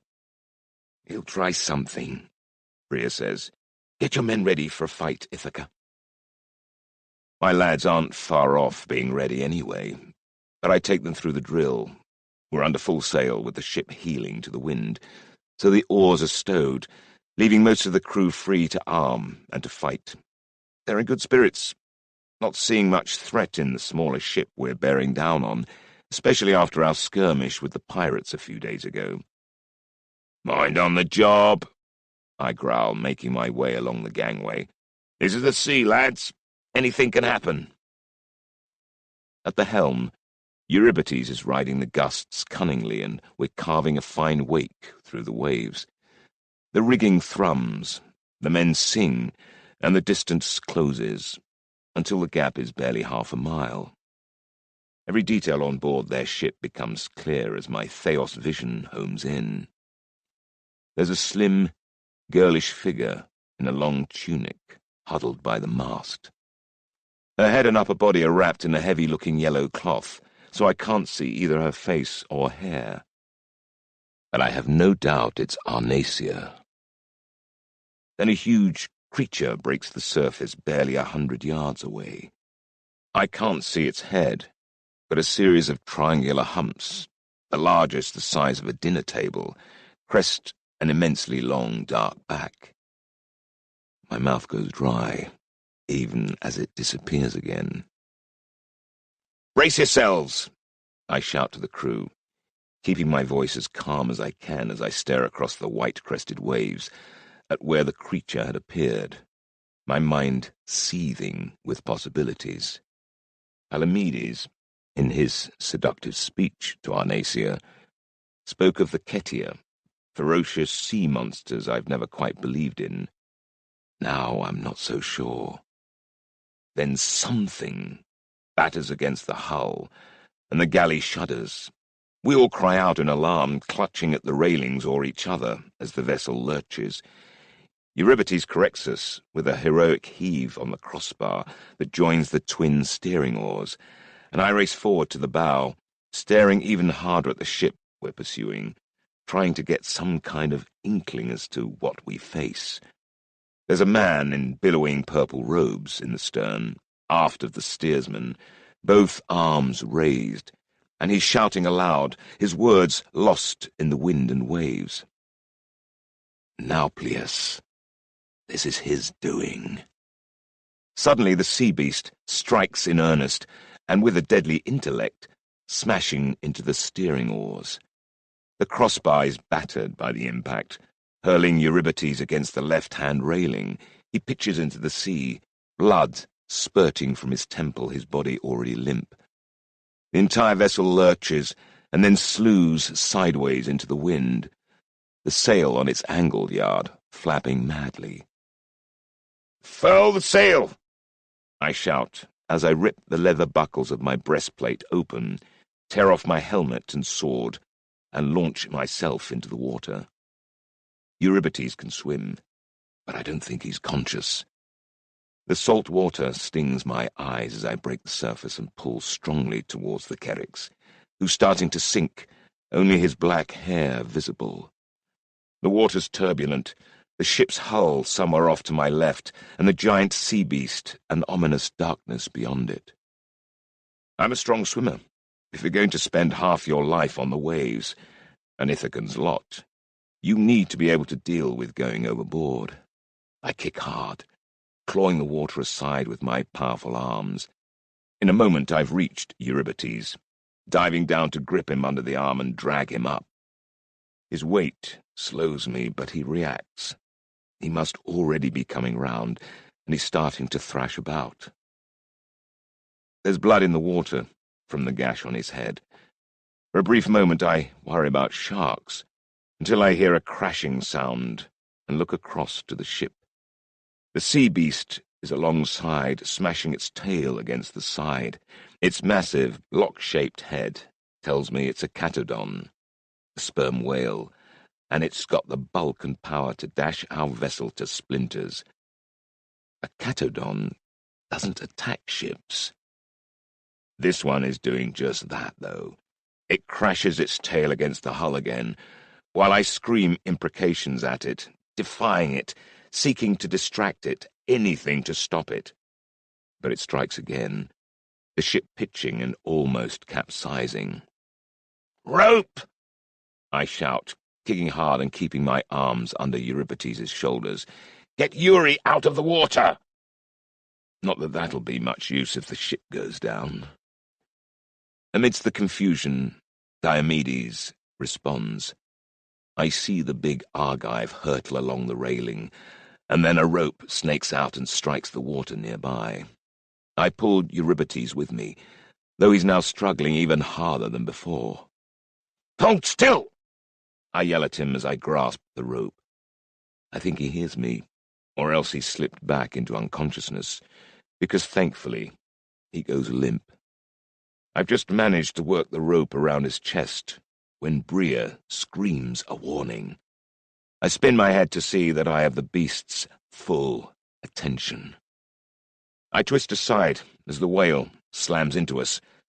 The creature's narrow lower jaw slashes past my left thigh and calf, then snagged the rope, carrying us both along in a churning, surging bow wave. Yuri and I are swept under. I cling to Yuri as we spin and turn, and then the rope severs, and I'm kicking upwards again, following the bubbles as the beast's tail buffets the water and vanishes in the swirl. We break the surface once more. I catch hold of what's left of Diomedes' rope and lash it around Yuri's chest, shouting to Diomedes to pull, one eye on that squat dorsal, as the catadon turns. Diomedes and a few of the crew begin to haul the stricken Kerricks in, while I draw my dagger and dive down to better see the beast coming. It's speeding back towards me, jaws open, and I know this is the sea god's doing, because from every account I've ever heard of these majestic beasts, they just don't do such things. But the water is streaming around its open mouth, ripping through its bared teeth, and then it's on me again. I twist once more from the teeth, plant my feet on the lip of the upper jaw and slide along the catadon's right side, plunge the dagger into its cheek, and rip open a great gash that finishes in the eye socket. Blood gushes over me, and then the weapon pulls clear, and I'm left tumbling in a crimson wake as the catadon thrashes on. I swear I hear it scream. I struggle to the surface in a churn of pink spume and gulp down fresh air. My eyes are in agony from the salt, but I manage to see through a blurred haze that Eurybates is being heaved aboard. I suck in another lungful of air and go under again. The catadon is powering back towards me, blood streaming from its wounded cheek. It's immense, magnificent, and terrifying. I spin from its path, slither along the left flank and stab at its other eye, hating myself for maiming such a magnificent creature. Blinded, it will surely die. But I have no choice. I'm not just defending myself, but the ship and all my crew. This time there's a definite shriek that makes the water vibrate. Blood gushes, and then it corkscrews downward. I twist and turn, my knife torn from my hand and still buried in the catadon's eye socket. There's a ragged cheer as I thrash to the surface. Another rope slaps the water, and I let them drag me in. The first shark, a big lamia with jagged teeth, arrives as I'm pulled aboard. The catadon has vanished, and the shark and its fellows confine themselves to hunting back and forth through the cloud of blood. The ship hasn't come through unscathed. A few of the timbers have sprung, and there's a worrying amount of water gathering in the scuppers. We manage a makeshift repair by passing a spare sail under the hull and lashing it to the railings on either side, while the rest of the men bail her dry. One of the steering oar shafts is fractured, a longitudinal split, but we lash it as tight as we can manage, which seems to do the trick. Eurybates had regained consciousness, but he's weak and groggy from his head wound, so Tolus takes the helm. Thankfully, he's no slouch at this job, having had plenty of practice over the years. Laertes has always drummed it into me that you should never rely on one person for a key role, including oneself. I push those thoughts aside as I rub myself dry and rearm, glaring angrily ahead at the ship in the middle distance as we renew our pursuit. You blinded that catadon, Nauplius, not I. You made me do it. Within the hour, we're closing in on the fugitives again, despite the state of our hull. It's a beautifully built ship. Laertes is best, and the crew are working it magnificently. I'm lodged in the prow, straining like a hunting dog, with the wind whipping at the ragged remains of my hair, when Diomedes and Bria join me. "Well fought, Ithacan," the Argive says, slapping me on the back. I'm pleasantly surprised that he's acknowledged another person's feats, though it has taken him a while to get round to it. I've met Theoi who are incapable of any generosity in that regard. If that's the worst they can do, we'll be lucky, I reply, my mood turning somber again. As the sun climbs to its zenith, we approach a rocky archipelago, just a cluster of rocks out in the middle of the sea with some sparse shrubs clinging to the crevices. They're coated in gull shit and shrieking, haggling birds. Nauplius is again visible on the aft deck of his ship, arms aloft. What monsters are being conjured up now? The northern horizon is darkening. There's a storm brewing, and already clouds are streaking across the skies. Soon, gusts of wind begin to howl and shriek in our rigging. He's realized the Catadon has damaged our ship, Bria conjectures. He's guessing we're in poor shape to withstand rough weather. He's conjuring a storm? I exclaim, glancing back along the ship's length. Already the rising waves are working at the timbers, letting more water into the hull, and most of the crew are hard at work bailing. Can he do that? Afternoon storms are common here in the Aegean Ithaca. A sorcerer who serves Poseidon can't create them, but he can harness them to his will if he's good enough. Then let's close with them as quickly as possible. I stride back along the gangway to the mast, where Eurybates is crouched, white-faced, and with a blooded bandage round his head. Up you get, I say, necessity overriding my concern for his injury. I lever him to his feet and hurry him aft, where Tolus is straining against the crossbar of the steering oars. Together, they're able to get more from the ship as we plough through the waves, easing into the peaks and surging down into the troughs.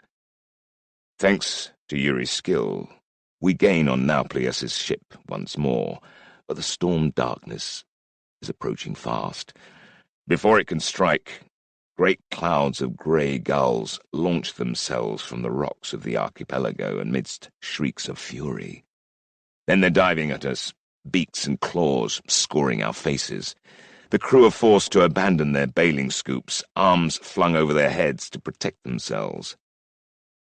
Diomedes launches himself along the gangway, his Zephyrus blade a blur, as he hacks at the gulls as they swirl about him, arriving at the stern scratched and torn, the rowing benches and scuppers behind him littered with slashed corpses.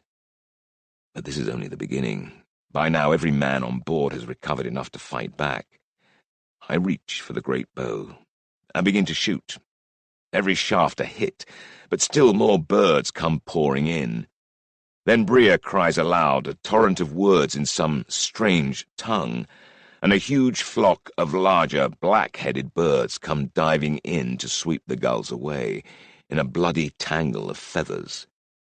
In moments, the assault falls apart, and the larger birds climb and circle us like guardians. I stare at Bria in surprise, and she gives me a wicked grin. My mistress also has some influence in the realm of the winged, she crows. She's not just a mistress of owls. These are her sea-eagles, and I have the power to call on them. I'm impressed, and of course, burning with curiosity. But with that assault broken, we plough onwards, because we're running out of time.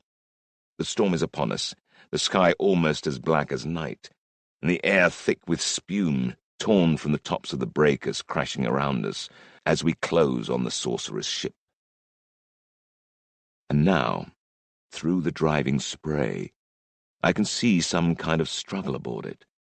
At the base of the mast, Palamedes is wrestling with the heavy yellow cloth that Arnacia has been wrapped in. She's fighting back.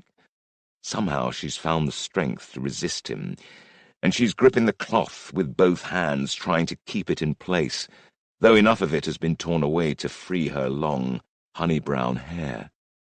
Nauplius, his purple robe swirling about in the wind, is holding a large ornate jug high in the air above her, pouring something from it, though the wind is whipping the liquid high in the air. What are they doing?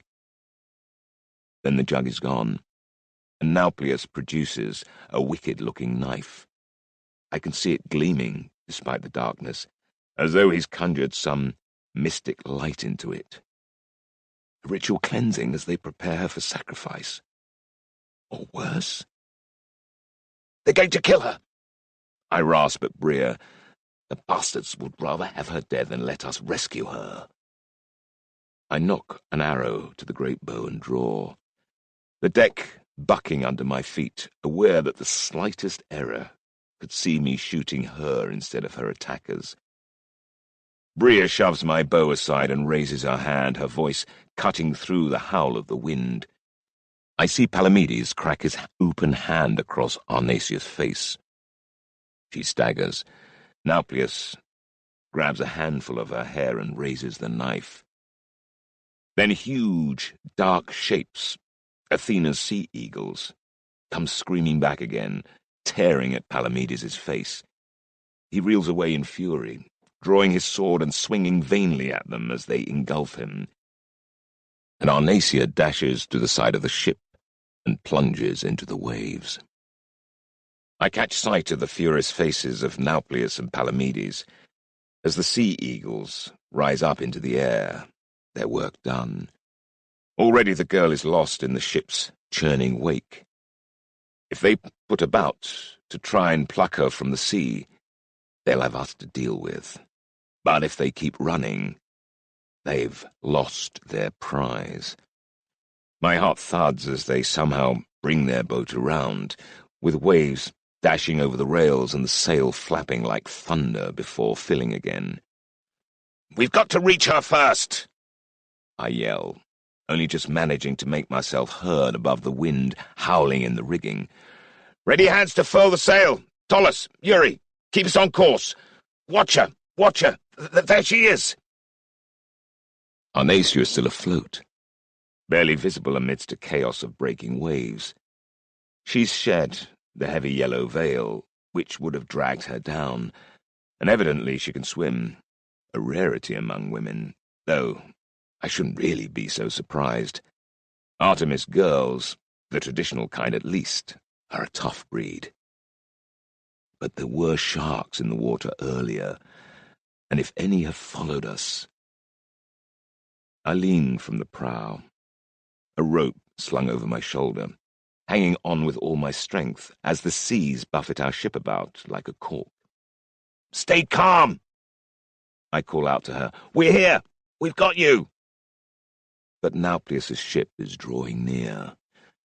I'm readying the rope when someone shouts, "Where?" I look right, following his outstretched arm, and I see a large triangular fin cutting through the boiling, foam-streaked water. A shark, and it's a damned big one. "Arnasia!" I shout, hurling the rope. It just reaches her.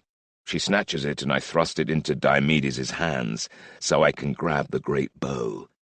Diomedes leaps to the railing, a totally irrational stance, but it does make him look tremendously heroic, wrapping the rope around his hands and hauling, making his muscles bulge. That fin is hurtling towards Arnasia, though.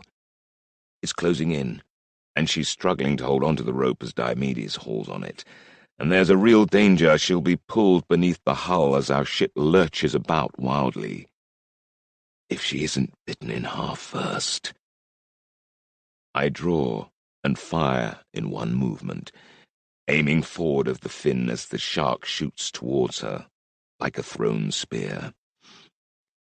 The arrow slashes the water and thumps into flesh. The beast convulses, and we see a flash of bulging eyes and rows of serrated teeth.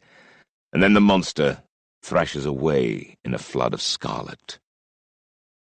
Diomedes leans right down over the rail, with two men hanging onto his legs to stop him falling in head first. On the second attempt, he grasps the girl beneath the armpits and pulls her bodily from the waves and onto the deck. The storm is passing as suddenly as it struck. and for a moment there's stillness, if not silence, a frozen tableau with a girl in her white tunic, held upright in Diomedes' powerful arms as she staggers against him, exhausted. Knowingly or not, he puffs up like a hero of the old tales, even though she largely rescued herself. A hoarse cheer goes up from the crew, who are punching the air in triumph.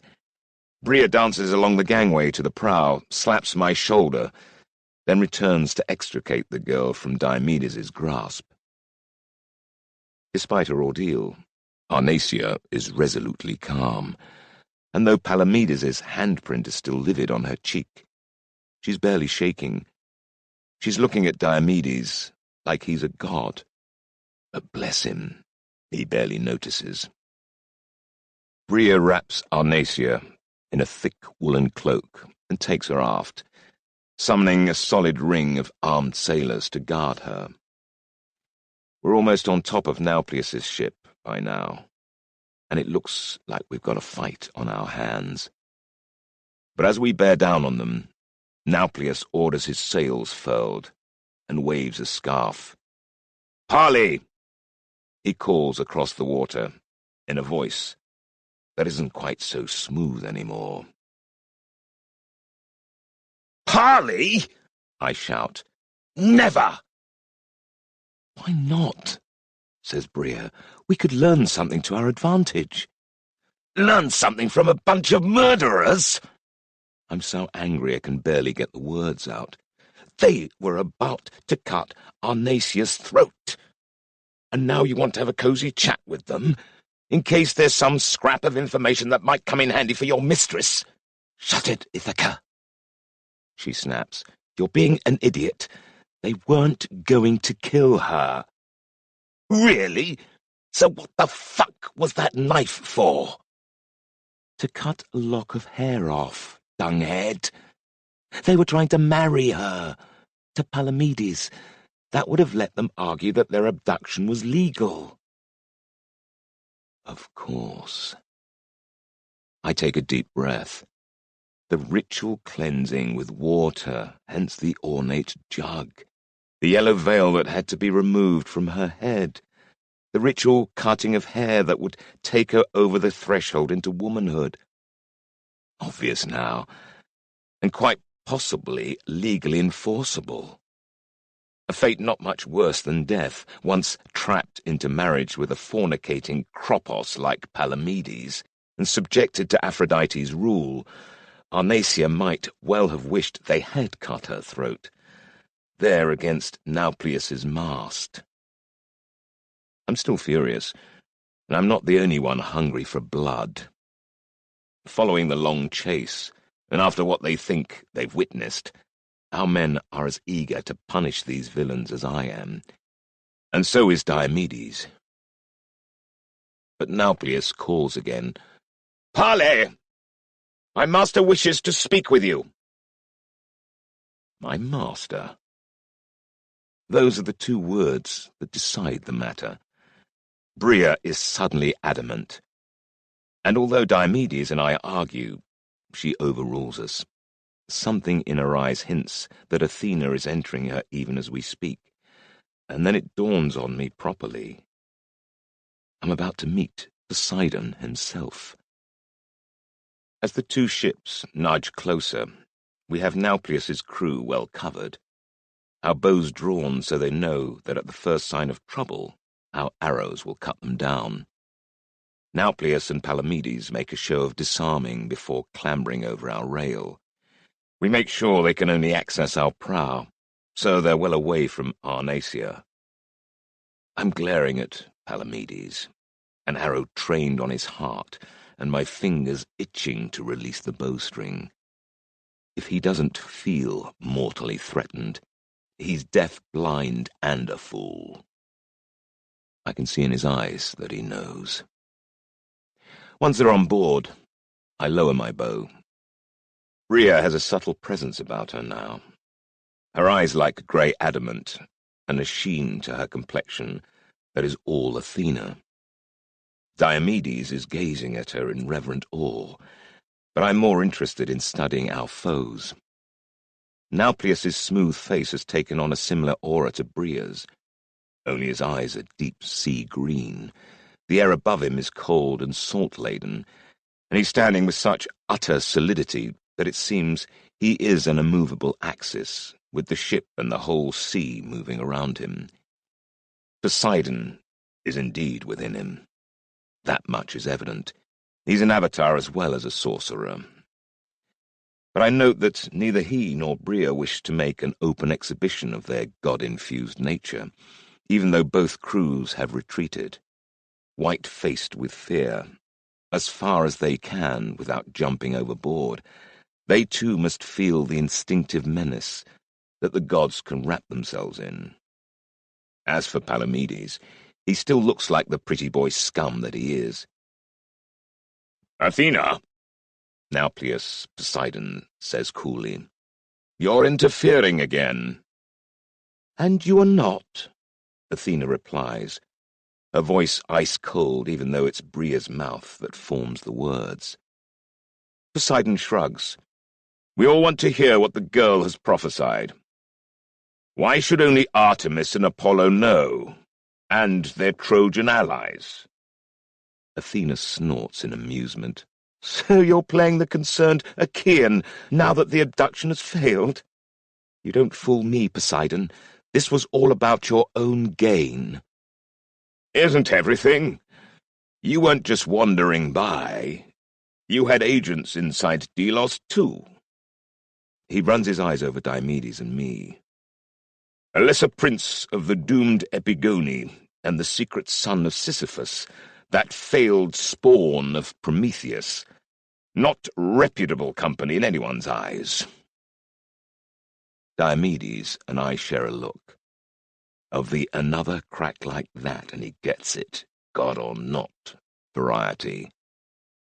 "Your son Palamedes here is an agent of Aphrodite," Athena reminds him. "Is this little scam something you and the clamshell cooked up?"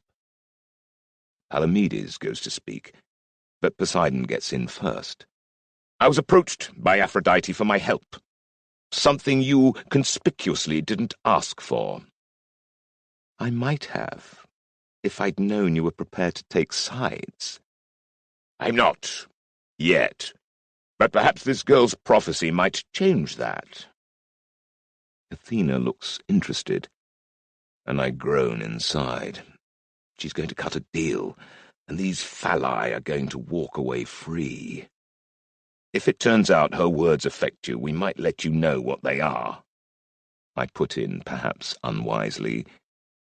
"The sea god fixes me with those oceanic eyes, and I feel my skin turn cold and clammy." "Hold your tongue, scion of Prometheus," he growls. "Your presence here is unwelcome, and only your mistress's sureties exempt you from the attention of every swordsman in Achaea." "Let 'em come," I snarl, which is definitely unwise. "You blinded one of my creatures, and killed another," Poseidon says, his words cutting through me like knives. "No," I say, gathering my courage, praying he can't hear the tremor in my voice. "You killed them, by letting that scum Nauplius send them after us." My blade and bow were the weapons, "But the wrongdoing lies with him." I'm feeling braver already, so I jab a finger at him. If you're going to piss a god off, there's no point messing around, as he's going to hate you anyway. "Perhaps you're thinking you have plenty of fish in the sea, eh? But your followers don't truly worship you, they merely fear you." All of their eyes are bulging now. Palamedes, Diomedes, and even Athena. But Poseidon's gaze bores into mine like a drill bit, twisting into soft spruce. "Fear is belief, mortal. Terror is worship, something you will learn in very short order." Then my patron says very quickly, "What Odysseus means to say is that we Achaean gods, whose worship is tied to these fair realms, should not be in conflict, for then only our enemies win, while we waste precious lives which would be better deployed against our enemies. The sea god doesn't buy that for an instant, but after fixing me with one last menacing stare, he draws himself to his full height. "If you can claim immunity for your new pet," he says, "then I claim it for Nauplius, and I dare say Aphrodite will take it ill if aught happens to Palamedes. As for this unhappy episode, I remind you that my reach is far greater than yours, Attican goddess, and you will be well advised to adhere to my cult if you wish to weather the tempests to come." I open my mouth to tell him what he can do with his threats, but Athena puts a cold hand on my arm. Her glance is enough to freeze my tongue. "And you would do well to remember, uncle," she says, "that Aphrodite has been colluding with Zeus for years now, and that right now you're just their cat's paw. Stick to your fish and seaweed or take better advice. Mine comes for free."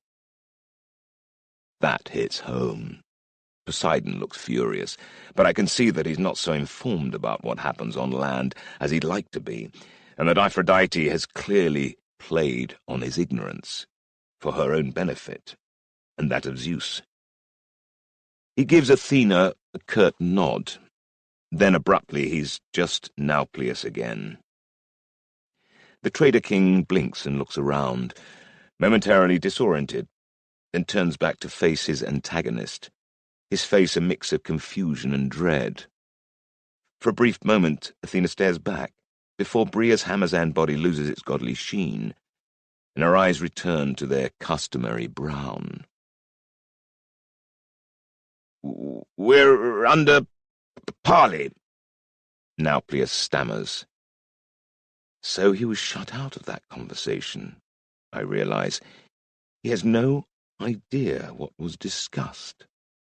That's interesting in itself. "We've said what needs to be said," Bria replies. "You should go before our patience runs out." She gestures to the other ship, bobbing alongside. Nauplius inclines his head, then turns, climbs over the railing of our vessel, and lowers himself down into his. Palamedes goes to follow. Except he's not getting away with this so easily. I step in swiftly before he can react, and belt him hard in the stomach. He folds over my fist with a sickly gasp, his chest emptying of air and his face contorting in shock. And I follow up with a straight jab to the nose that shatters it into a crooked pulp. He's flung backwards, his body made to arch when all it wants to do is bend double. I bend over him as he writhes on the deck in utter agony. "Arnacia hates your guts, you coprologus. If you or your shit-gathering father ever try to force her into marriage again, I'll disembowel you. And I ever see your stinking face again, you'd better fucking run just in case." He's too busy sobbing and throwing up to make any kind of response. "Ithaca!" Bria frowns. "He has Aphrodite's protection." She only seems moderately put out, though. "I know. But this privileged Priapus needs to feel the consequences of his actions for a change," I reply without a shred of guilt. "I mean it. He'd better not cross my path again, ever." Diomedes shows his opinion by picking up the blubbing Palamedes and hurling him over the side of the ship, sending him crashing down into Nauplius's scuppers, where he smears his blood and vomit over the oar benches. "You know, Odysseus," Diomedes says to me, "I think we're going to be friends." We turn back towards Delos, leaving Nauplius's vessel to resume its course towards Cythera.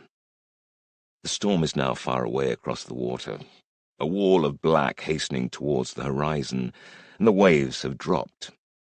We're still wary, but nothing more untoward than a great deal of bailing and a few sea creatures shadowing us astern, cause us any concern. And with the whole afternoon ahead of us, and a steady northwest crosswind still holding, we can probably make the cove at Reneia before we lose all light. After we're satisfied that all is well, I ask Diomedes to take charge of the ship, and Bria escorts me to the stern to speak with Arnacia. The Daimon is utterly exhausted after providing herself as an avatar for Athena. She can't do that sort of thing for very long at all, I've noticed. "How do you fare?" I ask Arnacia as we join her. "Well enough," Arnacia says, giving me her self-possessed smile. "I understand I have your quick wits to thank for guessing the direction my abductors took." "Inspired genius," I reply with a wink.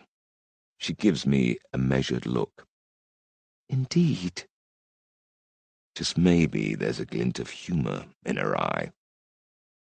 She's still wary, though, as any well-brought-up girl is going to be alone with strangers. I try to deal with that. "Arnacia, you're in no danger from us, I promise you. We're taking you back to the shrine and your people as quickly as we're able. We're too far from Delos to reach it tonight, so we're making for Reneia. Tomorrow we'll take you the rest of the way." "Thank you," she says in a simple, heartfelt way, bowing her head. "I take it your father isn't keen to lose his daughter to the shrine." "My father cares only for the weight of his coffers," she says bitterly. "My vocation is to Artemis, but he sees only—" She breaks off and looks at me, then Bria. "You are Theoi, like me?" So Arnacia didn't see the exchange between Athena and Poseidon. No, of course not. Huddled on the stern deck as she was, with the entire crew crowded around her. I share a look with Bria. "We are." "But you don't serve Artemis," Arnacia replies, directing a comment at me. "If that were the case, you'd have been able to visit the shrine openly. But you didn't, did you?"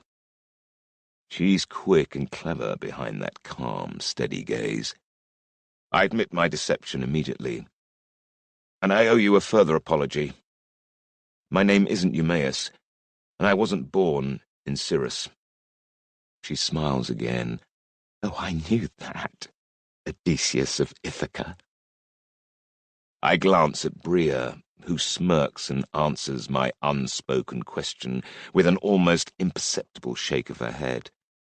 No, she hasn't given my identity away. "Sir, how?" I'm not used to being unmasked so easily. "Do you think I spent my brief time at my uncle's court with my eyes shut?" Arnacia replies. "I never forget a face, and you've not changed that much." So much for my clever disguise. "You realize this, that you still talk to me?" I say, "and you didn't betray me to the High Priestess. Why?" "You interested me. The one clear truth I heard was your concern for Achaea and for our ancient ways. Those are concerns I share. And you had the fragment of embroidery. I was intrigued, and I didn't feel in danger." She fixes me with that steady gaze again. "Bria sounds Scythian, and Diomedes is the Argive son of an Aetolian exile. I've heard of him. And there's you, a son of Kephallonia. What brought you three together?" "We're here to interrogate her. Instead, she's interrogating us, which makes me like her even more. Though we'll have to whittle down her defences if we're going to get anything useful. We all serve Athena." Arnacia's eyes flicker to Bria. "The Attican goddess?" she says, wrinkling her nose. "The Achaean goddess," Bria corrects. "You're a novice seer, aren't you? You must know of the prophesied war between Troy and Achaea, and how your eastern friends are going to swallow up our lands within 2 decades if they're left unchecked. If left unchecked. That's an interesting way of expressing something I thought was inevitable. But right now I'm more interested in Arnasia's reaction. What does this cool slip of a girl think about Troy's new harbour, which controls the entrance to the Bosporus, with the potential to strangle the tin trade, destroy all the Achaea kingdom's wealth, and lead to conquest? Arnasia has lost some of her composure. I know of the prophecies, she admits. Bria leans forward, her eyes narrowing. And how do you feel about having your sacred sites overrun with dancing Easterners, screwing in your gardens and rioting outside the shrine? I admire her gall, considering I was doing some of the screwing and we both instigated the riot. How do you feel about Apollo and his relationship with his new sister, Artemis? Arnasia pauses, biting her lip. It's not for a lowly novice to question the decrees of High Priestess Sophronia. Yes, it is, Bria says sharply. You should always question your betters, because they're not always acting for their flock. Do you want to see Achaea invaded? Do you want to see your faith taken over by men and tainted by Eastern ways? Do you really believe Artemis is Apollo's sister? I hide a smile. Bria knows better than I do that gods aren't ever truly related. They're disembodied spirits, and they don't actually have family, only rivals. But does this girl know that? Arnasia drops her gaze. I'm still adjusting to the revelation. It's not a revelation, Bria retorts. It's a political proclamation of alliance.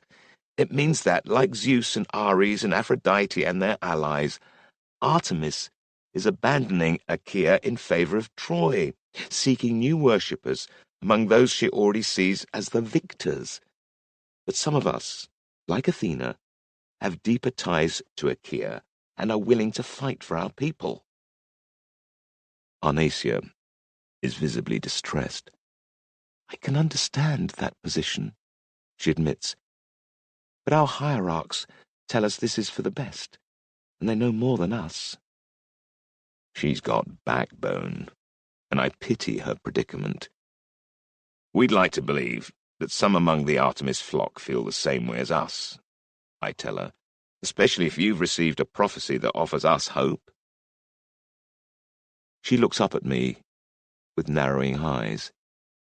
Is that why you came creeping into our holy place?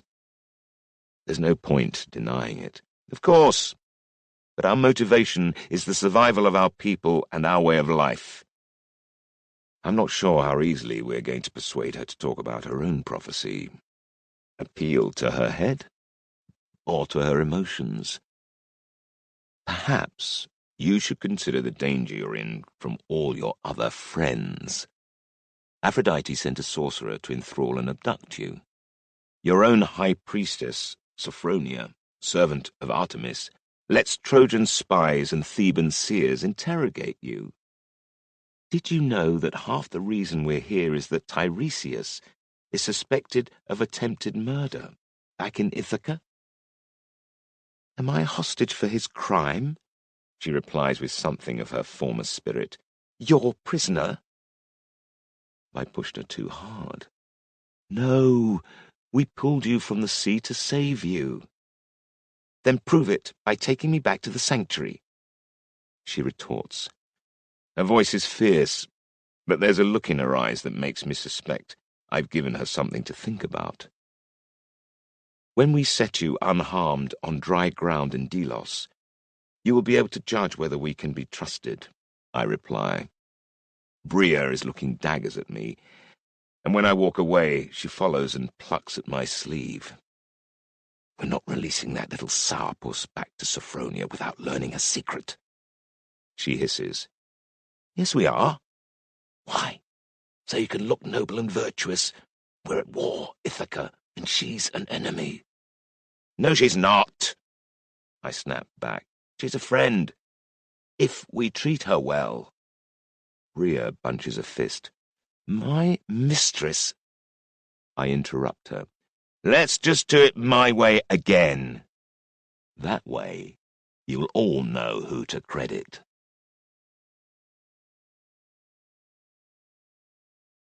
Chapter 7. The Prophecy. It is not true that the gods do not hold us dear, for they are the beneficent friends of mankind. Nor is it true that they are ignorant of their own laws and their own plans. Nor is it true that it is of no concern to us to know what will happen, for we would take more care if we knew. Nor is it true that they think it contrary to their majesty to give auguries, for there is nothing more excellent than kindness. Nor is it true that they are unable to see the future. Therefore it is not true that they exist, but do not give us signs about the future. There are indeed gods, therefore they give us such signs, and if such signs are given, it is not true that they provide us with no way to recognize those signs. Otherwise their signs would be useless. Cicero, on Divination. Rheneia, Aegean Sea. We reach Rheneia just before dark overtakes us, with the last of the nor'wester dying away. I, for one, am exhausted from the hardest day at sea I've ever had. The ship is now taking in so much water from her sprung timbers, it's lucky we haven't needed to row. All hands, even Arnacia, have been busy bailing. It's with a sense of vast relief that we grind the keel into the crisp white sand at the head of our chosen cove, and lower ourselves over the prow to stumble ashore for some much-needed food and rest. The crew busy themselves lighting cooking fires with what's left of the wood we gathered when we first landed here on Rheneia 3 days ago, and soon we settle down to eat.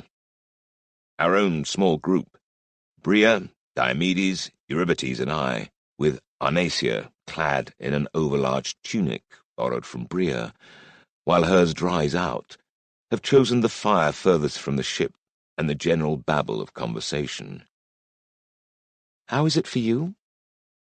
Bria asks Arnacia, partway through a welcome meal of goat's cheese, hard bread softened with olive oil, and smoked ground meat baked in grape leaves, all of it washed down with a resinous white wine. "As a seer, I mean. I have some of the art myself, but we all experience it differently." I've noticed Arnacia's barely sipped at her wine, so we're not going to catch her out that way. I've also noticed that she'd been glancing admiringly at Diomedes when she thinks no one is looking, enough that I'm beginning to question her commitment to chastity. But for whatever reason, Diomedes is more interested in the food. We're not going to milk her that way either. A part of me is amused, another puzzled by his indifference, and yet another relieved, because we do not need that sort of complication. Although Arnacia still has her guard up, Bria's question interests her. "In truth," she admits, "I've only ever experienced the one true seeing, and I've no recollection of it."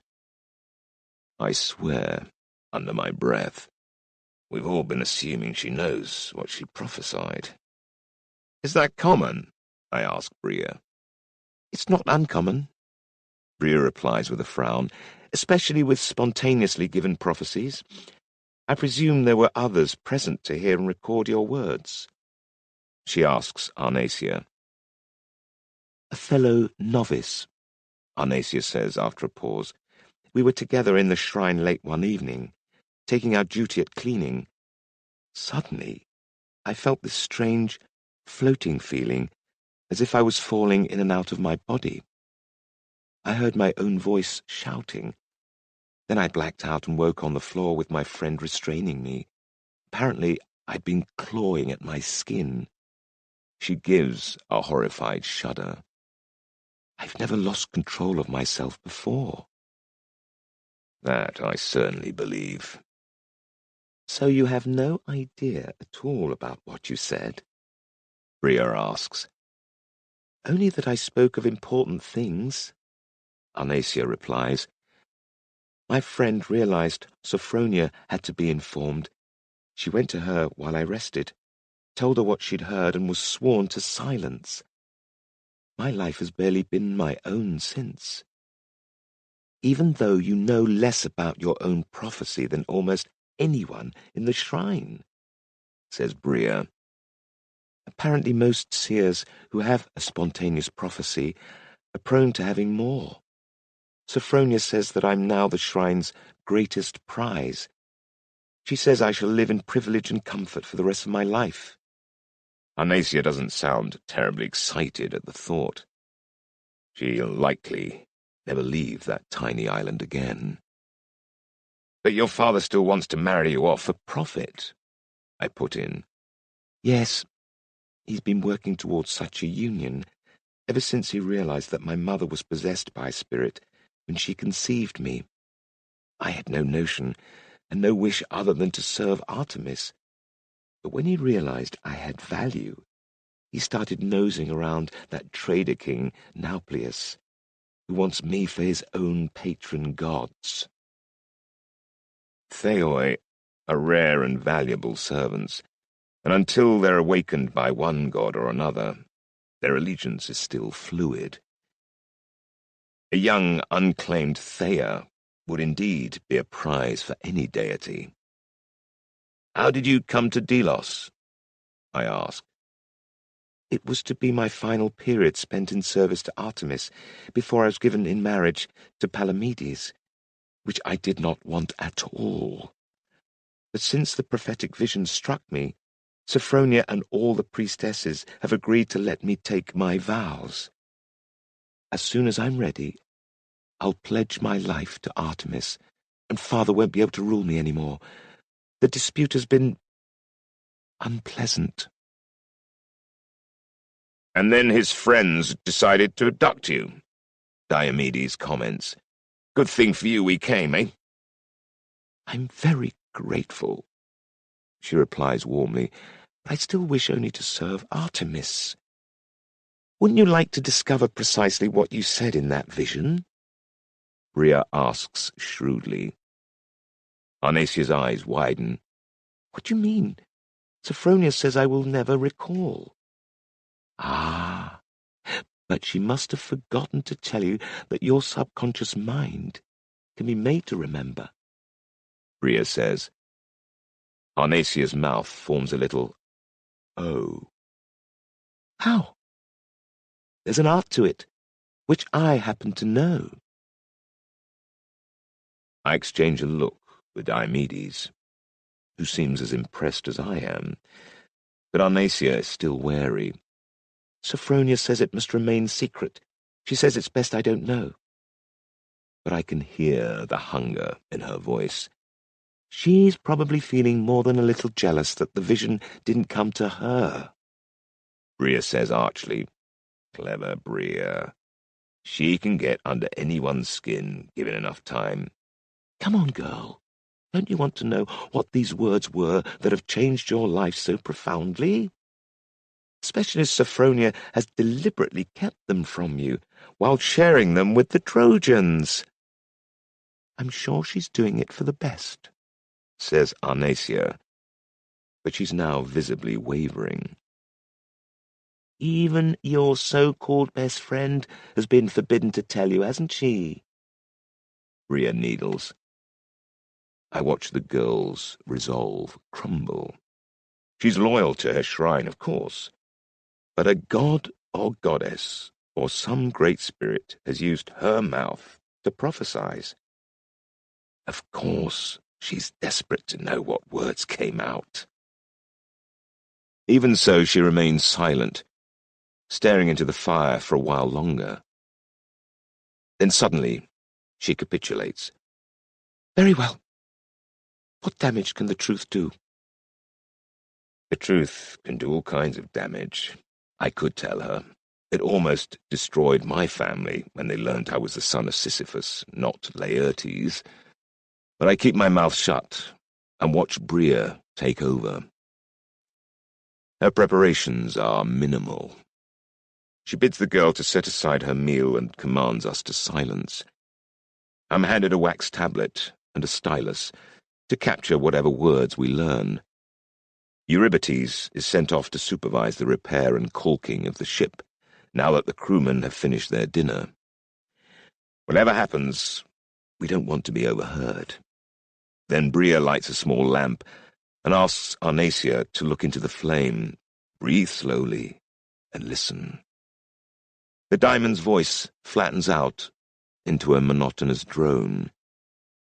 She seems to be chanting something, but I can't make out the words. Every so often she speaks more clearly, telling Arnacia to empty her mind of all, to close her eyes, to listen only to her.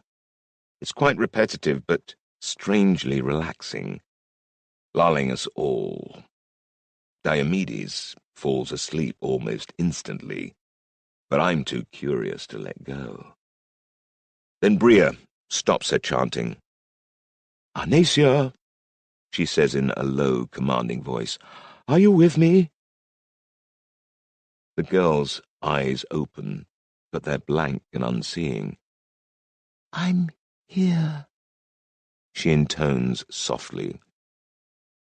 I have 1,000 questions, but Bria gestures at me to remain quiet. "Arnacia," she says, "I want you to remember that night in Delos, when the voice of the oracle touched you. Tell me what you saw and heard."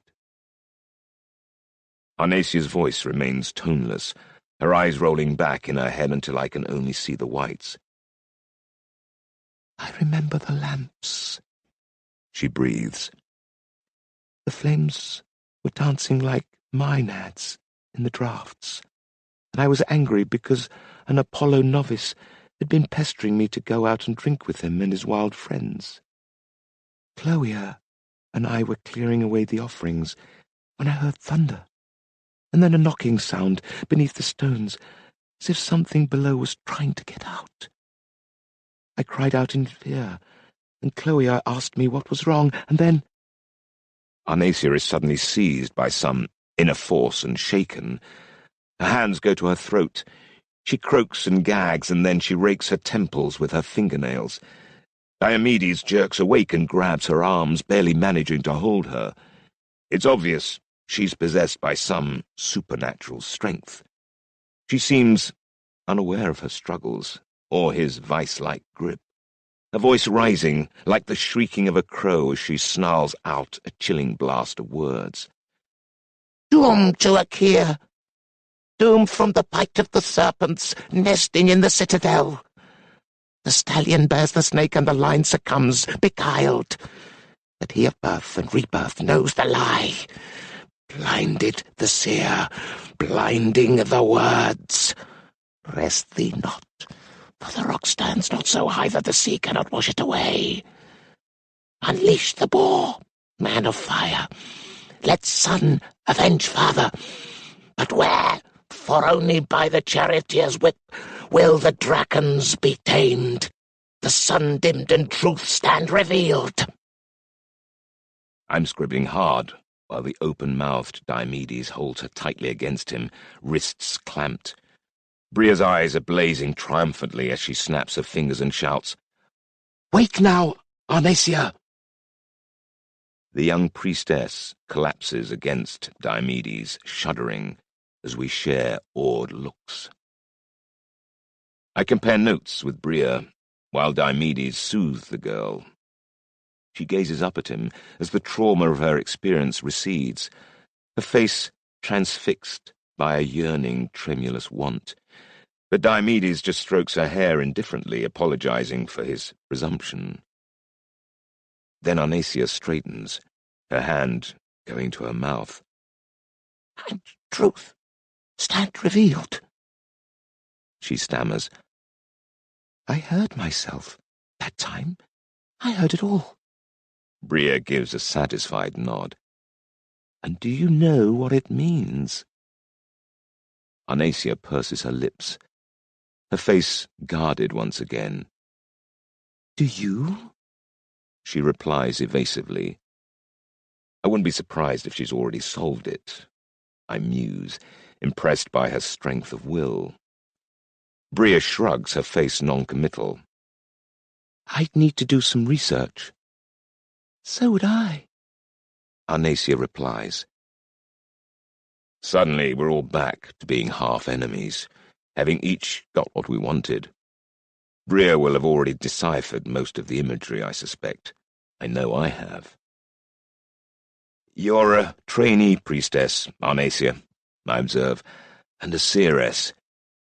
I'm sure a Pene Opas like you has it all figured out. But we're people of our word. We'll not force you to speak. She half smiles. A Pene Opas, a cunning weaver with hidden insight. I like that. Her shrewd grey eyes studied me speculatively. I wish we could be friends, Odysseus, but these are such troubled times. Her gaze strays regretfully to Diomedes, who was running his fingers through his thick, black, curly hair. Is he preening? Or merely restless? I'm tired, she sighs. That's understandable, Bria says. Why don't you finish your meal and get some rest? She looks at me. Come on, Ithaca, she says. We need to stretch our legs. Dio, keep watch over our little prophetess, in case any of the crew get ideas. I'm a little hesitant about leaving Diomedes alone with Arnacia, but Bria snorts when I mention this on our way up the hill behind the cove. Diomedes is so self-obsessed, he's barely noticed she's female. She snickers. Let's find a quiet spot and talk about prophecies, shall we? The hillside is bare and rocky, affording us a good view down to the cove and the bustle of activity round the ship. I settle myself down on a handy boulder and wait for Bria to speak. Strangely, it's not hard to equate the woman inhabiting this buxom, muscular warrior woman to the skinny little maid Hebea. They both cock their head the same way and speak in the same rhythms. So, Ithaca, she says, that was fascinating, wasn't it? Doomed to a Keir from the serpent's bite. Serpents, plural. Who do you equate with snakes that we've recently encountered? I understand her hint. Snakes, often called dracons, are a common motif right across a Keir, and can represent a number of things. They're often tied to land and its ownership, but also to rebirth and prophetical insight, and Tiresias of Thebes is strongly associated with snakes.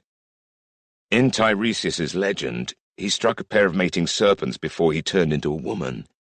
Indeed.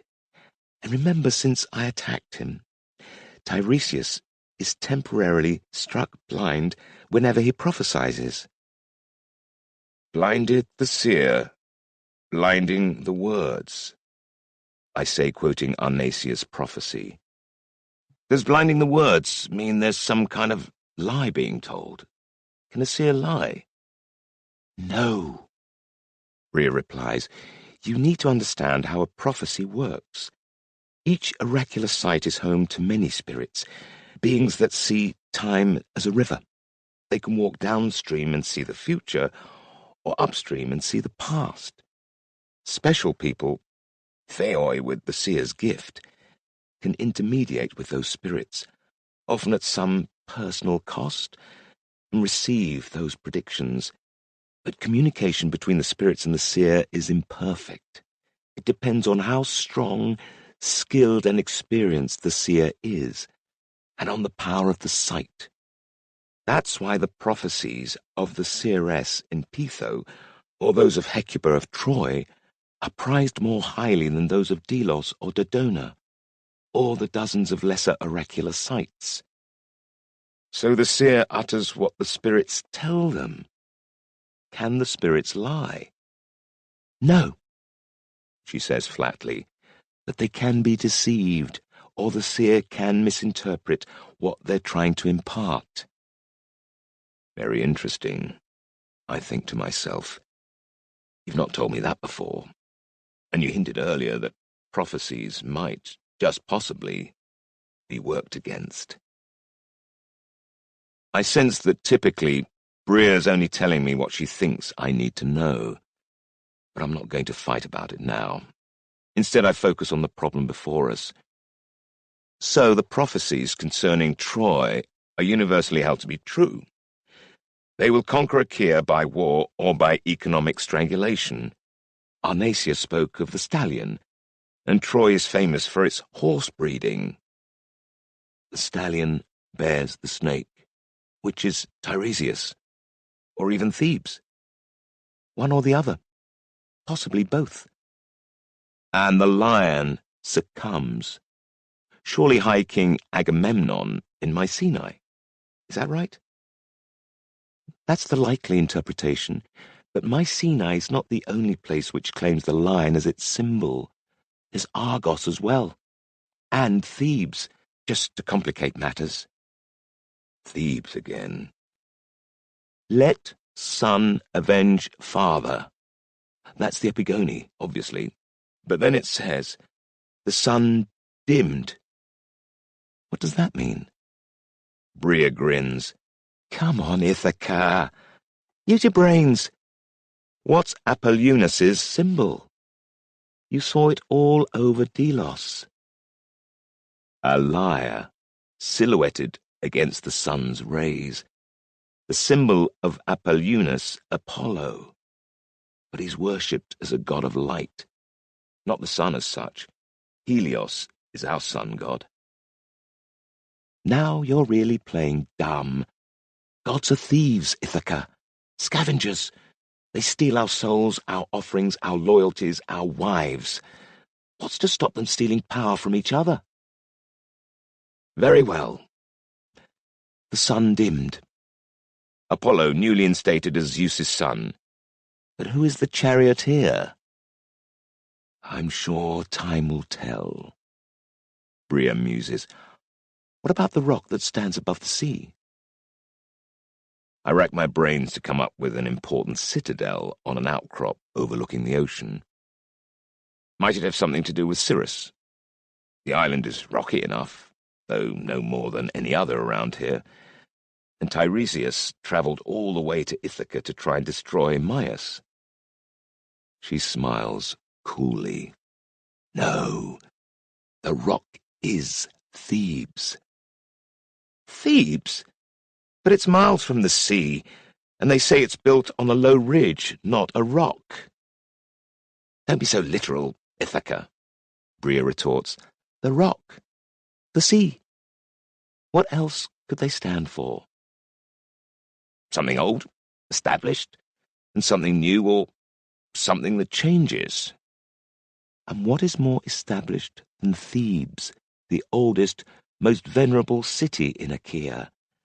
Their rulers were high kings when Mycenae was still a village. And Tiresias is Thebes' major seer. The damn city's turning up everywhere. Isn't it just? Bria says sourly. Diomedes and the other epigoni may have sworn to avenge their fathers, but the prophecies are universal. Mighty Thebes will never fall, and thus the epigoni have never rallied and marched. But this new prophecy, spontaneous prophecy, the most powerful sort, says it might fall. Exactly. She leans towards me, so that we're almost nose to nose, and murmurs, And what did the phrase, unleash the boar, man of fire, mean to you, son of Sisyphus? Descendant of Prometheus, the Titan who gave us fire? Given that Diomedes' father Tydeus fought at Thebes with a boar on his shield, and his son still wears his boar's tusk helmet. I feel my throat tighten. The prophecy wants me to rally the epigoni. Let son avenge father, she quotes, her breath on my skin and her eyes intent. Fancy starting a war, Ithaca? I pull away from her, thinking hard. This feels immense. The Seven and their failed war has been legend for a decade now, and the impregnability of Thebes has been a fact ever since. Even High King Agamemnon won't go to war with Thebes, even though they've defied him on numerous occasions. Sophronia heard Arnesia's prophecy, and she summoned both Tiresias, via Manto, and Skymandu and his twin. I breathed. She didn't tell Agamemnon or the Pythia. She went straight to Troy, the arch-enemy of Achaea, and to the Thebans. Bria agrees. And they all seemed rather close, didn't they? Thebes is allied to Troy, then, I exclaim. My mind races as the implications sink in. They could provide a friendly beachhead for a Trojan invasion. Thebes itself is landlocked, but they have an excellent sheltered port at Aulis, in the channel between the mainland and Euboea. And Thebes has a bigger army than most, and the backing of the most famous seer in Achaea. I feel physically sick. Thebes is plotting treachery, a betrayal of Achaea and everything I hold most dear. I thought all Achaeans would fight to defend Achaea, but this implies that it's Thebes which is engineering war, and not just with the Epigoni. Once Thebans were the High Kings, now they're overshadowed by Mycenae. They want a return to primacy and aren't afraid to make deals with the all-conquering Trojans to get what they want. I glance back towards our camp, thinking about Diomedes and his kin. The Epigoni might be obsessed, but Achaea needs to harness their bone-headed aggression in order to survive. I hate it when you're right, I tell Bria, but Tiresias has to be stopped. Don't forget, Tiresias's bitch daughter Manto, Bria says sourly. She's as dangerous as he is. They say that when Tiresias was a woman, Heracles himself lay with her, and Manto was the issue. Once, when I was very young, Heracles was my idol. But since becoming a Theos, I've learned a darker truth about that hero. He was a barbaric force of nature who used his Theos power to bully an entire people. Now he's a god, and seated at the feet of Zeus, the All-Father, who recently has begun to be worshipped in Troy as Zeus Tarum, a melding of the two principal deities. Then Heracles, and therefore Zeus, support Thebes? I ask. Her grim look answers that question. Where does Cyrus fit into all this? I ask, returning to my earlier thought. Cyrus? What are you talking about, Ithaca? Tiresias came to Ithaca to destroy Maius, and we were about to return Maius to the throne of Cyrus, which is an ancient stronghold of Artemis. Bria arches an eyebrow. Who's married to your sister now? Locus. But he's an idiot. And why would Tiresias be bothered trying to put an idiot on the throne of Ithaca? You're being the idiot, Ithaca. You're the one out of favor. You have no idea how damn close you came to being disinherited and thrown out when you stood up for Maius. You were the target. I think about it, but I'm sure she's wrong. Laertes could have denounced me as a bastard as soon as the Pythia exposed me, but he didn't, then or now. Out of pride, perhaps, but pride, honor, and the need for public esteem are major elements of his personality, and he's lent me his best ship and some of his finest men. No, Cyrus has something to do with this. I just haven't worked out what yet. but I can see we're at an impasse, so I changed the subject. If we attack Thebes, we'll be going up against the major champions of Heracles and Zeus. We will indeed, Bria says brightly, covering my hand with hers and leaning in close again, her mood shift abrupt and not very subtle. Do you rise to a challenge, Ithaca? I pull my hand away. I've told you where you and I stand, Bria. But this body and I are in full agreement, Ithaca. We like you, and we'd welcome you tonight. I've only your word for that, and either way I'm not interested. Thanks, but no thanks. But you screwed one of those randy Maenads on Delos, didn't you? She retorts. I could smell her on your skin that evening. That's my business. Where was that Princess Kishanda that afternoon? She asks, her eyes boring into mine. I didn't see her in the temple that day. I have no idea. I rise and stride off down the hill. Chapter 8. Returning the Prize. Apollo, god of Delos, haught in victory newly won, saw Eros bending his bow with sinewed string drawn tight. "Young rogue," he said, "what concern have you with the weapons of the mighty? These arms suit my shoulders. With a sure aim I can wound wild beasts or enemies my countless arrows slew. Do not lay claim to my renown." And now Aphrodite's son replied, "Your weapon, Phoebus, may transfix all, but mine shall vanquish you. Just as every creature yields to divine power, in the same way shall your glory be brought low by mine." Ovid, Metamorphoses. Rhinaea and Delos, Aegean Sea. I still don't get any sleep that night, Bria or no Bria. The damage from the whale attack is even worse than I had thought, and I'm amazed that we stayed afloat long enough to reach Rhinaea. The repairs to the hull take up much of the night, with mallets hammering at the wooden dowels that hold the timbers to the ship's frame, and copper pots of steaming hot pitch being swung inboard to reseal the joints by torchlight. I work as hard as my crew. The vessel has to be seaworthy well before dawn, for we need the cover of darkness to sail Arnacia back to Delos and land her without being caught. I've staked my honor on her safe return, but with the island on high alert, I have no desire to be captured by either Sciamandu or Tiresias.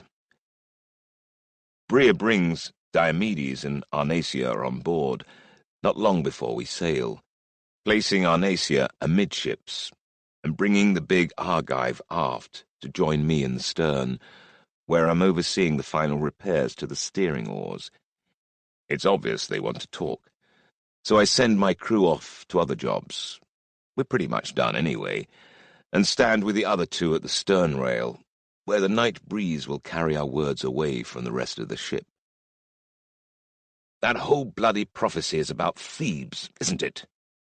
Diomedes says, surprising Bria as well as me, I confess. "The charioteer she spoke about, that's Alcmaeon for sure." Alcmaeon is one of Diomedes' lame-brained cousins. "Why must he be the charioteer?" I ask. The Argives have been an important royal family for generations, right back to Perseus, before they nearly obliterated themselves a decade ago.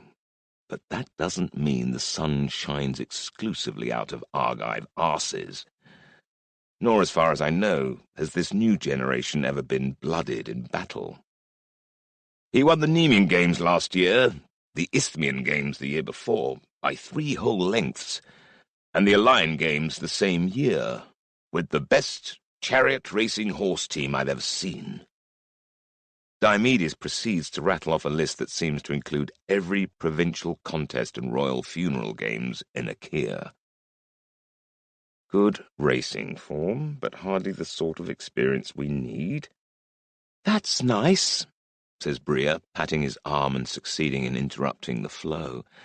"And it just so happens we think the rock above the sea is Thebes itself. So you're on the right track." "I'm the boar," says Diomedes, his fist clenched against his heart. "Yes, indeed. And your friend here," says Bria, draping an arm over my shoulder, "is our man of fire." "You?" Diomedes retorts, peering down at me in the gloom, a twinkle in his eye. "I was expecting "Someone taller?" I supply, and we both laugh. Eurybates and the men work the galley away from the coast of Rhenea and set our prow towards Delos, catching a rare southwest wind. There's no moon, but the sky is starry and crystal clear as we cleave our way through the water. Thankfully, the sprung timbers show no sign of opening up again. The lads did their work well. Bria and I have gathered up Arnacia and shifted ourselves to the prow out of the crew's way. Bria starts telling me what she thinks we ought to do next, but I'm not interested. We do this my way. "Arnacia," I say, turning my back on the diamond, "we've promised to get you back to Delos, but for obvious reasons we have no desire to be met by High Priestess Sophronia and all her new friends. We're not going into port. We're going to land at a small cove south of the town and get you ashore quietly. From there, you're on your own. I suggest you tell them you jumped overboard, which has the benefit of being true, and a fishing boat picked you up and brought you back to Delos." "That's exactly what I was going to suggest," Bria says tartly. "Thanks." I give her a faux warm smile over my shoulder and turn back to Arnacia to make one last appeal. "I wish you'd remain with us. I know Skyamando of Troy, and if he thinks you're going to keep on blurting spontaneous prophecies that undermine his father's ambitions, he'll silence you. So will Tiresias and Manto." She flinches, but shakes her head. "I must entrust my safety to Artemis's hands," she tells me firmly. I'm forced to accept that. It's her life. Diomedes joins us at the rail. "I still think we should all land on Delos," he says, "or at least bring a hand-picked group of armed men with us. This is our chance to take out those damn Theban seers." The last thing Arnacia needs is a bunch of sword-swingers blundering into the sanctuary, trying to slaughter whoever they think looks remotely like a Theban. Bria draws Diomedes away down the ship and begins filling his ears with common sense, while I stand with Arnacia in the prow, the wind stronger now, catching her hair, which glimmers in the starlight. "The journey to Delos was my first time on a ship," she tells me, breathing the salt air in deeply. "I stood right here, where the whole world is in motion. I felt like I was flying." It's my favorite spot, too, at the tip of the arrow. "Sitting on the gull's beak," she counters. We share a smile. Then her face falls. "My father won't take this lying down. Nauplius offered him a lot of silver for me.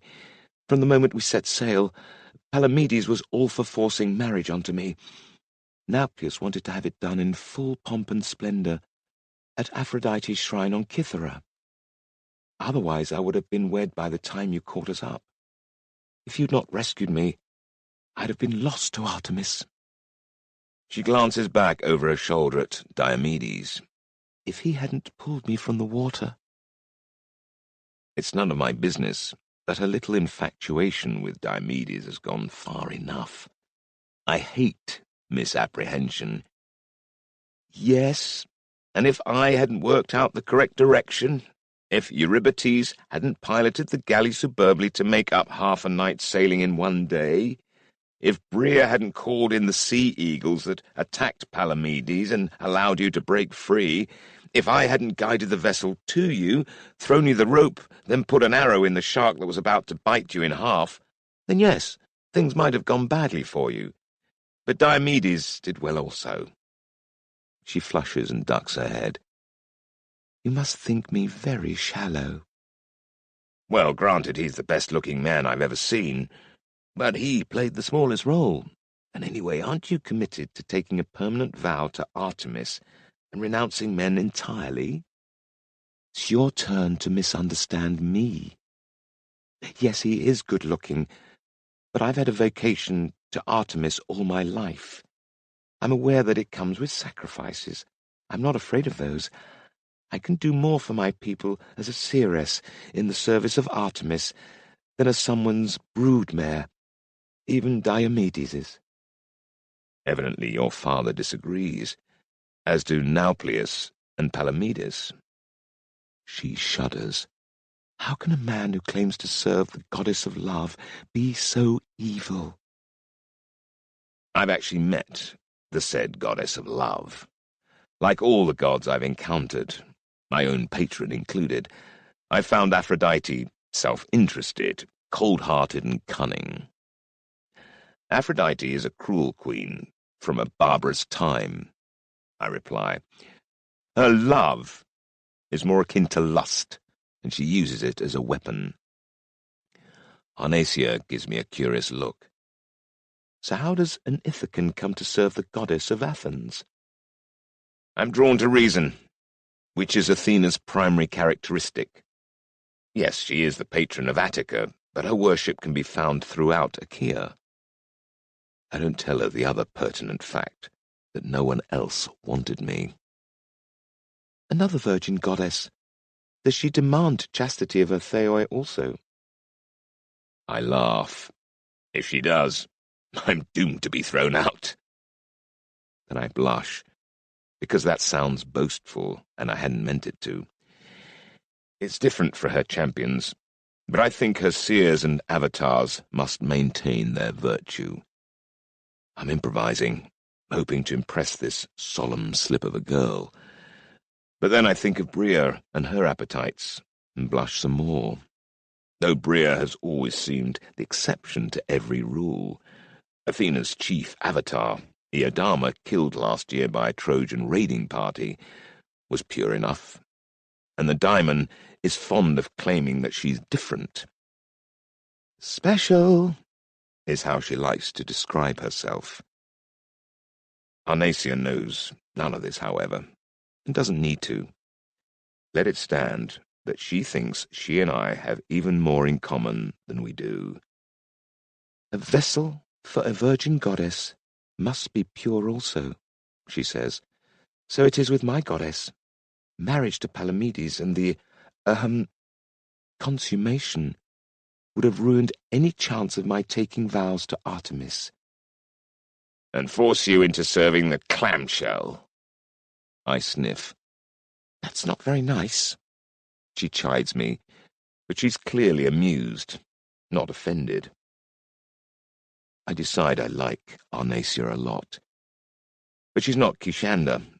No midnight hair or wicked innocence, nor does she have the wildness I've seen in Kishanda's eyes since her year with Persephone. My lover is a garden of sensual, mystic delights, and I'm longing to see her again. Arnesia proves an engaging, insightful companion. It's very comfortable being with her, and in another life I might have been rather smitten. But in this life, Kishanda's face is like the moon rising over the sea. As we approach Delos, I can almost smell her on the salty air. Who are you thinking of? Arnesia asks me, and I realize that I've drifted into a reverie. He's just a little too insightful. No one special. All right, yes. A woman back on Ithaca. I lie, thinking of Issa a little sadly. It's time I ended that liaison, I realize. It's unfair to Issa, generous though she is. I need to move on. Arnacia studies my face, and I can tell that she knows I'm lying. I was smiling as I thought of Kishanda, but my voice lost animation when I spoke of Issa.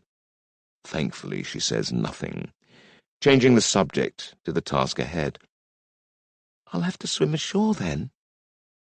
She looks down at her sanctuary robes, borrowed from Bria. No, we'll take you in far enough to wade to the beach. In fact, I'll carry you to dry land myself, so your robes don't get too wet. The approach to the cove isn't straightforward, especially as we need to get closer in this time.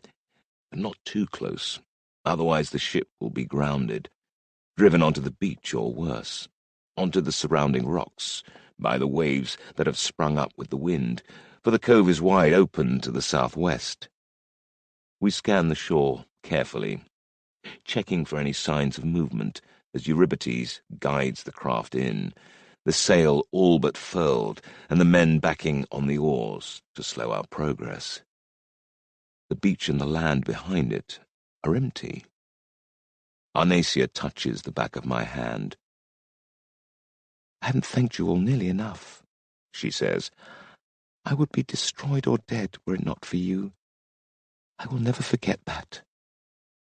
On an impulse, I give recruitment one last try. Arnacia, you're highly intelligent. Have you ever considered serving Athena?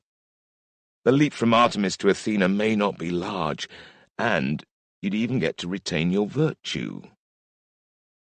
She gives me an amused look. Good try, Odysseus.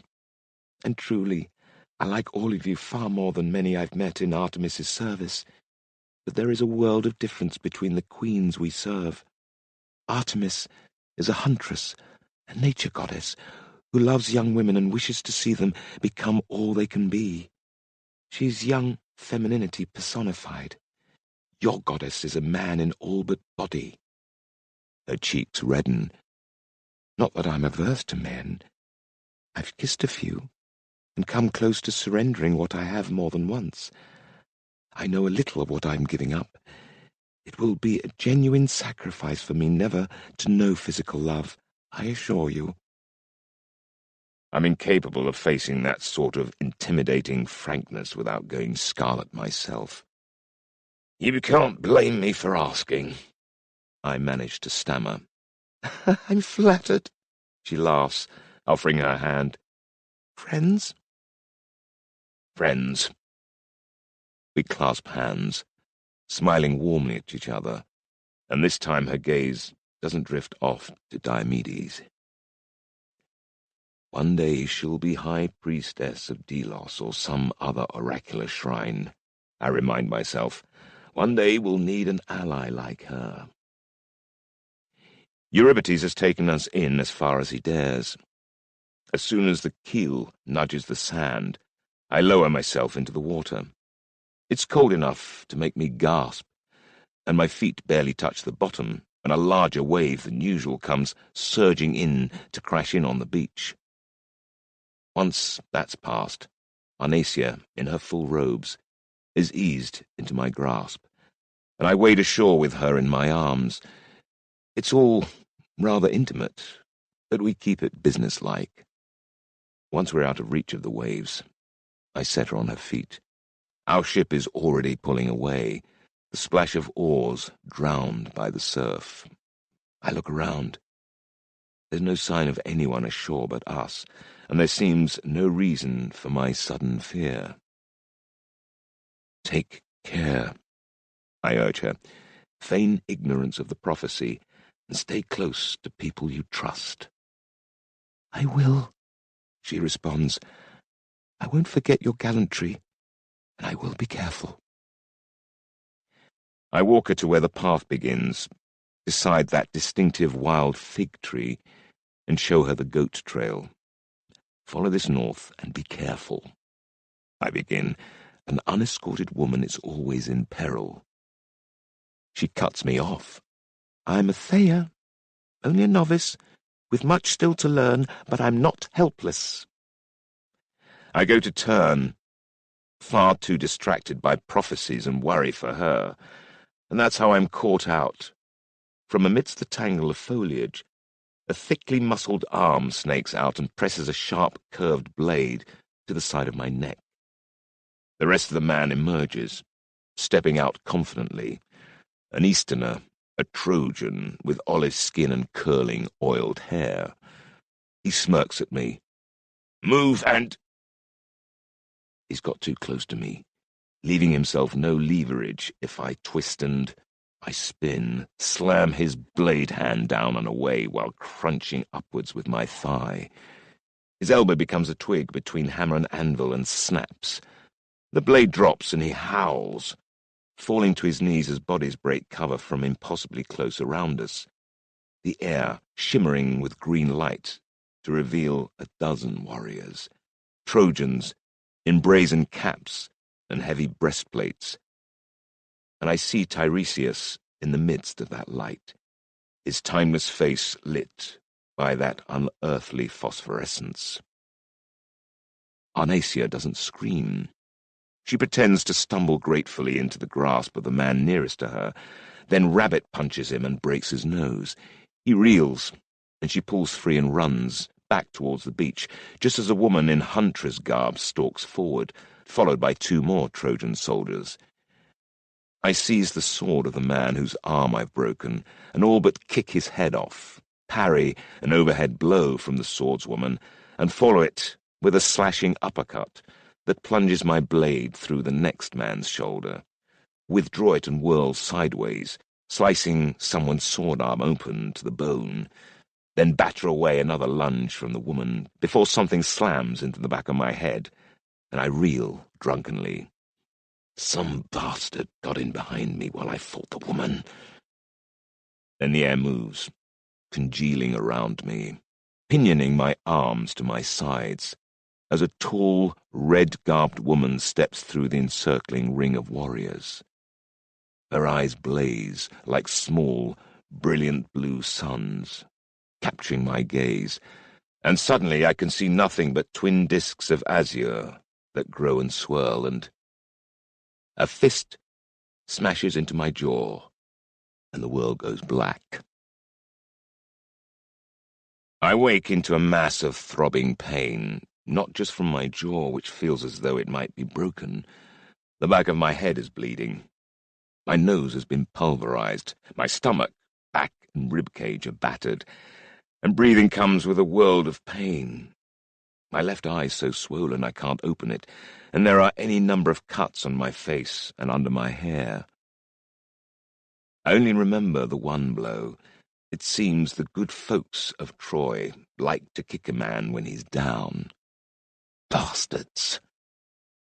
I try to move, but my wrists are tied behind my back and my ankles are bound. I'm lying on my side in some kind of old storeroom with rotting straw on the dirt floor.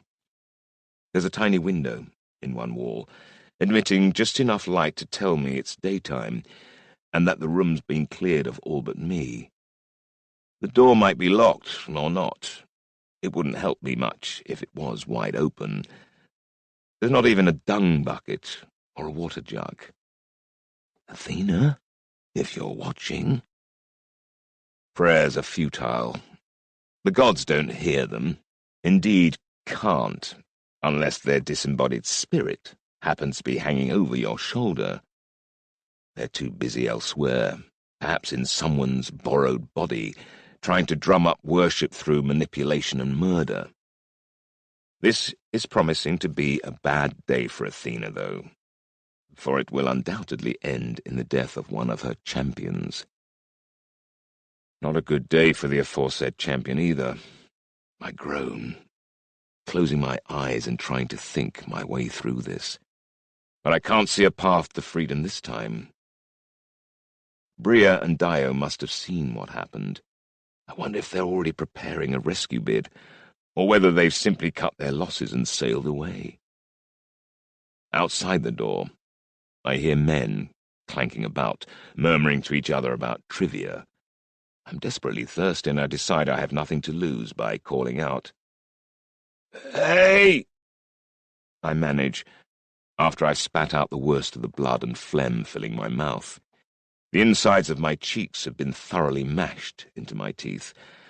Fortunately, none of the latter are broken or missing. Not that that's going to matter for much longer. "Hey! Water!" The voices outside fall silent. Then someone replies, "Shut your hole, kidnapper!" One of them stamps off along what sounds like a gravel path. When the door opens, it's not soldiers that enter, but two tall, robed figures. After my right eye gets used to the glare of daylight, I work out that the taller one is Tiresias, handsome, androgynous, and smoothly self-assured. His mane of grey hair cascades over richly coloured robes, and he's gazing down at me with oddly blank eyes, as if he's stared too long at the sun and now finds mere humanity hard to discern. He chuckles. "So, it's the man of fire, my dear. Not burning so brightly, is he?" His companion is the red-robed woman with the bewitching face, whose gaze paralyzed me at the cove. Manto, his daughter by Heracles. "Let's douse him, father," she says, toying with her waist-length black hair. "We don't need him alive." Despite my desperate desire to defy these two, I'm petrified, remembering how easily she took me down. "Does dousing include water? Because if it does, I'm all for it," I managed to reply in a parched croak. Manto laughs. "You did say he was amusing, father." "Water's precious here," Tiresias says, in his mellifluous she-male voice. "In dry years, the cisterns fail and they have to ship in water from the larger islands. So why would we waste it on you?" He bends over me, his eyes glinting. "What did the girl tell you of her prophecy?" "Nothing." I look up blearily, my whole body aching. "She has no memory of it." The old seer combs his fingers through his hair. "Perhaps, but there are ways a skilled Theos could draw it out of her. We know who you serve, Ithacan. Your goddess has people with the art." Manto bends down to assess me better, peering at me as I avert my gaze from those azure orbs. "Oh, don't you want to look at me, Ithacan? You'll find me fascinating. I can promise you. Just as you did last night." She grips my chin with cold hands and pulls my face around. "Look at me, Odysseus." I close my good eye tight, straining to reach deep into my inner core and the powers residing there. Then a flash of lightning knifes through my brain, and those essential threads of energy inside me are blasted away, to be replaced, it seems, by a mesh of writhing, hissing snakes. Now, she smirks, "let's not be unpleasant about this. Give us what we want." I find my eyelids being prized apart by an invisible force I can't control. With an effort, I can still avoid meeting her eyes, though it exhausts me. Up close, her skin is flawless. She has heavy brows and a prominent nose. Her hair is magnificent, a lustrous, dark curtain, and her bodice is as low-cut as any I have seen, both breasts fully exposed as if to taunt me. There's something in her manner that says that anything a man could want is hers to give, should she wish to. But the dangers are also evident. Her teeth are brilliant white and oddly pointed, and when I am finally forced to give up my struggle and meet her gaze, her eyes contain as much ice as fire. "What do you want?" I snarl, but I can't look away. "The names of every Athena Theos you know of, where they gather, and how they can be found," Tiresias replies, while his daughter holds not just my gaze, but, it seems, my very soul. "Everything the Artemis novice told you of her prophecy, and anything else she uttered." Then he too bends closer. And all about your mother and Sisyphus, he adds in tones of menace that are in no way mitigated by his fluting voice. Somehow I find a thin vein of defiance within me, a hidden strength I didn't know I had, and, with a rush of courage, I realize that despite Tiresias's bold words, neither of them can control my brain or truly read my mind. Go find Hades, I say, lifting my throbbing head, and ask him. Father and daughter giggle like young girls.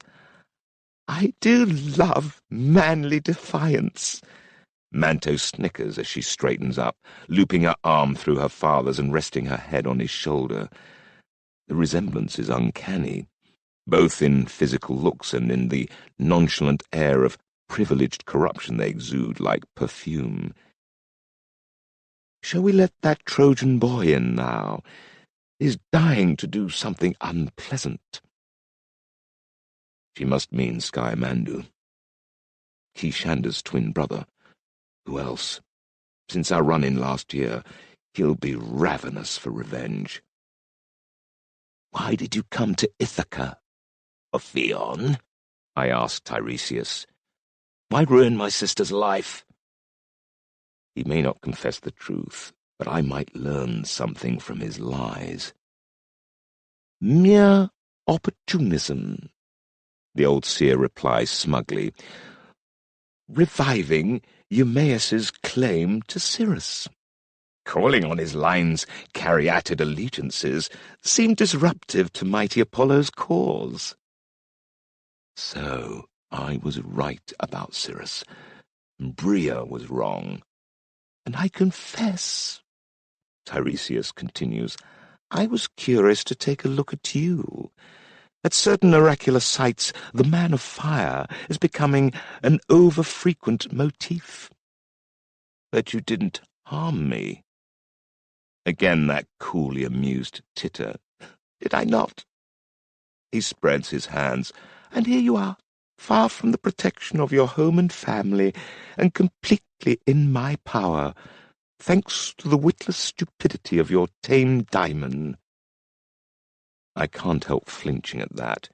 He knew Bria and I would decipher the ashes we found in Aunt Iopia's room. He meant us to, and when the pirate attack failed, we were certain to follow him on to Delos. Manto beams as she sees the dawning realization in my eyes. Regardless, you won't be leaving this cell alive, Ithacan. All those annoying little references to you in the prophecies will vanish, and Apollo's ascendancy will herald the Trojan dawn. She makes a violent gesture, and an unseen force smashes into my midriff and hurls me against the wall. Fresh pain knifes through me as I lie in the dirt and straw, wheezing for air. It's been amusing, Ithacan, Tiresias snickers. Then father and daughter kiss on the lips and sashay out. The door left tantalizingly open, but the blessed daylight outside might as well be shining on Ethiopia, for all my chance of reaching it. A few heartbeats later, Skymandu storms in. The second eldest heir to the throne of Troy is a slim, handsome young man of about 20 years. Since I last saw him, he's continued shaving his cheeks, but grown a beard on the very point of his chin, which he wears braided and oiled. If anything, his face is sourer than before. Or perhaps that's because he has even more reason to loathe me, possibly as much as I despise him. His first act is to plant a boot in my guts, right where Manto's sorcerer's blow struck me, leaving me vomiting what little bile is left inside me into the straw. I've been longing to see you again, you Achaean scum, the prince crows, drawing back his boot again. You think you're ever so very clever, don't you? The so-called man of fire. But you're nothing but a shit smear, a spluttering ember I'm going to piss all over. There's an answering haw-haw from the door. The woman I fought earlier is there, with a man dressed in the identical tooled leather armor, bows and quivers across their backs. Both have close-cropped hair, tattooed arms, and identically cold, cruel smiles. From their size and their arrogant stance, they are clearly Theoi. Husband and wife, perhaps? Who says love makes you a better person? Their presence doesn't stop me wanting to bait Skymandu. After all, I have nothing to lose. I'm going to be dead very soon, so I might as well cause him a little grief in the process. And if I can rouse his temper, he'll kill me more swiftly, reducing the risk of my giving anything away under torture. All the traders I've met say that everyone is full of praise for your brother Hekataru. I tell him, they think he's destined to be the king Troy really needs. It's a shame you're going to spend your life as number 2, eh? But no one wants you as king anyway. Shut up! His face contorts and he kicks me again, but I twist enough to render it only a glancing blow, now that I've worked out how he moves. Despite having my hands bound behind my back, I'm able to lever hard with an elbow and wrench myself up onto my knees. But they all know you're weak, I go on recklessly. They say that back in the womb, your twin sister not only got both sets of brains, but both balls too. He lashes out with his right boot again, aiming at my head, but I duck and roll, so that I can sweep my bound legs round to kick his standing leg, bringing him crashing down. I throw myself on top of him, driving my knees into his chest and trying to bite his throat. Then the 2 Theban scouts wade into me, battering me with their fists before hurling me off. Sky scrambles to his feet and draws his sword, a long, wicked blade I've also met before. Suddenly a woman shouts, "Skya, no!" Her voice filling the cell. The prince and the 2 Thebans whirl round. "Kishanda!" She's standing just inside the door, her arms flung wide, and she looks glorious in her fury. If she is the last thing I see, I will die happy. Behind her I glimpse more armed men crowding around outside. "Mother forbids this!" she raps out, jabbing a finger at her twin. "She wants us to learn the Ithacan secrets." For the space of a heartbeat, Skymandu looks nonplussed. Then, with his characteristic bullying brutality, he lashes out at her, slamming the open palm of his left hand against her cheek and sending her reeling. "Do not presume to tell me what to do, slut!" he roars. "Shut up and get out!" He bunches his fist. "I'm going to kill this bastard, and our darling mother is too far away to stop me." Despite the blow, Kishanda regains her composure almost immediately. "Brother, you misunderstand me. The Delos priests don't mind you killing him, but first you have to learn what he knows. Don't do it too quickly, or he'll not confess everything of value.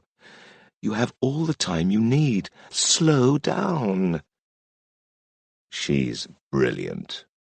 Even though her own position as my lover places her in deadly danger, she's buying time for me, and even Tiresias would be fooled by her imperious tones. Skymandu is certainly no match. He lowers his fist and suddenly he's ashamed, reaching out and embracing her. "I'm sorry, sister. Sometimes I let my passions rule me." "We both do," she says in a forgiving voice, stroking his cheek. He responds by nuzzling her in a disturbing way. Perhaps these Eastern families are physically more demonstrative than Achaean ones, but to me there's something troubling in his face and voice. "Dear sister, what would I be without you?" he murmurs. "We share a soul." Delicately, she extricates herself from his embrace. Does she feel his behavior is amiss too? If she does, she shows no sign of it. Skya, dear, she tells him, the torment of a prisoner requires a cold heart, not hot blood. You know this. Plan your attack while you cool down. The two Theban hunters grunt in agreement, and though Skymandu scowls, he concedes. You're right, he sighs, but don't think I'm not going to love every second of it, he adds, glaring at me with bare teeth. And while you're gathering your tools, Kishanda coos, let the Ithacan lie here in the muck, pondering all you're going to do to him. Aye, Skya drawled maliciously. Let's savour this dish, eh? He hugs her again, kissing her lips in a mostly brotherly way, then looks down at me scornfully. Enjoy eating dust for a while yet, Ithacan. I will return fully refreshed and ready for some real entertainment. He leaves, pulling Kishanda along with him, the Thebans trailing them. The guards slam the door and I'm left alone with a new set of cuts and bruises. I try to draw on my Theos strength to soothe those hurts, but whatever Manto did has paralyzed or locked those powers away, and I'm left helpless in the gloom, to hope and despair in equal measure. I'm roused after a short, fitful reverie, not really sleep, more an escape into some inner space, by a cloaked woman with a dark veil draped over her head. There's a guard peering at us through a gap in the door. For one glorious moment, I think it might be Kishanda again. But then I catch a glimpse of an aging, jowly face, caked with pale makeup and framed by greying hair. I'll manage on my own, thank you, she tells the guard. She's carrying a pitcher, from which she tips a stream of water into my upturned mouth. It's better than the nectar of the gods. I gulp it down. But I'm sure the Trojan prince said, the guard begins. High Priestess Sophronia rules Delos, she interrupts in a high, thin voice. If this scum is too weak to talk, he'll tell us nothing. Her voice carries enough authority for the guard to retreat. Yes, sister, I hear him mumble as she strides to the door and pushes it closed. In a moment she's returned to crouch down next to me, dipping her fingers in the water and smearing them across my bloodied cheeks. I feel a faint tingling, as though the cuts are scabbing over. Next, she dabs water on my swollen eye, and within the space of a breath, I can open it again. My heart races. Surely Kishanda has sent her to help me. Or perhaps this old crone is Kishanda herself, using her magical powers to transform her appearance. The woman pauses to tug at her face, pulling what I suddenly realize is a mask to one side, and giving me a quick smile before settling it back into place. Arnacia! I struggle to contain my shock. Not a shapeshifter, to be sure, but a mistress of disguise nonetheless, and with magical healing skills to boot. Look at you, Arnacia says dryly, smoothing another cut closed, and alleviating the aching pain in my head by pressing my temples with cool, slender fingers. She pushes half a fig into my mouth, and I bite down ravenously, flooding my mouth with juice. She works at the bonds at my wrists, and I feel them loosen a little. When I test them, I feel that more than mere rope has been loosened. The binding power that Manto has placed on me has eased. She undid Manto's spell. I look at her in an entirely new light. How did you come to learn this skill? I'm not so untrained as the Delians think, she murmurs. My mentor back in Lacedaemon taught me much when she first began awakening me as a Thea. Arnacia's eyes smile at me through the mask. She said I have potential as both seer and sorceress. My mind is too full to take all this in. Why are you here? You're in terrible danger. If they discover what you're doing... I owe you my life. She pushes a pitted olive into my mouth, and then some soft cheese. But aren't they guarding you? I ask. My mouth is full of food, but I'm too impatient with my questions to wait until I've swallowed. They think they are. My maid at Taurus is sitting in my seat, embroidering in full view, veiled decently and wearing my clothes. They think she's me. If you get clean away, no one will know how you did it. Cunning and courage in equal parts. My admiration for her grows apace. Take care, I warn her. Tiresias and Manto are dangerous. They can reach into your head. They'll not know they need to, provided you're not caught again. She bends to my ear. Your Trojan girl is distracting her brother and those Theban thugs he brought in here with him. You have a little time. My Trojan girl? I swallow.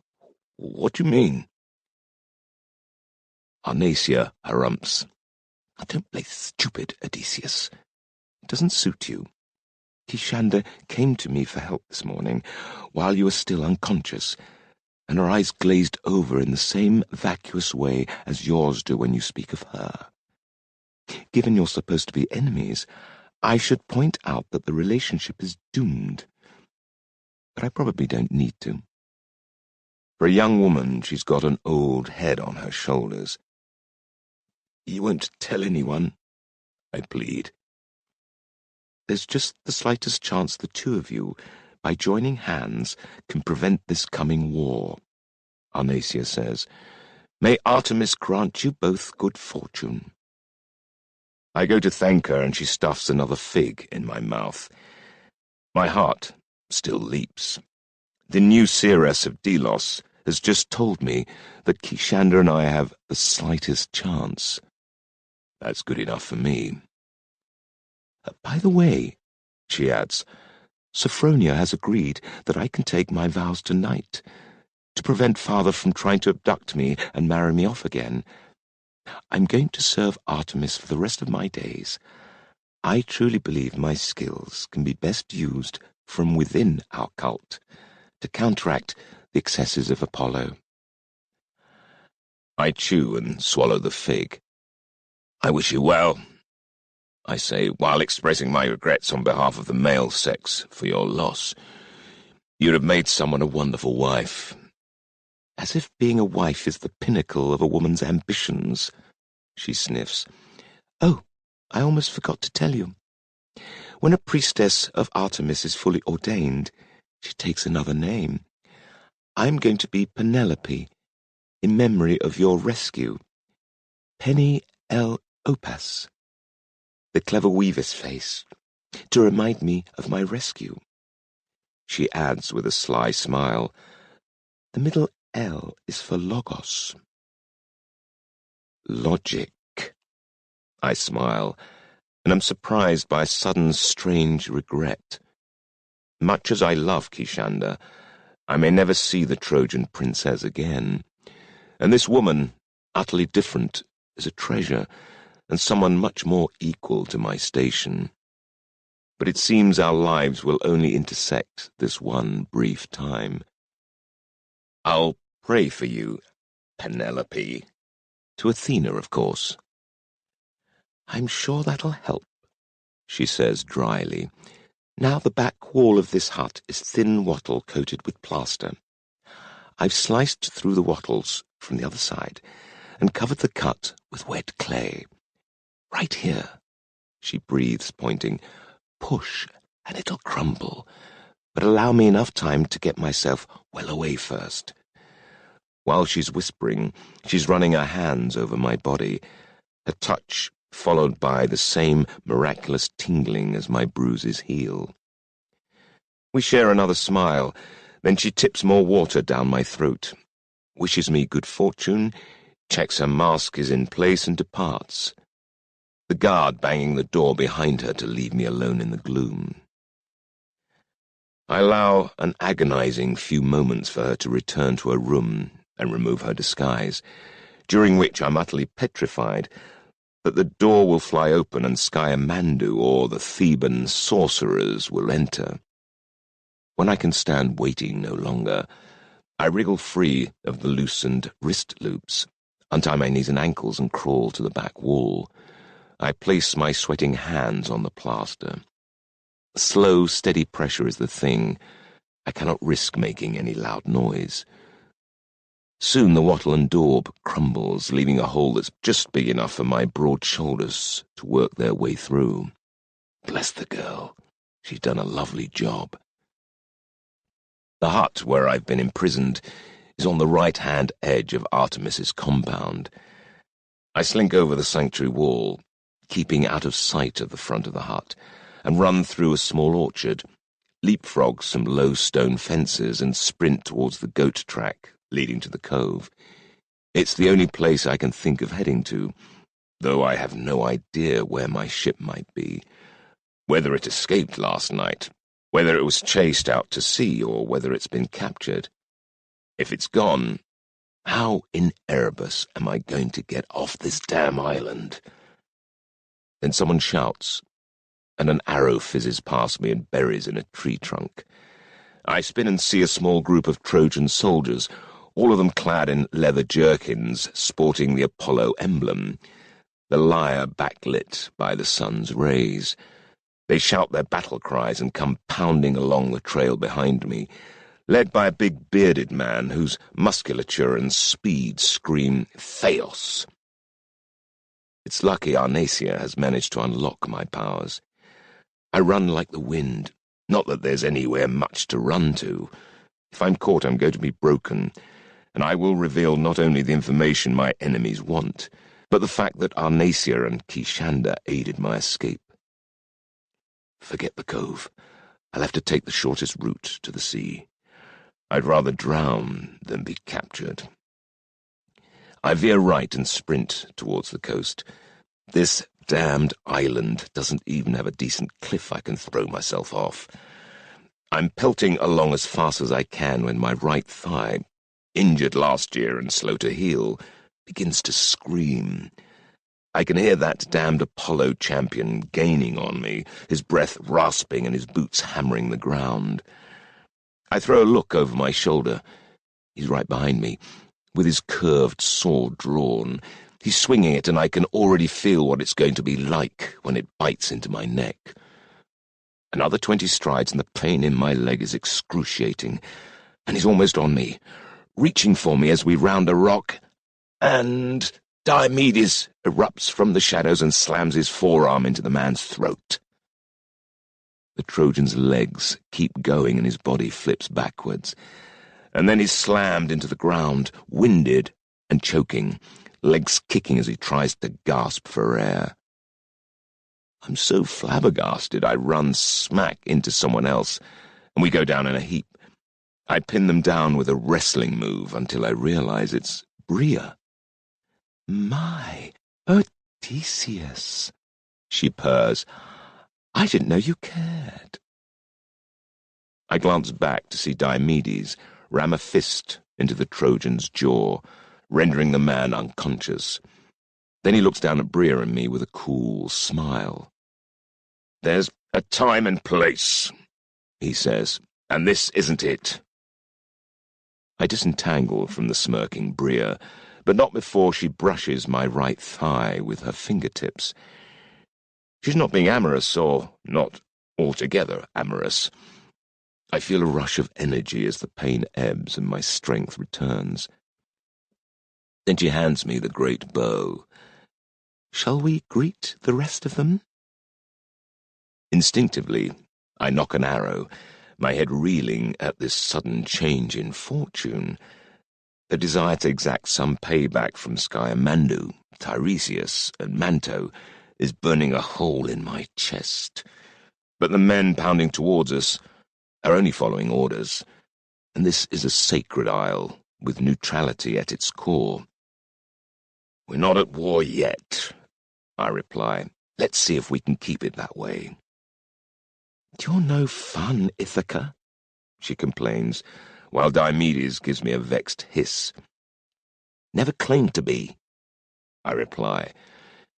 I edge round the rock and plant an arrow at the feet of the foremost, still some 100 yards away. They all yelp and dive for cover. No closer, I call. You've had your warning.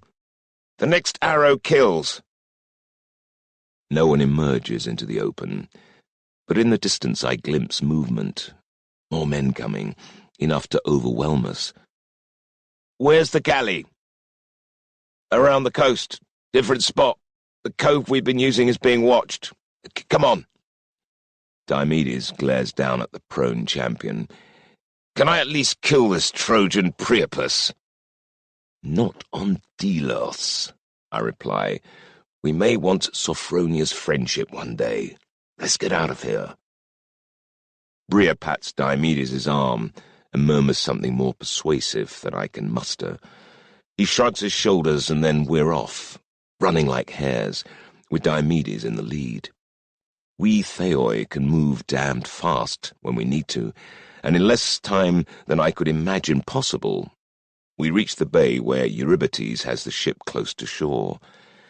We wade out and strong arms haul us on board. Eury hugs me and pounds my back. Thank the gods, Arnacia, now Penelope, has healed my bruises, and we're underway. Tullus at the helm. I'm full of questions, and the Cherax is equally eager to answer them. We saw your capture, Eury tells me. We all wanted to land and attack, but Bria said we'd be overwhelmed and we'd better escape while we could. Diomedes was livid. He thought it was rank cowardice, better to die than abandon you, and so on. But she urged us to have faith. So we pretended to flee, and when all the fuss died down, we snuck back along the coast, and she and Diomedes set off to find you. That's all we have time for now, because a trio of war galleys has appeared, pulling out from the port barely a mile away. But with Eury taking the helm again, calling the wind shifts and keeping our sails full, we start drawing away. At first we set a course due south, as though we're fleeing to Crete, but as soon as the light is gone, Eury takes us southwest, into rougher waters, but well away from land. Under starlight, we change course again to head due west, aiming for Argos, near the north of the Peloponnese. Dawn finds us alone in the water, our enemies lost behind us, and a kindly north wind on our beam. I think we have what we came for, I say to Bria. We know the prophecy, we have some inkling how to use it, and we know who we face. Bria gives me a satisfied smile. Our mistress will be pleased. No one on board has slept much, though we've tried, wrapped in our cloaks and hunched on the oar benches while Eury and Tullus shared the helm. Diomedes now has a short, thick stubble that somehow makes him look even more rakishly handsome than before, but Bria's no longer making eyes at him. Perhaps she's finally accepted that he's utterly oblivious to her. I'm yawning fit to tear my jaw muscles, and I'm ravenous. So how did you escape? Bria asks. I describe Arnacia's role, but not Kishander's, and that seems to satisfy her. Then she tells me she's in touch in some sorcerer avatar way with our divine mistress. Athena wants us to go to Tiryns, to meet with one of her avatars there and take counsel. She wants the Epigoni to march before summer is out. I glance at Diomedes, who gives me a huge smile. Thanks to you, we're finally going to war, brother, he says warmly. At last we'll have our revenge on Thebes. Either that or we'll all die, and leave Achaea at Troy's mercy. But I refuse to dwell on my doubts. After what Tiresias and Mantua have done to my sister, and Maius, I'm due some revenge of my own. But mostly, I'm praying with all my heart that Arnesia and Kishanda have managed to conceal their part in my escape. If they haven't, I shudder to think what might befall them.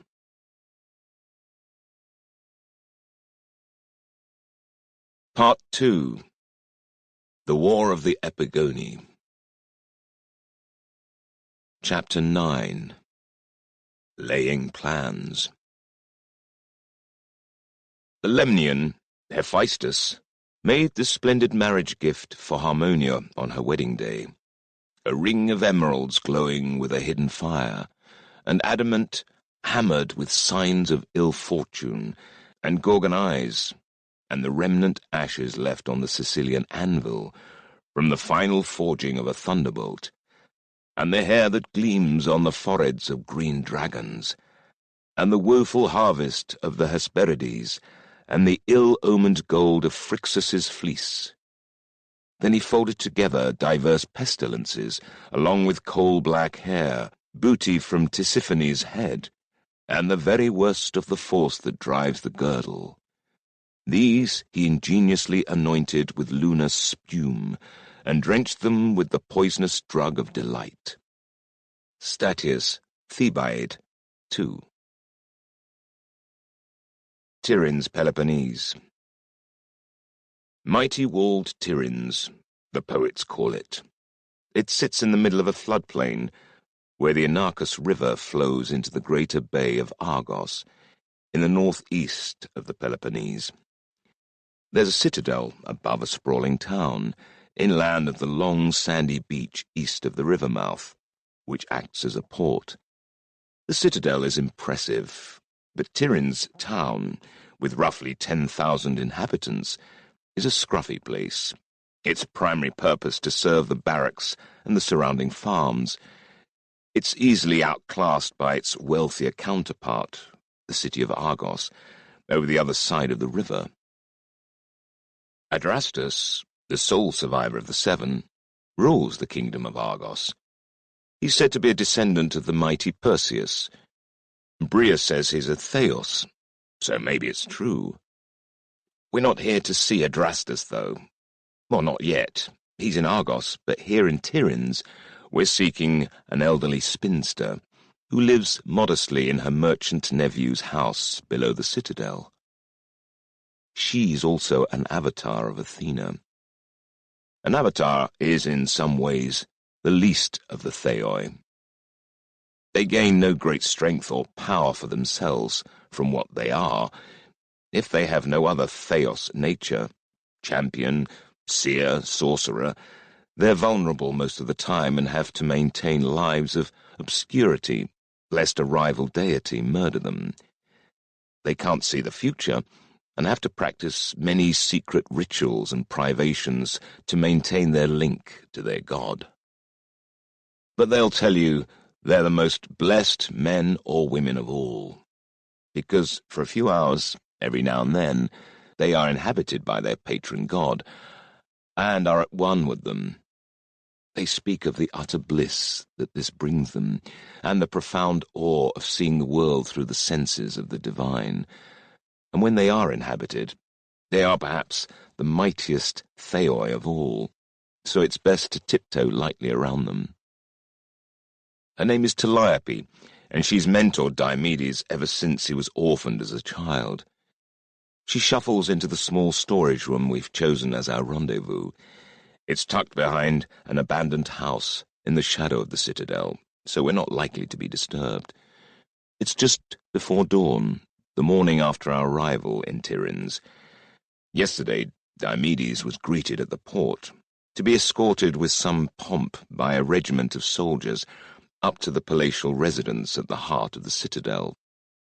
Diomedes is an important man here, even though he's still only 18, inheriting nominal control of the citadel from his father Tydeus when he was barely 8 years old, and growing into the role. But today he, like Bria, Eurybates, and I, is dressed in servant's clothing, and we've come to the storage room by back lanes and narrow paths.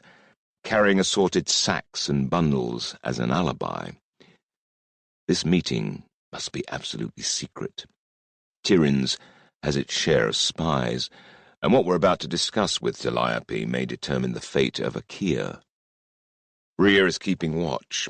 As soon as the old woman arrives, the diamond declares the all clear and bars the thick wooden door behind her. Calliope is wearing a woolen veil over her hair and a mantle of deep blue, and she looks 60 if she's a day. She has that peculiar air of superiority, serenity, and paranoia that seems to cling to avatars, engendered by pride in being their god's chosen, combined with the knowledge their patrons' rivals want them dead. "Greetings, my dearest Bria," she says, embracing the body jumper, who is still in her Hamazan guise. Then she turns to Diomedes. "Greetings, son of Tydeus. The wraiths of your forefathers, the mighty Seven, await their longed-for vengeance. May we be the agency of that just girl." Diomedes raises both arms, as if to a goddess. Clearly that's the proper way to greet her in his eyes. She turns to me. "And greetings to thee also, son of Sisyphus." "Could you call me something less inflammatory?" I ask plaintively. She ignores that, turning to Eurybates. "Greetings to thee too, Eurybates of Ithaca. Bria speaks well of you." Though she's usually keen to establish herself as the biggest dog in the yard, Bria busies herself serving Calliope, arranging the drink and food she's brought on a large wool bale, doing service as a table, while we perch on stools about it. Bria has already lit a small oil lamp, and we all turn to face Calliope. She tips a libation from her cup to the floor, then sips delicately at the wine that remains.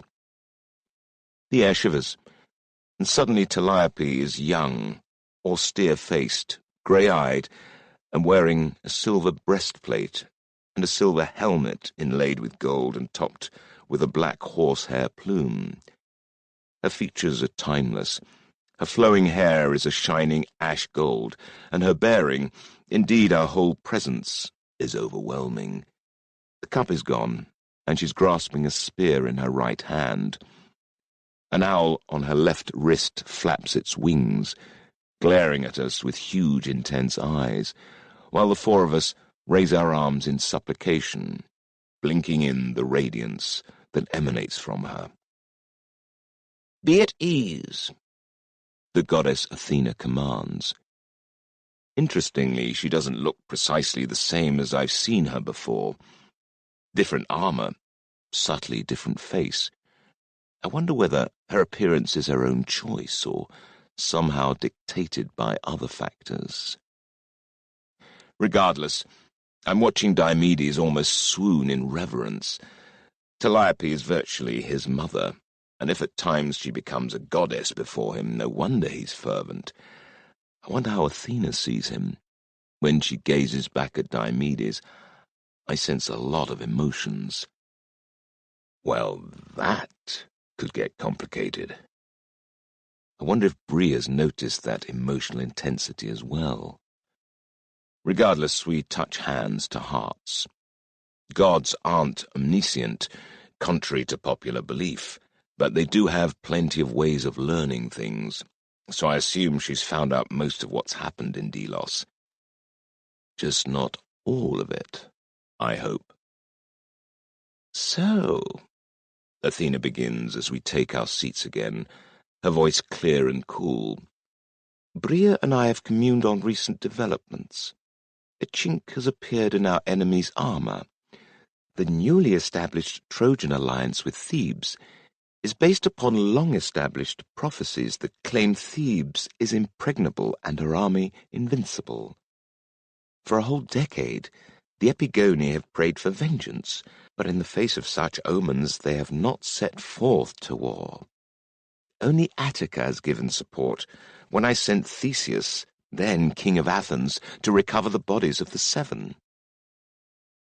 We are in your debt, great goddess, Diomedes declares, his eyes glazed with adoration. Our gratitude is boundless. No wonder he's been oblivious to Bria and Arnacia. His heart's been taken. He's utterly senselessly in love. The foolishness of it staggers me. But I can understand it. She's a divinity, and the rest of the world is horribly imperfect. Let me remind you all, Athena goes on. For years the prophecies about the fate of Achaea have been uniformly dismal. Troy will continue to rise, now greatly empowered by her new harbour and, by taking full control of the Black Sea tin trade, come to dominate us through either strangulation of our trade routes or direct war. Religion and politics in Achaea have already bent to accommodate that truth. The gods of Achaea who can are seeking accommodation with the Trojan gods, hoping to survive with their worship intact and even augmented. Many Achaean kings are courting Troy, seeking to be spared or given favourable status when the hammer falls. Others pray that the prophecies have been misinterpreted and we may somehow survive or even prevail. Eurybates has been kept well up to date, so he nods along with his theoi to show his understanding.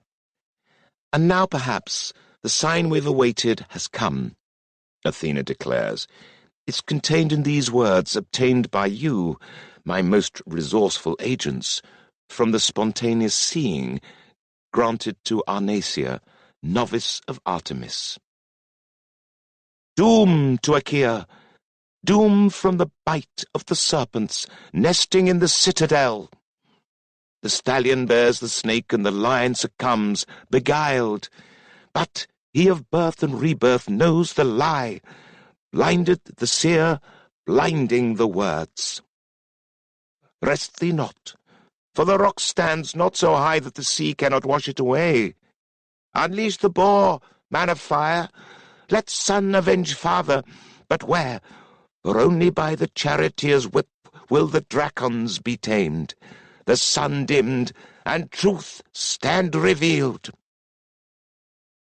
Her voice becomes harsh as she speaks the words, imparting menace and loading each phrase with meaning. We sit frozen in the aftermath of the recital, thinking of the interpretations we've made and wondering if we're right or wrong. Bria is the first to break the silence. The stallion bears the snake and the lion succumbs, she repeats. Thebes is the snake, creating a base on Achaean soil for the invading Trojans, the horse breeders, and making the defeat of High King Agamemnon of Mycenae inevitable. Clearly, Athena agrees, that first verse merely restates the believed position, but the next verse postulates that the ascendancy of Troy is not inevitable. He of birth and rebirth knows the lie. Tiresias, the blind seer that blinds us all, the rock is not so high, Thebes can be defeated. I am the boar, Diomedes states. My father's family claimed it as our badge. He turns to me, and our friend Odysseus tells us he's the man of fire. It's what I'm calling myself these days, I reply with a half-smile. Diomedes, being Diomedes, doesn't notice the irony. You should keep the name a secret, he advises. Thanks, I will, I reply just as seriously before turning back to Athena. Why me? I've nothing to do with Thebes, Argos, the Seven, or the Epigoni. I'm not even sure who was most at fault in that blasted Theban civil war that started this whole business. Eteocles denied Polynices his share of the kingship. He and all his seed are in the wrong, and will be damned to Tartarus. Diomedes barks. Athena holds up a hand to placate him before turning back to me. Odysseus, you're mentioned in other prophecies as well as a threat to Troy's plans. Why? I have no idea. The only explanation might be that your rather unique history as Sisyphus's only surviving Theos son gives you advantages others don't have. She scowls at that. Her protection was given me in return for my service, but I'm sure she suspects my loyalty at times. What she's not saying is that, through Sisyphus, I am descended from Prometheus, the god who rebelled against his own divine kindred to protect mankind against the gods' greed and cruelty. That can't be reassuring to her. I wonder if Bria has told her about my burgeoning fire skills. I've noticed she's sometimes sparing with the truth, not only to me, but about me, even with our patron. For my part, we're all aligned, so long as Athena acts to protect Achaea. I thrust those thoughts aside. Whatever mission you wish of me, I'm ready, I tell Athena. I have my own reasons to want to give Thebes a kicking.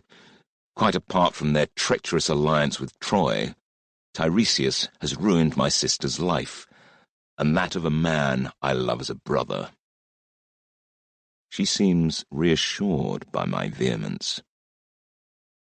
Great Queen, Eurybates puts in.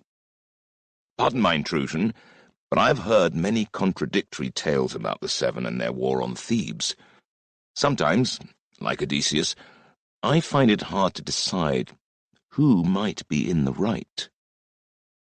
Right, wrong, it's irrelevant. Bria sniffs.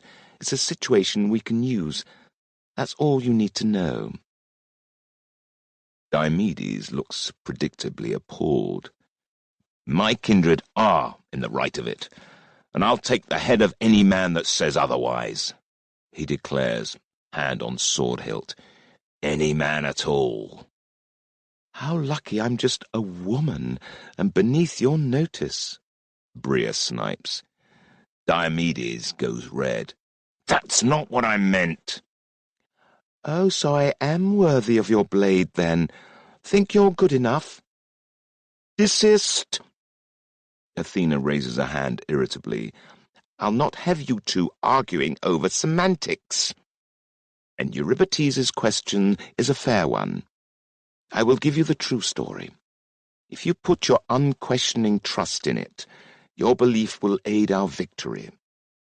Diomedes and Bria scowl themselves into silence, while Eury and I settle back to listen. I don't do unquestioning trust, but I hide my cynicism. At the least, we will hear what Athena wants us to believe, which will be useful in its own way. It was 65 years ago that this mess began, Athena begins. Prince Oedipus of Thebes was disinherited and exposed on a mountainside at birth because of a prophecy that said he would kill his father. He was rescued by the very shepherd who was supposed to abandon him, smuggled to Corinth and adopted, his true parentage unknown to his new parents. Eventually, Tiresias found Oedipus, discerned the truth, and decided he could control a malleable youth, and through him the throne of Thebes, which at that time was also the high kingship of Achaea. Tiresias contrived that Oedipus met his father in the mountains. The bones of this I already know, but I'd not realized how deeply Tiresias was involved. Oedipus slew his own father, not knowing they were related. Picture him, a young man panicking when he realized he'd slain a king. Tiresias counseled him not to run, but to seize the opportunity. He led him to Thebes, where Tiresias and Creon took him under their wing. Why? Because he was a Theos of a very powerful line, that of Cadmus. Tiresias wished to preserve that bloodline, but the only royal Theban woman he could guarantee would have Theoi offspring was Jocasta, Oedipus's own mother. So he contrived to have Oedipus mate with her. Even though I've known for many years what Oedipus did, I suck in my breath. the difference, I now realize, Is that Tiresias engineered this deliberately. It wasn't a tragic mistake. Egyptian pharaohs might marry their sisters, But to any Achaean, incest is unnatural. I'm reminded of what I saw in Scaemandu's face when he embraced his sister, and bile floods my mouth. But Creon was the queen's brother, yes? Diomedes says. Why not make him king? Because he's not of the line of Cadmus, and he's not a Theos. And if you are using your wits, Athena replies, giving him a withering look, you'd know coupling with close family is a crime here in Achaea, but no one knew who Oedipus was. So he made an acceptable candidate. Is there no depth Tiresias will not descend to? I breathe. What about the Sphinx? Eurybates asks. The tale I heard had it that Oedipus became king by solving the riddle of the Sphinx. Is there such a creature? I ask. Bodiless spirits from the gods down to lesser beings like naiads and dryads I can credit. I've even fought a shapeshifter, but an oracular half-man, half-lion doesn't seem possible. Rhea nudges me. The Sphinxes aren't magical beasts. They're a secret order of seers and sorcerers dedicated to Zeus. They have the right to ordain kings. The tale of Oedipus and the Sphinx is just a garbled retelling of the priestly rites by which he was crowned. Eurybates looks a little disappointed, but I'm happy with the explanation. Athena leans forward. So, Tiresias got his way. Oedipus wed Jocasta, not knowing she was his mother, and thinking only that the throne was rightfully his, by ordination of the Sphinxes. Just as Tiresias intended, Rhea growls. That Priapus has meddled in more lives than just your sisters, Ithaca. Indeed, Athena agrees. Oedipus was only 18, and Jocasta nearly 40. But they'd had 4 children by the time she worked out the incestuous truth, or was told it by Tiresias, and hung herself. Was it a genuine prophecy that Oedipus's father heard? I wonder, because it did come true. It was given to him by Tiresias, Athena replies with a grim smile. The reality is, this whole business was a game Tiresias contrived on behalf of his patron Apollo. When Oedipus proved less amenable to Tiresias's control than the seer had hoped, Tiresias revealed Oedipus's incest and brought him down, then made his friend Creon regent while raising Oedipus's and Jocasta's sons to be his puppets, knowing he could use their prestige and Theos powers as descendants of Cadmus. This way, he could continue to control Cadmus's line. What was Oedipus like? I ask. He was, for all his faults, a decent man. In grief at all he'd done, he blinded himself. Or someone did it for him, I suspect. No prizes for guessing who. Either way, he had to abdicate and go into exile. Theseus took him in, but he didn't last long, poor sod. As for Oedipus's sons, when they became too headstrong for Tiresias's taste, he engineered an agreement that the 2 boys shared the kingship by ruling for alternate years, a deliberately foolish arrangement designed to create division between the brothers, which Tiresias could exploit. When Eteocles, the older by a few hours, refused to step down and allow Polynices to take his turn, the whole kingdom erupted into chaos. So Polynices fled to Argos, says Bria, picking up the tale, married into the Argive royal family, and eventually persuaded the seven to march on Thebes, as we all know. Tiresias and Creon secretly encouraged Polynices while appearing to back Eteocles. They sat watching on the walls of Thebes as the twins slaughtered each other in the battle that nearly annihilated the Argives. Creon and Tiresias were in harness from the start, I mutter. Of course, Athena replies, but they had intended Polynices to live, being the more easily led of the brothers. In that sense, their plan failed. After the battle, Creon, with Tiresias at his elbow, resumed the throne as regent for Eteocles' son Laodamas, who was still a child. And who also could be controlled, I put in.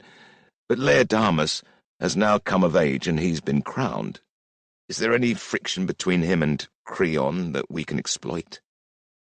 Athena shakes her head. Laodamas is a mighty warrior, but politics and administration bore him witless. So he's more than happy to let Tiresias and Creon do the real ruling, while he hunts and feasts. Those two schemers are as powerful as ever. She fixes her cool grey eyes on Diomedes. Thebes